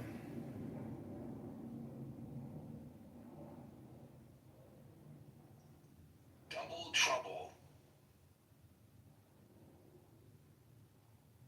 Double going once. Oh, can you hear me? Can you hear me? Now we can. I'm so sorry. Let me step outside. I got it. Okay, sorry. I was just, never mind. Gary, thank you for having me on your stage. I just wanted to say, I think something that still amazes me, Trump entered the political arena in 2016, and it's like people are still surprised at his tactics and everything. But I would just say with this Epstein thing, consider what he is holding. Like, it's so visible, his entire base is angry. They want him to release the files. All the Republican congressmen want the files released. The Democrats, I bet you, are sort of 50-50 about it, but they're doing it because they think it's politically convenient. I would bet you that Trump doesn't actually care, like himself personally, if they get released. But imagine the leverage he's holding over somebody or some small group of people. Just imagine. They can see how much he's doing for that. Like, look, he can just be like, look at this. Look how angry these people are at me. All these people are angry at me. I'm doing this for you. Think about that type of leverage and how important this is for him and what he's getting out of the deal. He's getting something out of the deal here, Gary. You just have to think of him like a mob boss, and then everything else makes sense. But this clearly is very valuable to him. So people should really, really sit back and contemplate, why is this so important? What is going on here? What would change? Anyway. Thank you, Double. Another interesting perspective. Chris. Hey, what's going on, Gary? Hey, hold on, let me start at this. Hey, Miro, I do apologize. And me calling you honey is a sign of endearment, not a sign of disrespect. Your backlog of the information. Oh, 1 second. Are you all right? No, just spread it past me. Well, the backlog to the information you gave actually was important. I just understand that we've heard it a million times before, and it's probably going to be kind of, it just sounds repetitive. It sounds like, because you never even gave your take on what the actual situation was, which, again, your choice, not mine to dictate how you speak. All right, Gary, how are you today? Chris, I'm well. How are you? Yeah, as a man, I had to apologize to Merle, even though I still feel like she filibustered the time. It's her time. So Everybody gets angry with Meryl. Remember just yesterday when I And told you Trump I'm ain't a tired of guy. conversations, Gary, and we got to figure out how to keep things fresh, but I do understand them. Remember that conversation just yesterday, about 24 hours ago? Yes. Very good. You always prove me that you're doing something right. Because we got back to what I feel is important to society. And it is a repetitive conversation about Jeffrey Epstein and why the President of the United States decides. But none of this is informative to anybody anymore. I already told his base, specifically his base, not me. I'm not his base. I am a United States citizen, but I am not his base. He told his base specifically. When I get in that White House, we're going to clean out that swamp. We're going to get those bad guys that did those terrible things to those little girls immediately. First thing on the agenda, we're going to get that and deporting those immigrants. So now we're here again. Now we're here at the time where the president gets to tell everybody there's nothing there to see. I went through the information. You all know it. I know it. If you don't believe what I'm saying, you're an idiot. You're stupid. Do I think he's protecting himself? I don't know, Gary. Do I think, as the last guy Double stated, that he's protecting the wealthy people around him and maybe it's easier to have a little leverage over them doing it this way? Hey, Gary, I don't know. If I'm not like Jason, I believe, well, it's probably best we keep all the information tucked away until after his term because it could just tear down the country. Fine. If that's the terrible logic you think that we should protect the pedophiles, I don't want to say the word, I don't know the logic, and I know that one guy is in here, or what he was in here recording, but you know what I mean. The P word. If I feel like we need to protect them just so we can have some sense of status quo that we no longer actually carry in this country, hey, as long as that makes you able to sleep at night, you believe what you want to. Let's get to the question. The question is, should Congress release the Epstein files? Yes, we all agree. We all should agree. We all should agree it shouldn't take a minute longer, a day later, or a second too fast, or a second too slow, excuse me. Because those little girls, who are now women, are still sitting around watching their abuser get rich, their abuser stay under the radar, their abuser have to face any justice.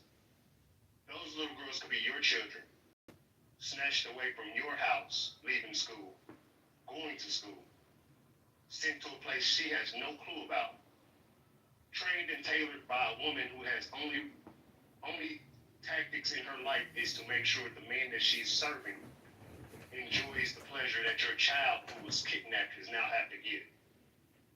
Working a summer job, and now your daughter, that summer job, is being hit on by millionaires offered gifts, and now she's being taken advantage of on someplace you don't see her anymore. Again, if we're going to continue to try to protect these guys, just say that in your opening monologue, in your analysis conversation. Everybody seems to have analysis. Nobody has an opinion anymore. In your analysis conversation, just say, you know what? I don't want him to lose. And I'm speaking of Donald. I don't want him to lose in this situation, so we'll just protect the pedophiles. Because that's what we're doing when we don't bring justice for those women. Those girls are now women. Imagine that. Imagine your daughter having to do 10 years of having some type of sexual abuse from somebody that's not in your family also. A stranger, a wealthy man, a man you probably could not touch if you had the opportunity to. And now he gets an additional 10 to 15 years, and now he gets an additional 3 to 6 months. He gets an additional 2 or 3 days. He gets an additional week of freedom. Because the public's parties that we chose decided it's easier to protect them than it is to protect your children. It's amazing. It's amazing to witness. I did not see what happened today. I knew it was coming. Watched something just yesterday, and they spoke about having those women on the steps at 10:30. I was asleep this morning, but I plan on watching it the moment I get off here. Because I want to see the women who have finally spoken up about something that the American people are trying to be taught to forget about. They're trying to teach us to forget about it in real time. Yeah, I can't say the president has done anything wrong outside of what he's currently doing. Trying to belittle a fact that we all know are facts. I don't know if he touched girls. I know he's a creep. We've all seen evidence of that. He's been liable for that. I don't know if he likes little women, little girls, excuse me, not little women, little girls. But I'm watching him actively try to move the goalpost so little girls don't get justice. I'm watching him move the goalpost so rich, wealthy men don't have to face prosecution that they deserve. So maybe he's not on the Epstein files as some type of participant, but now he's participating at the highest of levels.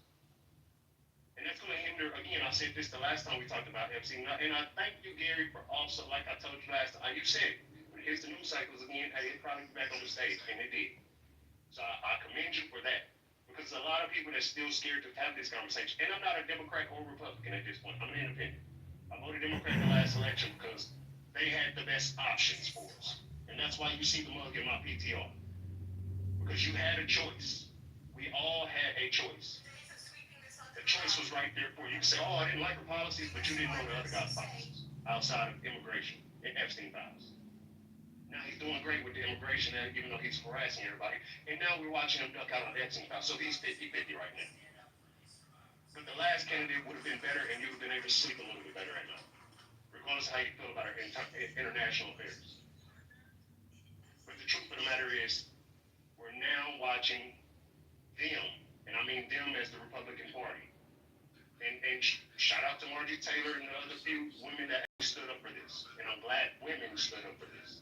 Because it would have been really sad if we watched some hands-made tale of women actually not wanting to stand up for women because their color that they wear on their top.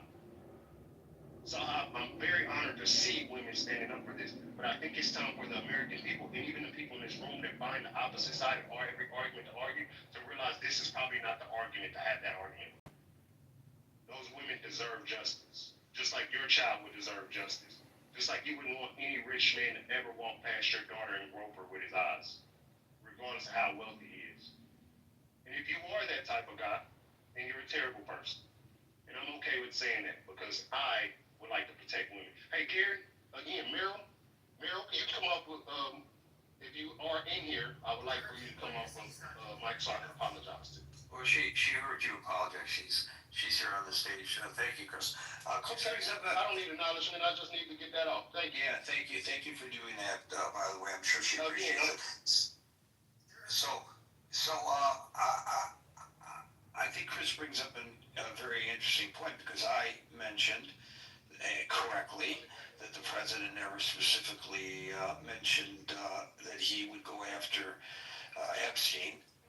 But he did, as Chris pointed out, repeatedly promised to go after pedophilias. He actually created, by, I think, executive order, some programs in the Justice Department during his first term of office. He later pledged to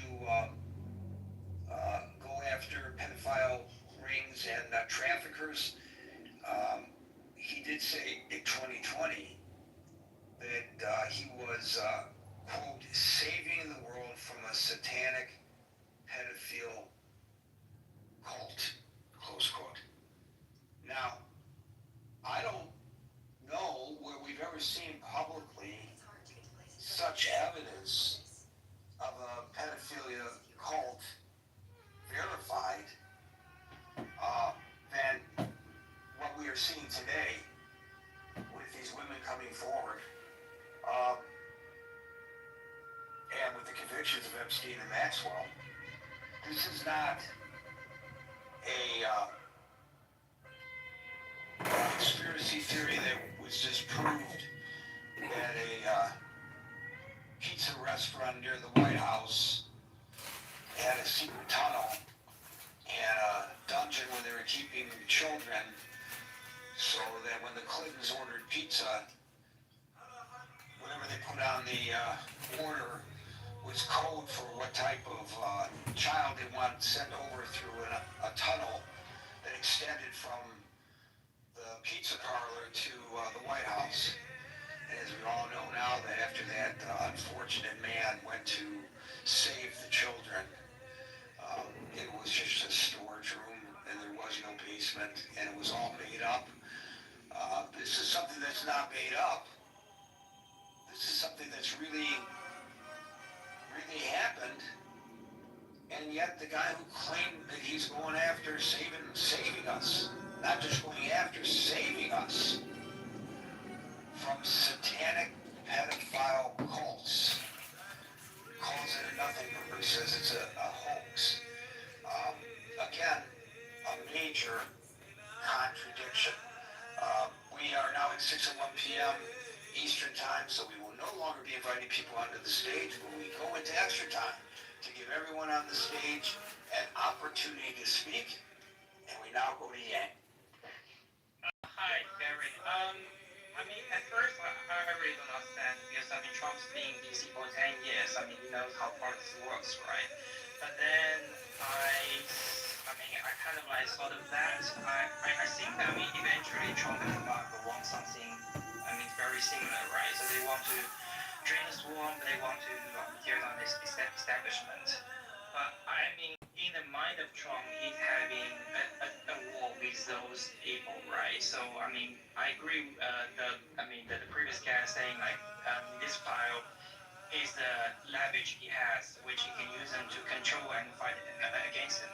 I mean, well, he always say like you don't have cards, so why would you give out the cards to?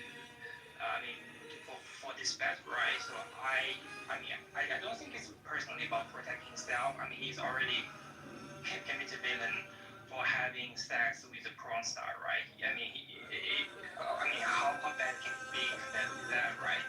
So I think so. I think from his mind, he's playing a longer game. I mean, he's in DC for 10 years. He knows how to play politics with those people. So he thinks this is a battle, which obviously he can sacrifice for the ultimate purpose of eventually tear down the establishment. I mean, whether or not he will become a new establishment, we don't know. But right now, I think this is obviously what has happened. I mean, in terms of why he is so against his base, I think two reasons. The first one is like, I mean, campaign and governing are very different things, right? During campaign, you can say those very, wishful. You got your wish list, right? But when you govern, you have to be very careful. You have to be very calculative about each step about how to achieve that goals. I mean, for those, people who say, "Oh, release the fire, release the fire," I think, to be honest, I mean, for a lot of those congressmen, they may secretly hope that fire not got released. They just want Trump to get looked bad because I think they also have very strong connection with those rich and powerful people. It's only the fact because they know Trump can hold those Republicans for now, and then they can just blame Trump for not releasing the fire. So I wouldn't give them credit for saying that release the fire. I mean, from the Trump's perspective, I think he's confident that he has his base, so he can disobey his base a little bit, but it was just, even during the peak of this like scandal, right? So I think his approval among MAGA and Republicans still like, if not 100%, but 90 to 95%, right? So from a pure tactical perspective, he has his base, and he can disobey his base a little bit without too much thought. Why give up the car and then not using his car to his advantage? It just doesn't make any sense. So I think basically what happened is he made a deal with a lot of those people, and he used this as a leverage to press them to do things that he needs them to do. Maybe someone even in the Supreme Court, for example, maybe, we don't know. And now he has his tariff agenda. Maybe he's using this as one of the leverage. You never know, right? So there are so many things. I think from his perspective, he repeatedly say, let's focus on the big picture. So this is his agenda is a full mark agenda. So he's using this tool to achieve the ultimate goal. I think at the end of days, when he achieved his objective, then those leverages become more of a political liability for him. He may release a fire. Yeah, so that's what I think. Thank you, Yang. Diogenes. Yeah, some of you may be familiar with the work of Whitney Webb. She pointed out that, first and foremost, Jeffrey Epstein was a financial criminal. He dabbled in sex trafficking. An important distinction that we need to make moving forward is that pedophilia is a term that comes from psychology and is used to diagnose individuals who have an attraction or exhibit an attraction to minors 13 years or younger. There is no accusation that Ghislaine Maxwell or Jeffrey Epstein was involved with minors of that age. What they were in fact convicted of was crimes related to girls who were under the age of 18. This is not a defense, but it's important that we understand the definitions. Ultimately, it's ironic that we're talking about whether or not some files should be released that may or may not shed light on whether or not Jeffrey Epstein had ties to important individuals who are currently representing us and holding powerful and important positions, including top secret clearances in our government. In 2008, there was a tidal wave of fraud. A tidal wave of fraud. Most of that fraud is right out in the open. Multiple people lied in testimony to Congress, which is perjury, it's a felony. And most of the large banks and financial institutions committed some kind of fraud. No one, not a single person has been prosecuted for that. Charges haven't been brought. Indictments haven't even been brought against those people. And so I do want to stress to listeners who are sitting here wringing hands, clutching pearls about whether or not some files should or should not be released and why Trump may or may not suddenly have reversed his position on this, that even if the files were released today, And the file said clearly these people were involved, which they won't. They couldn't. The so-called files could only ever be evidence. You wouldn't do anything about it. You, the public, won't do anything about it. You're all desperately hoping some bolt from the blue. You're hoping that some evidence will suddenly be released and broadcast from all of your telephones at the same time. You'll get a push notification that will tell you, guess what? Jeffrey Epstein was a pedophile. Not just someone who engaged in inappropriate grooming behaviors with women who worked for him, but he was actually a pedophile. And here's video evidence. Verified video evidence of him raping children. Now we're going to do something about it. So how do you know what people in this room or in the general public are hoping for? You have no idea of knowing what I, Alan, Merrill, Howard, Scott, Dismal, David, and Jane are hoping for. So get off your high horse and make your commentary without trying to put words in the mouths of other people here, all of whom are very good at articulating their feelings and do not need your help to do so. You don't need to be offended or defensive about this. It's a I am not being defensive about it. I am telling you that it is offensive to think that you are in a position to speak on behalf of these other people. If you want to ask people what they feel and what they hope will occur if these files are released, that's fine. But don't try to speak on their behalf. Speak on your behalf. Sure, I'll rephrase. So ultimately, the public at large hopes and prays that someone else will handle everything. We don't need to go looking for bogeymen. We don't need to go looking for hidden evidence of felonies. Some of the most unjust things that have happened in recent history happened right out in the open, and they were financial crimes. They remain unprosecuted. There were no conversations about the failure to prosecute. What does that have to do with us? So if you're going to keep interrupting me, I will, because I'm moderating, and I am moderating. And sometimes the moderation requires when people fall off track to redirect them.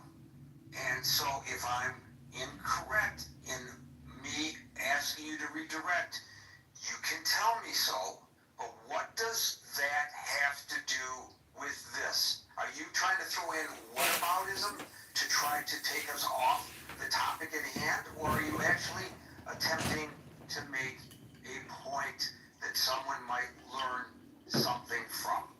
I don't understand. So let me help you understand, Gary. You were looking for bogeymen right now. Okay, thank you very much for after I asked you to not speak on people's behalf, speaking on my behalf. Who the hell are you to tell me what I'm doing, what I am looking for? I just got through telling you, ask. Don't tell me what I'm looking for. And by the way, sir, since you tried to lecture us, by the way, Alan, you're next. Since you tried to lecture us on the definition of pedophilia, you are correct that in a medical sense, the term pedophilia refers to the desire to have sex with children younger than the age of the children or the young people who were victimized by Jeffrey Epstein and God knows how many other people. However, in the legal sense, which is all that matters here, if you review any of the statutes,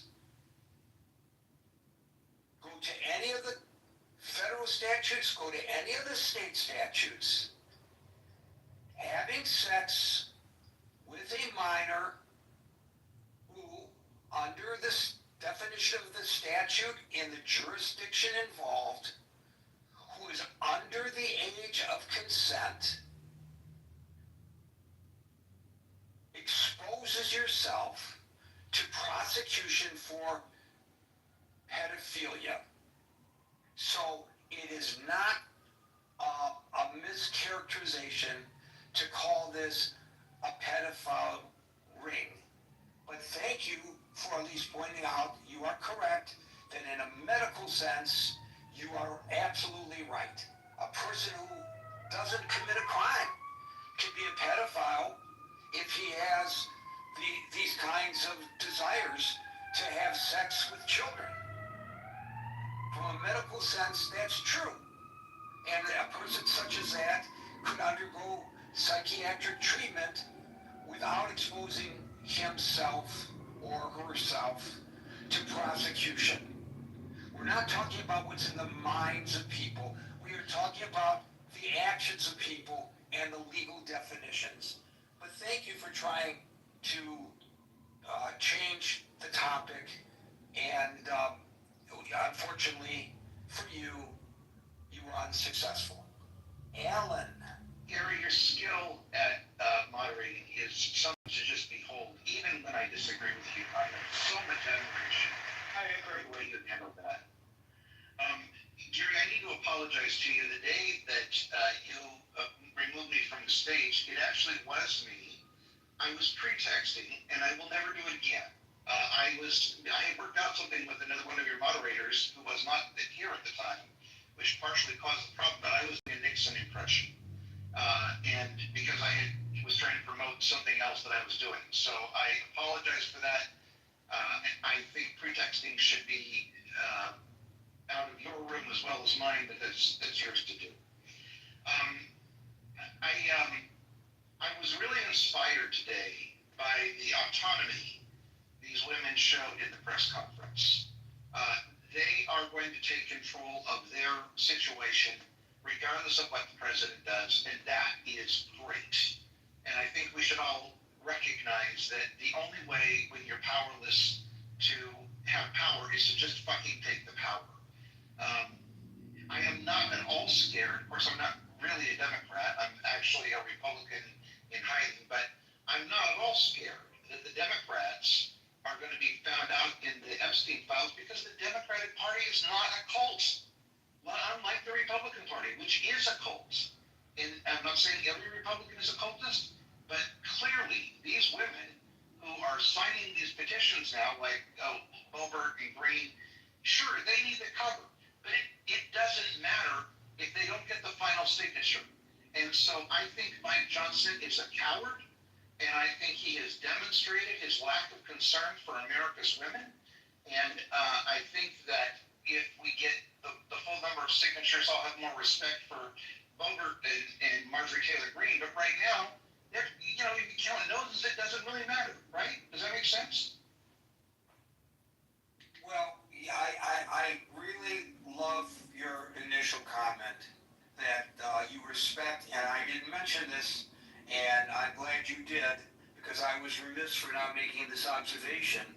You respect the autonomy of these women who are taking control of the narrative and taking the control of their lives and not waiting for Congress or waiting for the president to do the right thing. Their comment that, basically, F you, if you're not going to release the information, we'll compile our own list and try to stop us because you can't, because we are too strong in numbers. And again, I just think it was terrific that several of the women, when they went to the microphone, called on other victims to step forward. And I bet some of them will. They may not publicly step forward, but I bet they contact that attorney. I hope they do. I pray they do. It'll be good for them if they can do anything to take control of their lives back, because when something like this happens, as several of the women pointed out, the therapy that they had to go under, part of their life is stripped away from them that will never be returned. Imagine if it was your daughter or my granddaughter, God forbid. They would change their personalities forever. These women are rising above one of the worst kinds of adversity anybody can experience, and bravo to them, and I'm glad you pointed that out with regard to Mike Johnson. it's become abundantly clear in this case and in all the others that the one thing Mike Johnson wants more than anything else is to remain Speaker of the House. And so he would do whatever it takes to please the president, to ensure that the president not orchestrate a congressional coup to remove him, which by the new rules that the Republicans themselves established is a relatively easy thing to do now. So I think that's his motivation, and we should recognize that, and I'm glad you pointed that out as well, Alan. I need to give Yossi part of the credit for showing, reminding me of this thing. Also, no punishment for bad behavior is the new rule in the Republican Party. This whole crap about, therefore, the rule of law, sending people into Chicago, when the president himself was told by a court yesterday here in California that he had violated the law, and yet it doesn't matter because he's already done it, and we're past the time limit. So I think anytime the Republicans want to say that they are for the rule of law, we should just laugh their asses out of the room because they've proven they're not.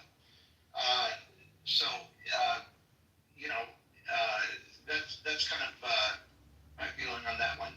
And again, I apologize for the pretexting the other day. This platform is so unstable. Sometimes it's hardly even worth working with. But you do a great job.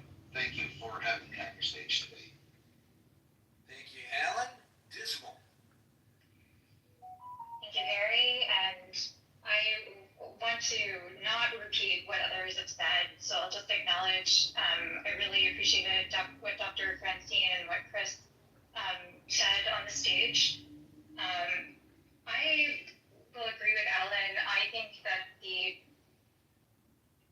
women that showed up today not only demonstrated bravery because many of them did face direct threats, harassment, and attempts to discredit their stories and other kinds of intimidation that were designed to keep the truth hidden.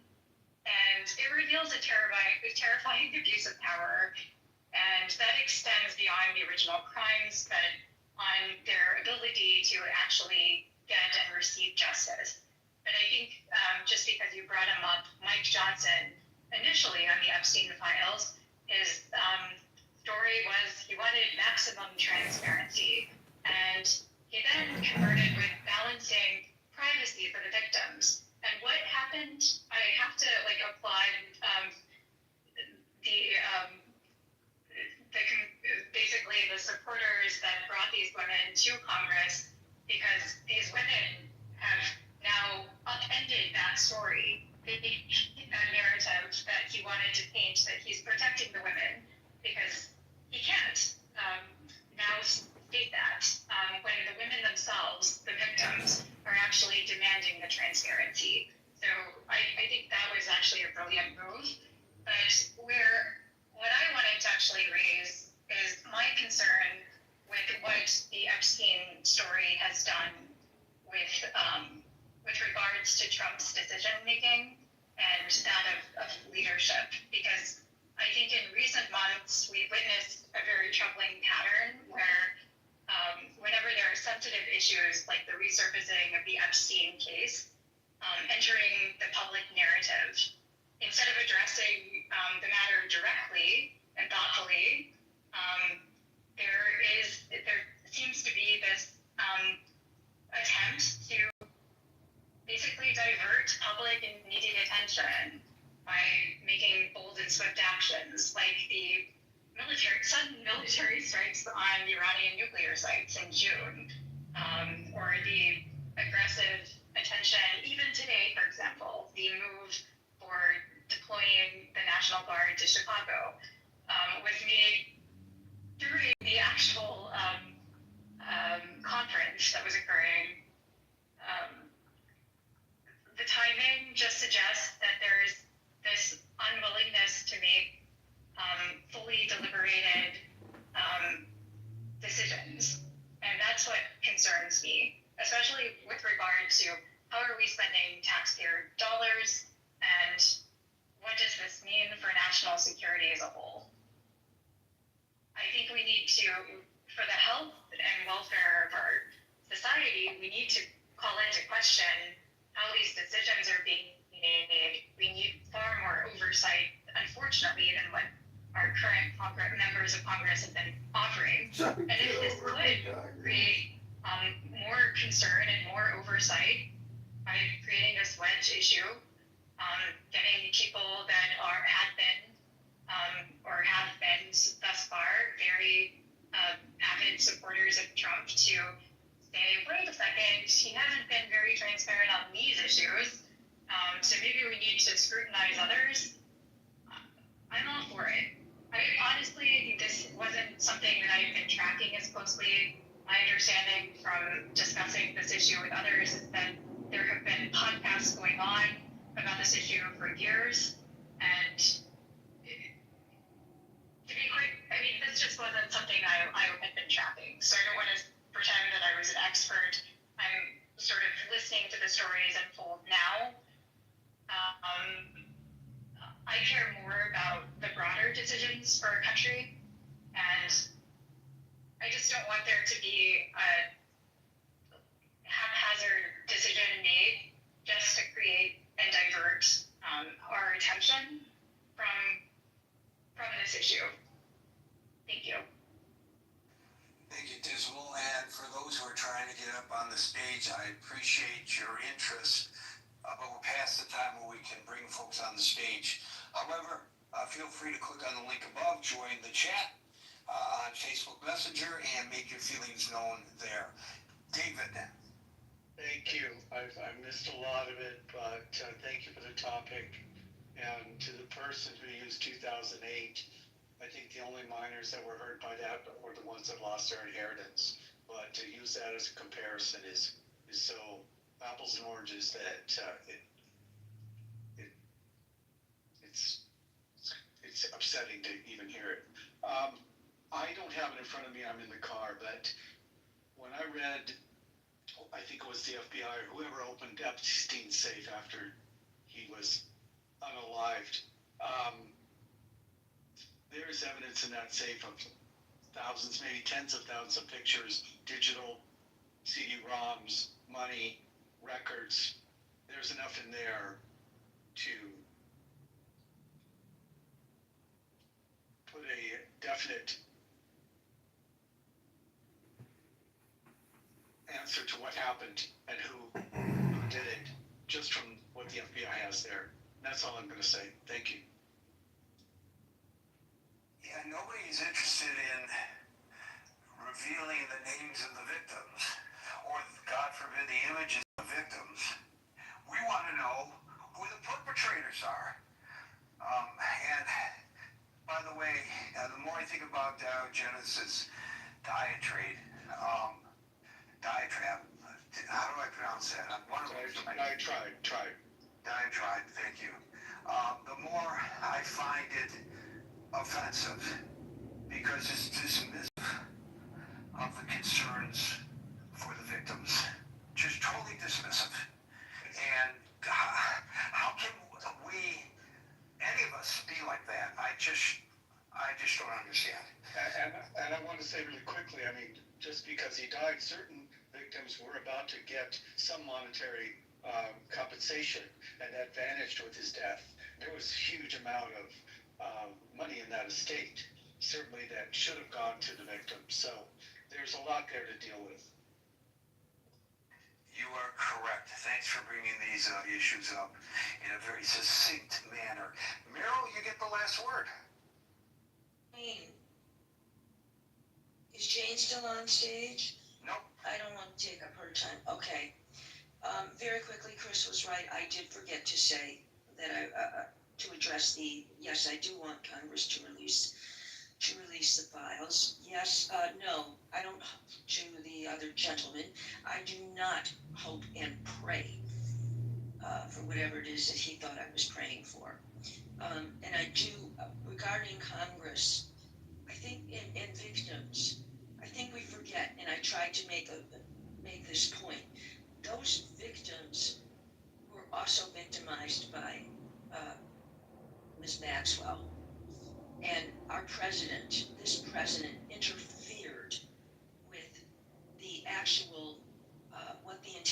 the sentence was, and that was just one more.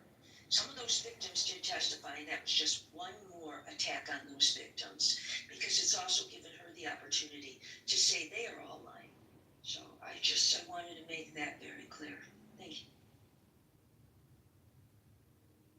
Thank you, Meryl. Folks, we're here Monday through Friday from 5 p.m. to 6 p.m. New York time, so until 5 p.m. New York time tomorrow. For the next edition of the Critical Thinking Forum, everybody be safe, be well, and peace out.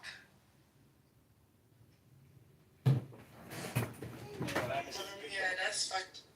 My mother told me. This is a very consistent Republican thing. For now, we're talking over 30 years. So, but it's even a lot longer than that. But just in recent history, that's what it is.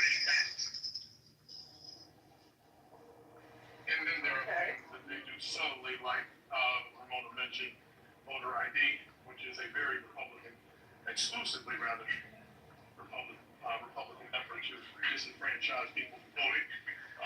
There's also gerrymandering, which moves around districts and makes it funnel people into certain areas where it's difficult for them to get to vote. Locally, there will be instances where areas where black folks disproportionately vote, voter machines happen to be limited and or not working. I know here in Georgia, there were instances in certain places where the cords to the machines were missing for a great deal of time, and the machines weren't on. Now, that may not seem like an issue to you or I, or some of us, but when you're waiting in line for 3 to 4 plus hours to vote, right, you get discouraged from going to vote, even if you actually make the effort to go out and do that. And those people don't leave, even if they say, hey, listen, you can come back, there's still the chance that less people are going to come back than were here. Right. So those are all underhanded things to keep people from voting.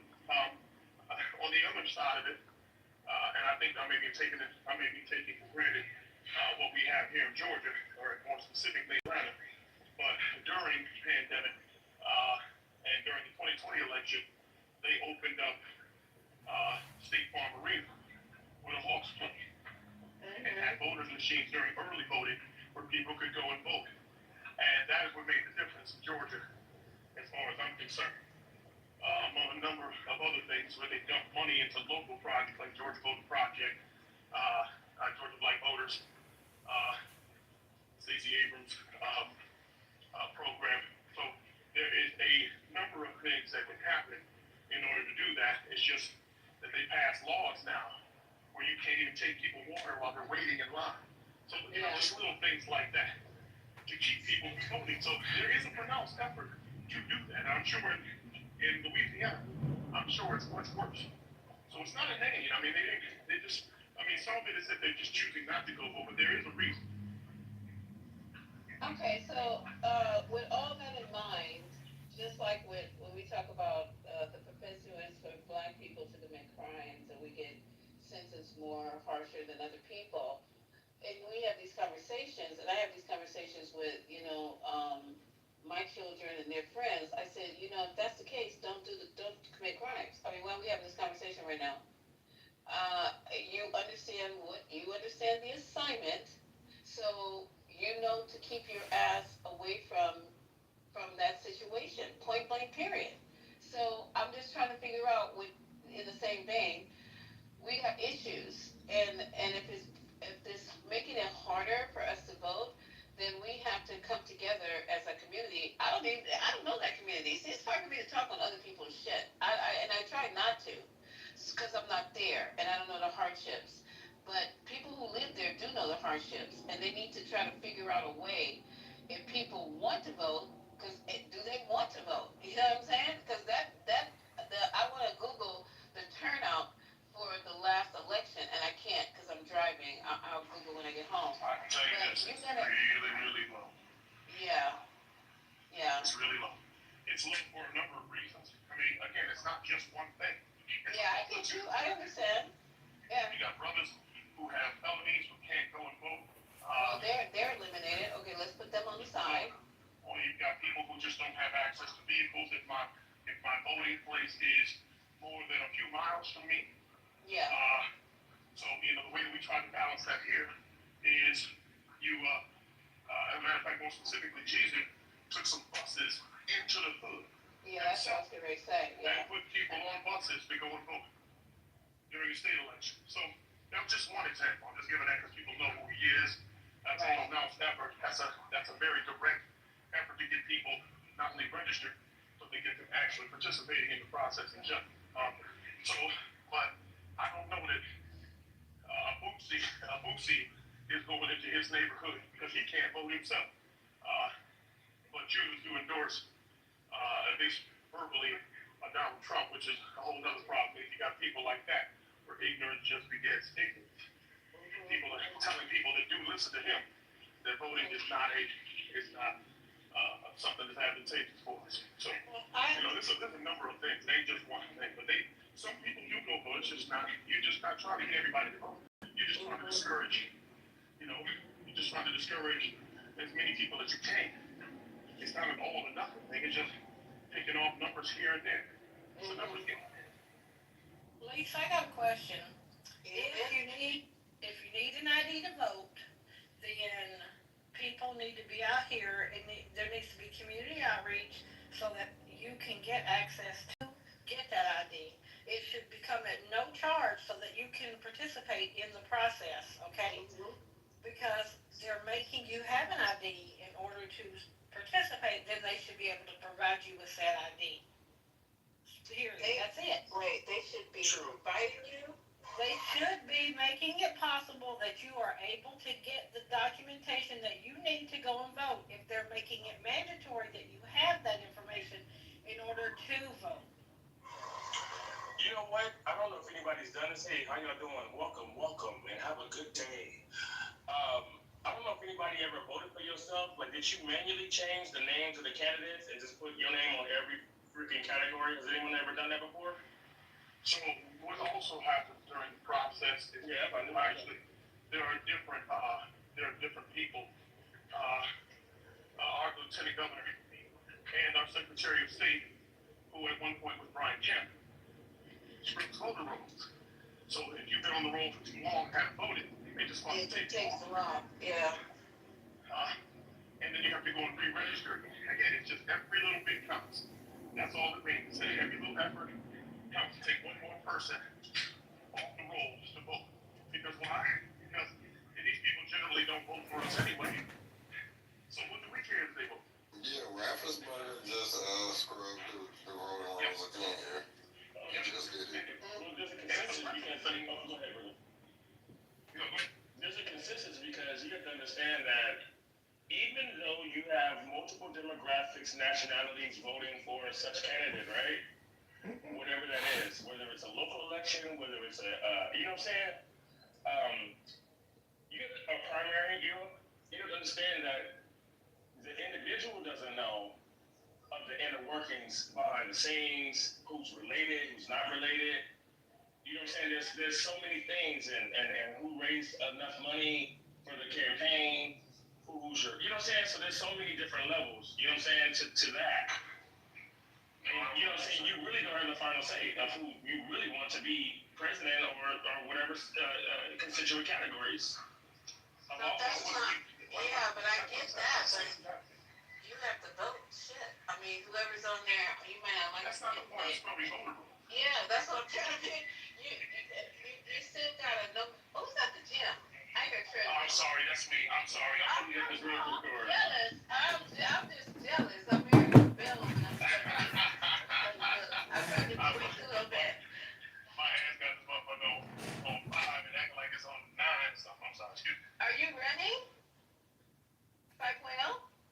Mouse? Are you on 9 incline? I should, no. I should be, if I'm at 9, I should be sprinting. But I'm not. I'm just out of shape. I'm telling you, hey, don't worry about it. As long as you're on it, I don't even start feeling that or doing anything till it's time for me to get off. Then I want to get special and start running faster. You gotta mix it up. I know I gotta do the hit, but it's just that's too much energy. I need somebody standing there next to me to monitor my monitor me because I'd be like, oh God, here we go.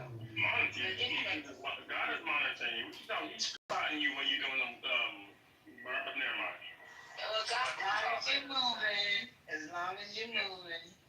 Lisa, I just want to say, I check my voter registration every 3 to 4 months because they are scrubbing the voter registration. Yes, ma'am. Right. So I check mine every 3 to 4 months and make sure I'm still registered. And I've been registered since I was 18.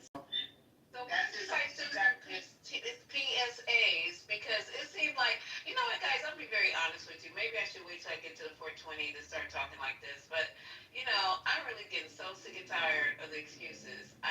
Because you know why? I was talking to Grampy the other day, and she was giving me all this wisdom, you know, trying to get me out of my funk.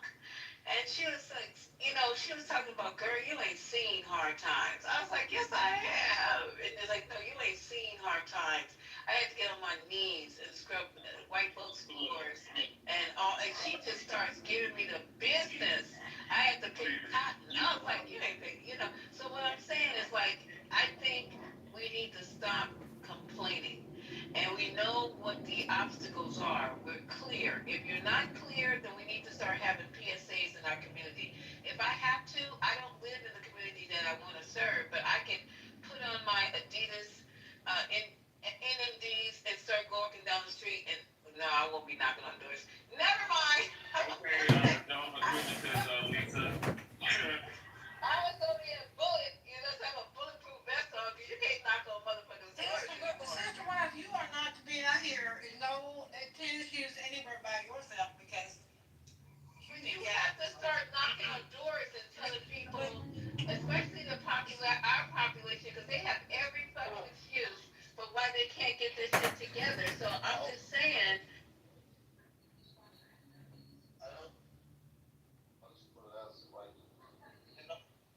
Nothing wrong. I just feel the urge to like just act. And I just hope in the bad way. and this guy is a shawarma eating kanafa bacon, financier.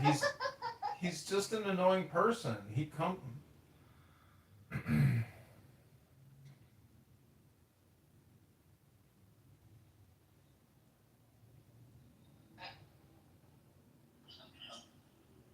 I'm just a narcissistic, selfish person.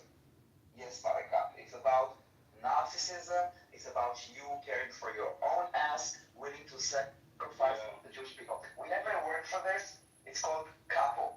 It's people that were willing to align with Nazis and sacrifice their Jewish brothers and sisters for their own sake. Let me break it down to you, Buttercup. They may kill you last, but they will also kill you.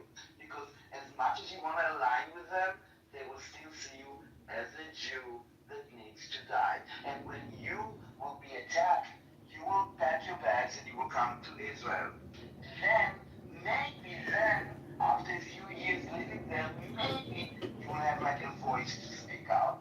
Until then, we don't give a fuck about how you think we should live our life.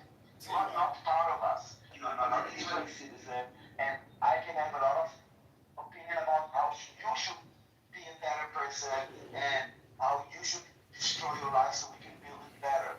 But that is your life and that is our life. And we keep on telling you that your statements are not humane, moral, or just. They're genocidal, they are hateful, and they're ignorant. And because you're a Jew, they're also undergoing treacherous, like as a traitor. And this, the only reason that it can be that you are selfish with this moral supremacy, this white savior, whatever that bullshit. I'm not a shrink. You should go talk to someone. But please, don't use us to feel better about yourself. Yeah, well, it doesn't matter where she's going, my friend. Doesn't matter. Doing harm. And your halas, it's also doing harm. No halas. Give me back my brothers and one sister that are still there. Go on your knees, surrender, and then we will halas. Until then, no halas, my friend. No halas. You're living in a dream. A dream.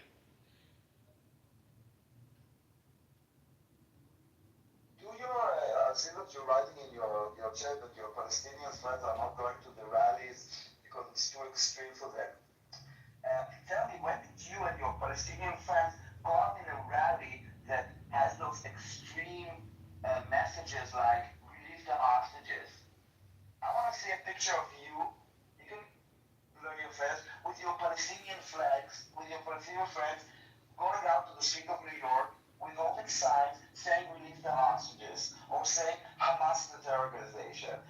Or is this too extreme for your Palestinian friends? To say Hamas is harming the Palestinian people also, and the Jewish people and Israelis, even Arab Muslims and Christians from Israel and Thais and all kinds of people from the states of Israel, instead of going and doing rallies and saying Hamas is the brave one, tell them to bring the hostages back, release Gaza from their declaration or whatever they are doing there, and that's it. But no, opposite. Stop the war, Hamas needs to be there, they are good for the Gazans. You know, Shlomi, she asked you why you offended by her. She also asked me in the chat like, Danielle, but why, like, I'm not offending you. Why are you so offended?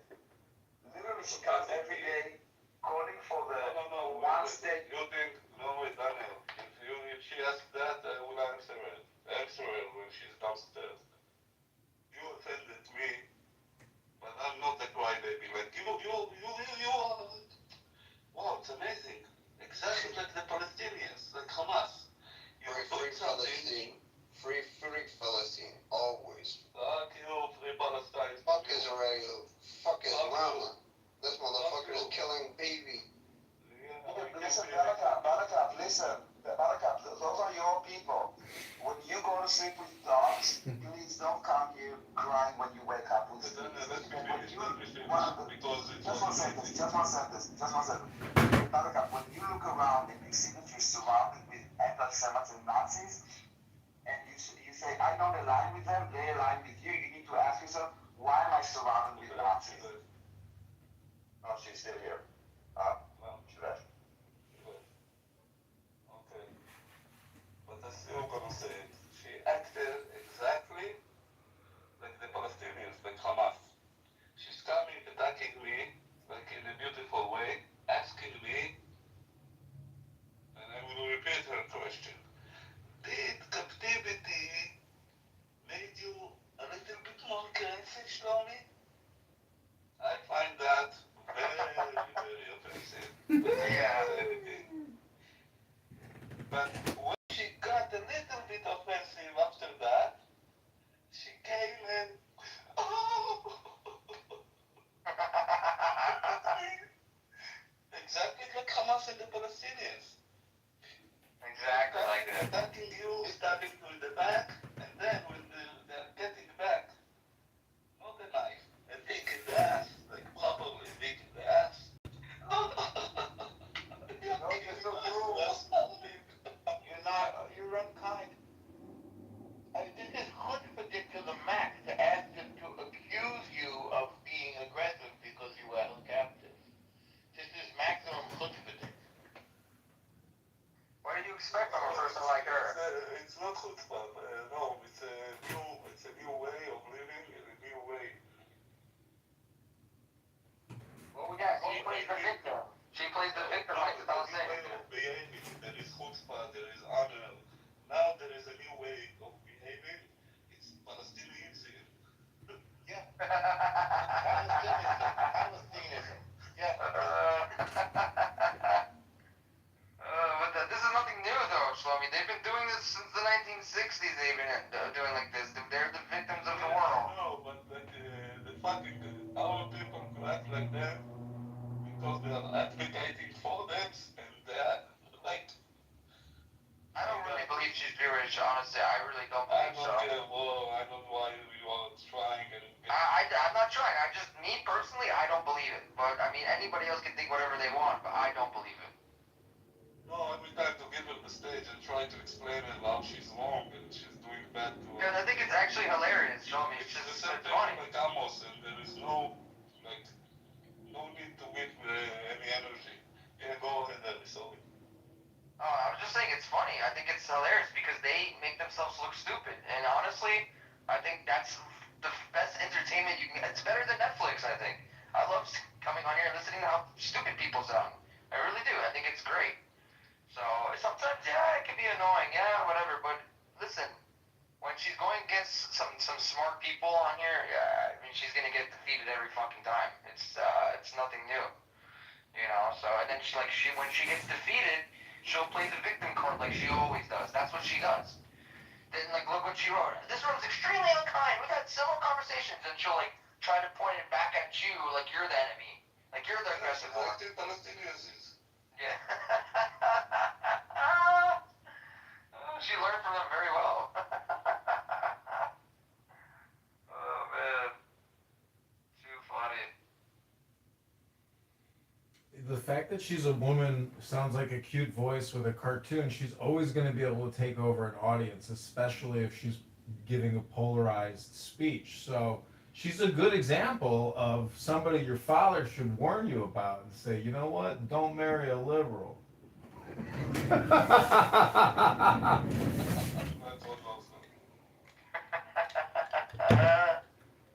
your girlfriend in the picture, John? She's one of the good things that has come out of running for Congress. Very nice.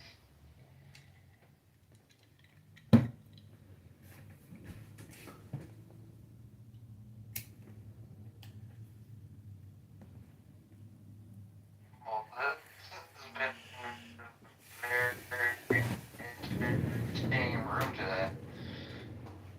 We've had all walks of life of terrorists coming out room today from Clubhouse. It's amazing. Well, you know what else is amazing is that Shlomi has lived it. It's not somebody coming on here giving their political rhetoric. Shlomi's personal lived experience is all the evidence you need to basically support his position. Because when you've actually experienced it and you're not just on here running your mouth, projecting all the propaganda you've consumed, I mean, it's the evidence you need to defeat the opponent.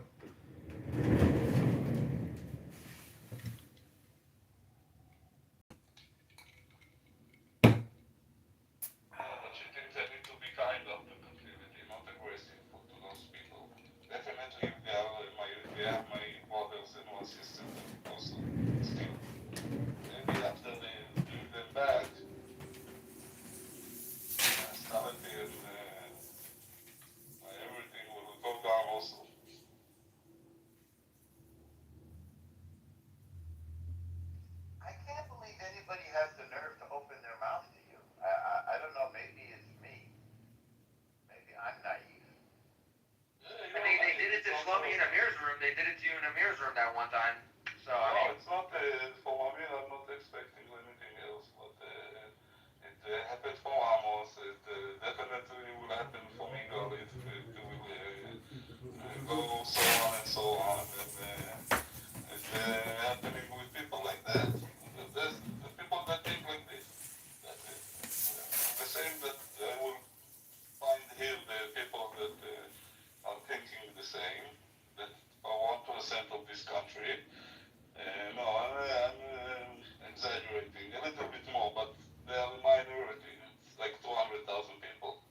From 8 million, I don't know the math of the percentage. But if I will face them in the street, I will get the same. No, so I'm not surprised, my friend. why does he really think that's a conspiracy? Like, I don't understand.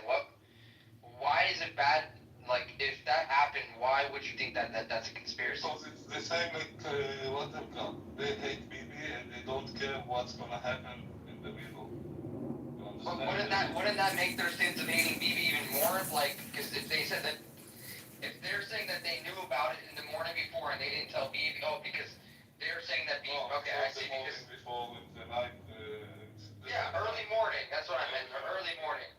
So they pretty much are saying that Bibi knew about it before and did nothing. But what you're didn't know about that before. Okay, and according to your story, that's what verifies that, and that's why people like Giselle and her are denying that because they think Bibi knew about it and did nothing. Am I correct on that? The first time that Bibi knew about it was 6 and something. Like when it was happening. Yeah. I talked to you that morning, bro. Everybody was shocked. Like, you didn't know what the fuck, we didn't know what was going on. I mean, it was just rockets, you know? Exactly, it was the only rockets. Like, we had no idea that there was going to be terrorists coming over the border. So. But shortly after I spoke with you, I saw it on the TV. You know? So. Hey, Shlomi. Yeah, you saw on the TV. Yeah, and so What did you see on TV, bro? I saw Hamas terrorists on pickup trucks driving into Sderot and the kibbutzim around and with guns mounted on the top and dead bodies. Like they were showing like dead bodies scattered around. They were showing them driving, like trying to get into buildings and stuff. And people that were living in the city were filming it. So I remember I was messaging you, like asking you if there was anything going on, and that's when we were talking, bro. The voice chat, you know, about what was happening. So. You mean that day? We were. Yeah. Yeah, either I don't provide evidence for you, go ask Ronen Bar for the evidence, okay? Yeah. He is in interrogation. Needs to be, not me, my friend. Leave me alone. Leave me alone, you're bothering me. We were in a room. Wait, maybe I'm gonna end my sentence. Sorry. And what I told you, I heard in the media, and if you wanna go, look for it. If you don't want, don't look for it. I don't wanna prove you anything. I don't wanna prove you anything. Don't come to me. Don't ask me for everything. Don't engage with me. Okay? I don't wanna speak with you. Thank you. There's articles all over about it. There's like you just Google Ronan Barr, and then knew about October 7th. It's like all over. It's a bunch of articles. I don't know what he's saying. It's conspiracy. He can think what he wants to think. I don't want to engage with him anymore. And don't come to me and don't ever reach to me. You are bothering me. Thank you. So we're talking about that day, which you didn't know. We were all in a room, a whole bunch of us that day. And then, Harry, do you remember? I was on the phone with Adele. Yeah. Adele, that was the craziest part. Adele's like, I think they're coming to my house. I'm going in my safe room. That was crazy. And we had this whole conversation with Adele about her dog and what to do about her dog, because if she took the dog in the safe room, the dog would bark. So, I mean, it's so nuts remembering back in real time and worrying about you and Jake. Just like everyone coming in back and forth into the room that day. Harry, you remember all that? Yeah, of course. I called her 2 nights ago. We had a long catch up. Yeah, I mean, I was on the phone with, after we were in the room, then I called her separately, and I talked to her while she was in her safe room. I mean, and she heard them breaking windows in her home. Yeah, they tried her windows. That's right. As I recall, they were also like trying to open the door on the other side of the safe room. In those days, they didn't lock. She had her son with her, keeping the door shut. Son-in-law. Was it son-in-law? Yeah. If you think that I'm lying and you care and that I'm spreading lies, go through me. No, Igal, think for a second. I was going to say this about Igal. Why would Shlomi lie? Of all things to lie, it's just inconceivable. We're all trying to figure out the truth to fix it. But I want to say about Igal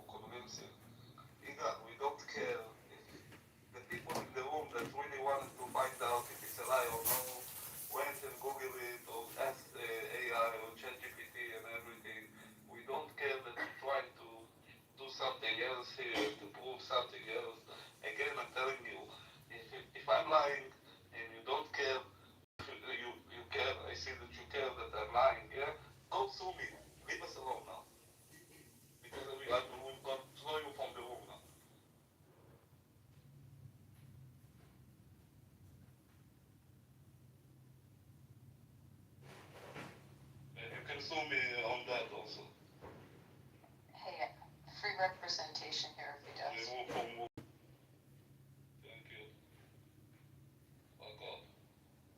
Lefty Dvati, go sue me, lying, whatever. Sue me that I This is how the lefties are in Israel, man. Like, this is nothing new. Like, this is how they act towards people that were hostages, towards people that don't agree with them. It's fucking insane. They're delusional people. That's how they are. They're crazy, the lefties in Israel. Crazy. And Ecos and Amos are a great example of them. They're dangerous people.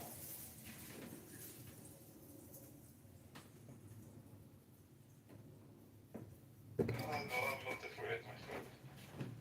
Well, I'm not saying physically. They're not dangerous physically. They're dangerous by them spreading lies. That's what I meant. Yeah, in that way, in that matter, in that way, I agree with you 100,000%. Yeah, it's fucking dangerous shit, man. And you provide the evidence of it, and they still deny it. That's how fucking brainwashed they are. Shit's crazy, man. You'll never to see the right way. They always will be how they are. Lefty idiots. And if they were in power in Israel, Israel would have been gone after October 7th, probably. They would have gave them a fucking country, probably, already by now. Disgusting, the lefty. Disgusting people. Not much better in the U.S. They're just as bad. So you might have fun talking to retards on this app, but the opportunity cost that it's costing you to come on here and have these endless, meaningless, stupid conversations with brainwashed retards, I mean, is it really, worth it?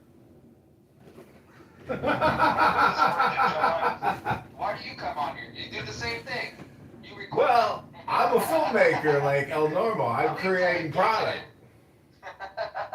I'm creating product. I'm a filmmaker. I've got 30 YouTube accounts, 5,000 subscribers. I'm trying to make money out of all these retards. Meanwhile, you're just talking to retards, wasting all your time. Yeah, but I'm helping you get the content because if not, they're just talking to themselves. I'm telling you out front, Joe, if you will use my words or my name, I'm wanna get it with the percentage, my friend. As soon as Netflix sends me a shekel, I'll send it straight to you. Right, there's something called consent, John. It's a magic word. Look it up. I live in Illinois. You should look up the laws in Illinois, Abby. Hey, I really don't care. The laws are where I live. And there's a word called consent. If you will take something that I said without asking me, then... You should. I live in Illinois, Abby. You should look up the laws. You should look up the laws in Illinois. It's gonna cost you. You'll own this home, showing me by the end of it. Only certain people could remember that it was, I think it was 50 years to the day since the Yom Kippur War, the day it happened on October 7th. I'm not saying that happened on October 7th because I don't remember the date, but it was 50 years. Look up the laws in Illinois. Isn't that crazy? The sneak attack. Yeah, it was what's it called? Simchat Torah that day. Yeah. Yes. נעמי, אני בארץ בסוף החודש. יאללה, for the wedding? Yeah, for the wedding. יאללה, בשעה טובה, מזל טוב.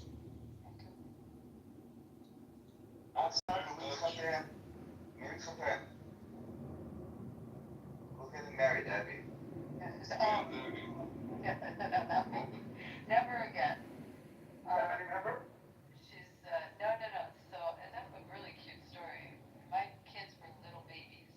I had, Ivrit and au pair. I had au pairs. מטפלת. Metapele. Yeah, so I had, in the beginning from Sweden, Well, and they drank au pair is like a alcohol. live-in metapelet. I live in, right. So they like to drink too much, the Swedish girls. So I decided I'm going to get Israeli. And I had an Israeli au pair. And then, every year you get a new one. But this one I became very close to. She had an identical twin sister. And we we stayed close over the years. So now they have their own children. Two of them are in my au pair has two boys that are in Sahel now, and the twin sister has three girls, and one of the girls is getting married. So they're like my family to me. Actually, the get-togethers when I'm over there with Evan and Guy and have met these girls. But so Where is it? The wedding? it's in that really beautiful place.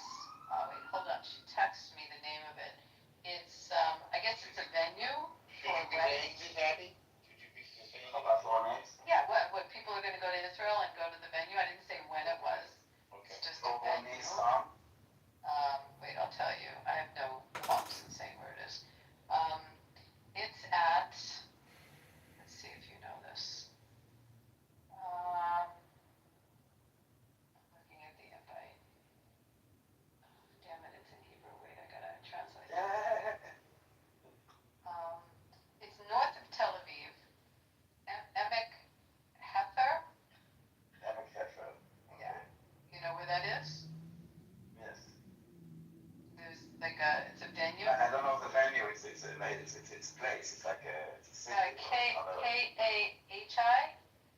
Kahi. Kahi. Google it. Kahi. Kahi.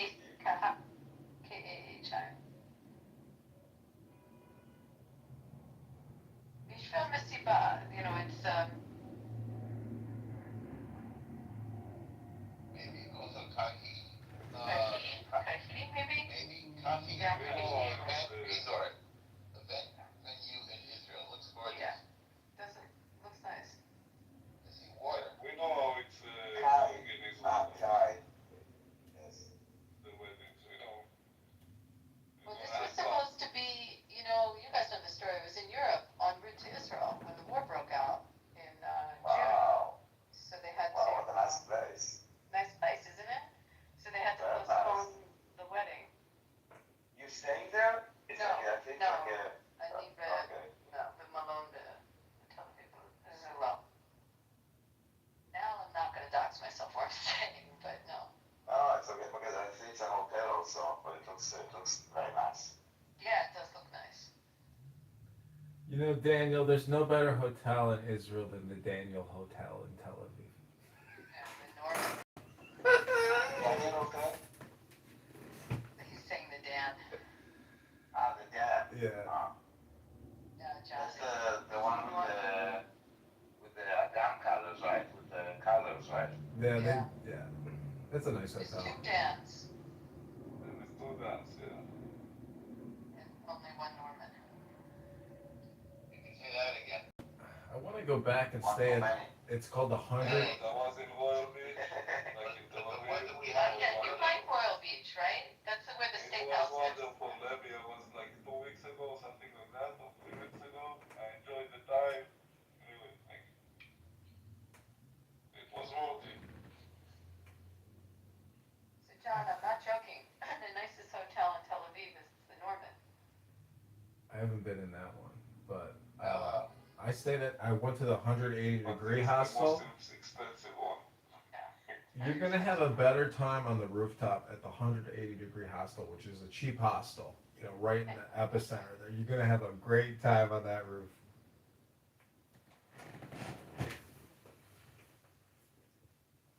And then I spent one night, a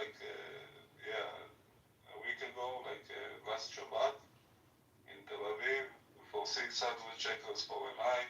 It was a nice room hotel, and then there is a rooftop pool, and it was only 600 shekels for a night. Really? That's really cheap. Yeah, it was cheap, it was last moment, But a lot of artsing in the rooftop.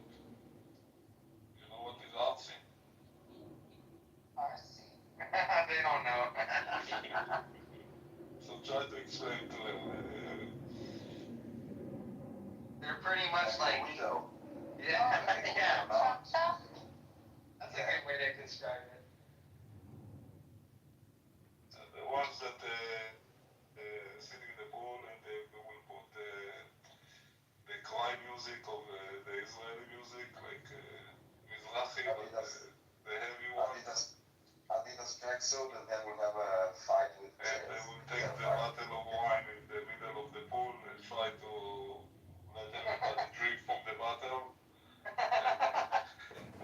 So God, that's what happened to us in Saturday.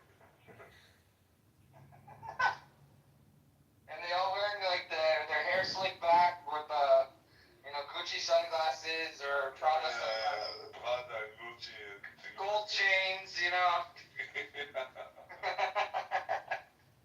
all gold chains with Kaiser, Magen David. So say the word in Hebrew and Witnesses, which we can just call JW, the Mormons, and the Christian Scientists. And then I realized that all of these cults can be discussed together. And the reason is because there's an entire subsection of cults which are cults that are under the guise of Christianity. They claim to be Christian themselves, but in very specific ways, in similar ways to each other, in fact, they pervert mainstream Christianity to indoctrinate people and control people and bilk people and separate people from society and embody all the characteristics of what we would think of as being destructive cults. So we talked about Scientology a couple weeks ago. These organizations are all much, much larger than Scientology by their number of adherents. And I believe of the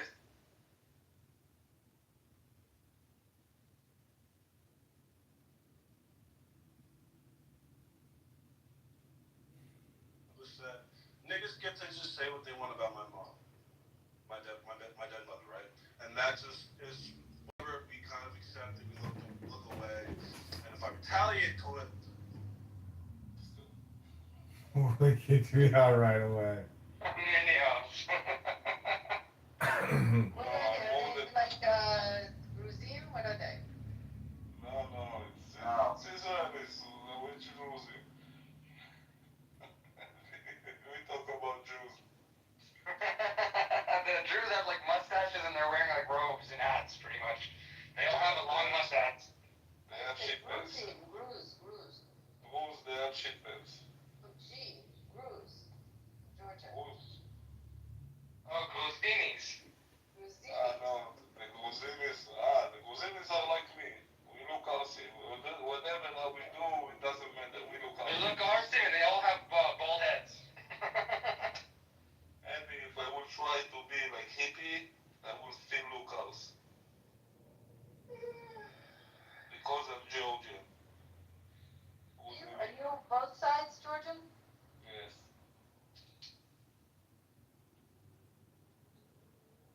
This wedding I have, they're half Georgian. Oh, nice. So you want to see maybe Georgian music? What are you from, Atlanta? Did you see what I sent you? The little video from the Georgian restaurant? Where did you send it? What's the number? Which number? I only have the one for you, but It's the old one. No. I changed number now. We need to catch up. Okay. Shlomi, I can't get Abby to endorse me for Congress and the candidate that I'm running against. If she said no, don't try to convince me to Okay. You give me permission to get your number from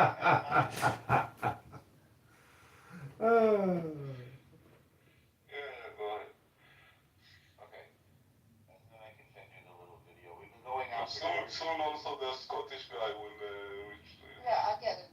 It's good from down from The Scottish guy. the Scottish guy. So I should get it from him instead? Wearing the skirt.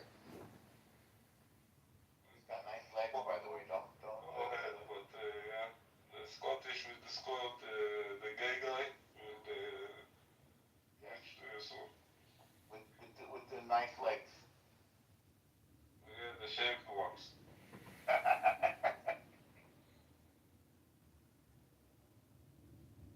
So Ace is at 33% on the survey, so she failed at life. I chose needs a life, but see, maybe that's projection on my behalf.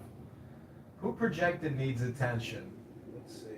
Anybody? Nobody? We only have 2 people that have taken the survey on the stage. If you haven't taken the survey, why does Ace gaslight people on Clown House?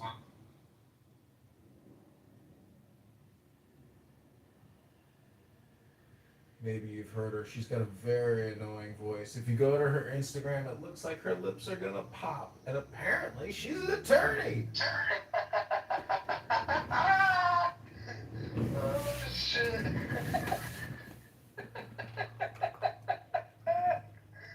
Oh, man. No one else is entertained by Clubhouse, man. This shit is entertaining as fuck, bro. It's a roast app. People put themselves out here, and they're subjected to getting roasted. They get roasted. Her lips do look like they're about to pop, that's for sure. Oh my god. How much lip can you fit in those lips? Yeah.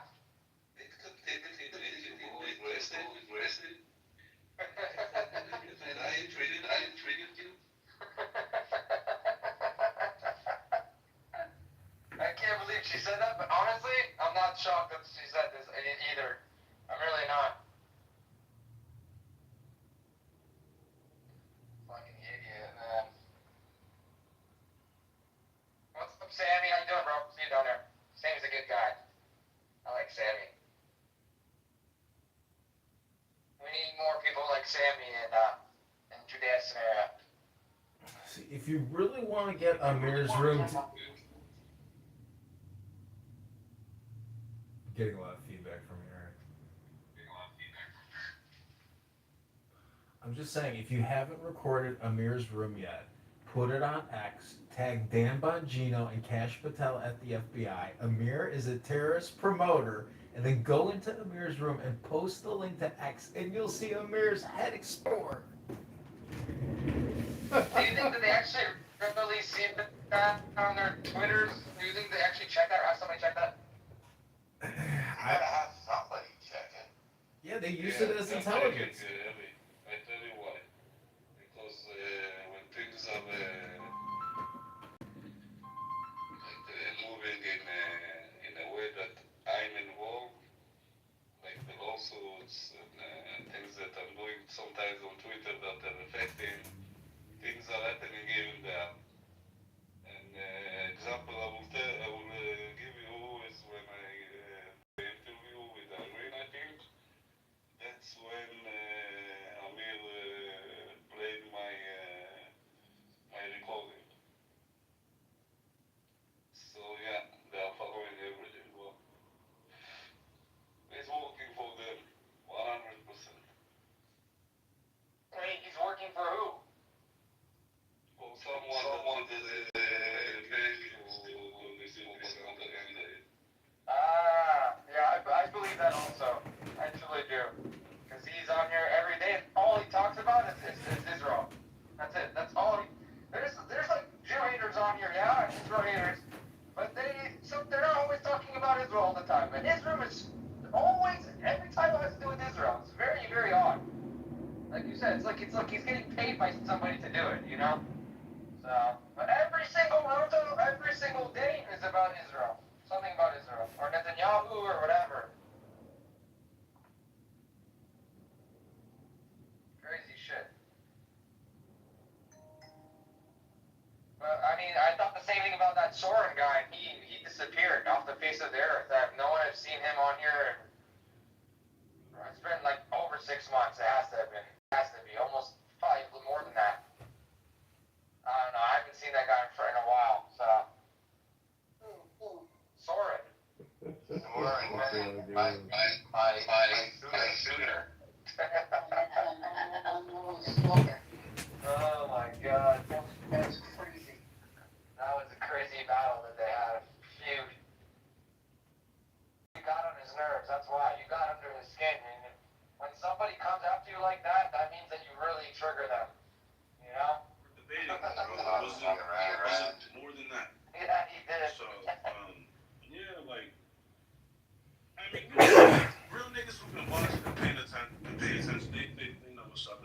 that's my soapbox. So I appreciate y'all who've kind of been speaking up and like speaking truth to power against the nonsense and the fake narratives. But go ahead.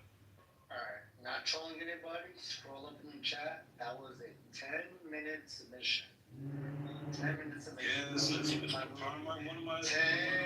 minutes. One of my only ones. I had a lot to get off. That was 10 minutes submission. Hey man, sometimes it gotta be like. Exactly. Alright. I know this punk ass nigga's not talking about bullshit. No, he's the kid. I know he's not talking about bullshit. I know it. Alright, hold on. Next to you is Solomon. Get an honest Solomon. I heard you. Yeah, I read you. I read it in the chat. Yes, that's right. Next to the queue is Solomon. After Solomon, it's Lion. After Lion, it's Joel. Man, what up, kid Solomon? Yeah, what's good? Yeah, it's good to see you, buddy. So after Lion's Concrete, after Conference, Joel. My fault. No, that's cool. So my thing, knowledge is, because obviously when we see heated back and forth, like with Louis and Lion, the first thing we think is, okay, how can we fix this? And obviously that's what a lot of us want, myself, Concrete, and others. The problem is, and like, we have to have the Holy Spirit, bro. And I get it, especially with what you just said, Louis. Because I believe in the same thing. I'm a Proverbs 26:5 individual. I don't believe in none of this pacifist faggotry that a lot of modern Christians think the Bible speaks to. There's a time and place for war, and there's a time and place for peace. But we also, if we say we believe in Christ, we have to know when it's time for the both.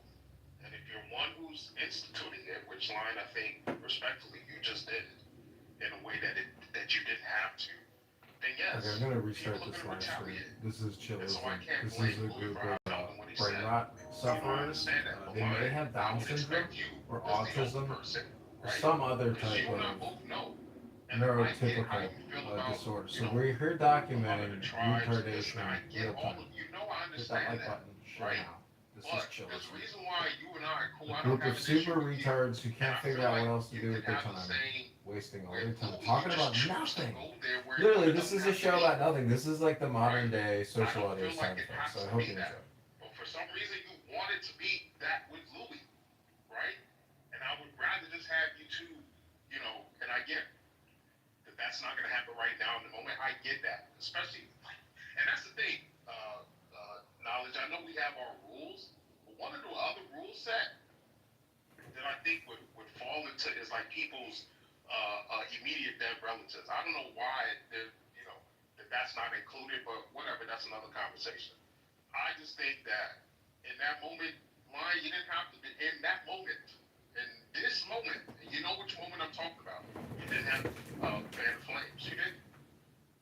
There was no point in doing that, and you knew what it was gonna do. You knew it was gonna make people go off, and then you tried to, come on, bro. Like, what is that? That's some low key tactics, bro. Low key does goofy shit like that, right? Not us. And speaking to that, and I'll finish with this. Knowledge. My thing is with the whole, Joker conversation. I think as Christians, the scriptures warn us that God is so good that there are those. Because remember, the first usurper, the first subverter, was the devil himself. He is the smartest of all.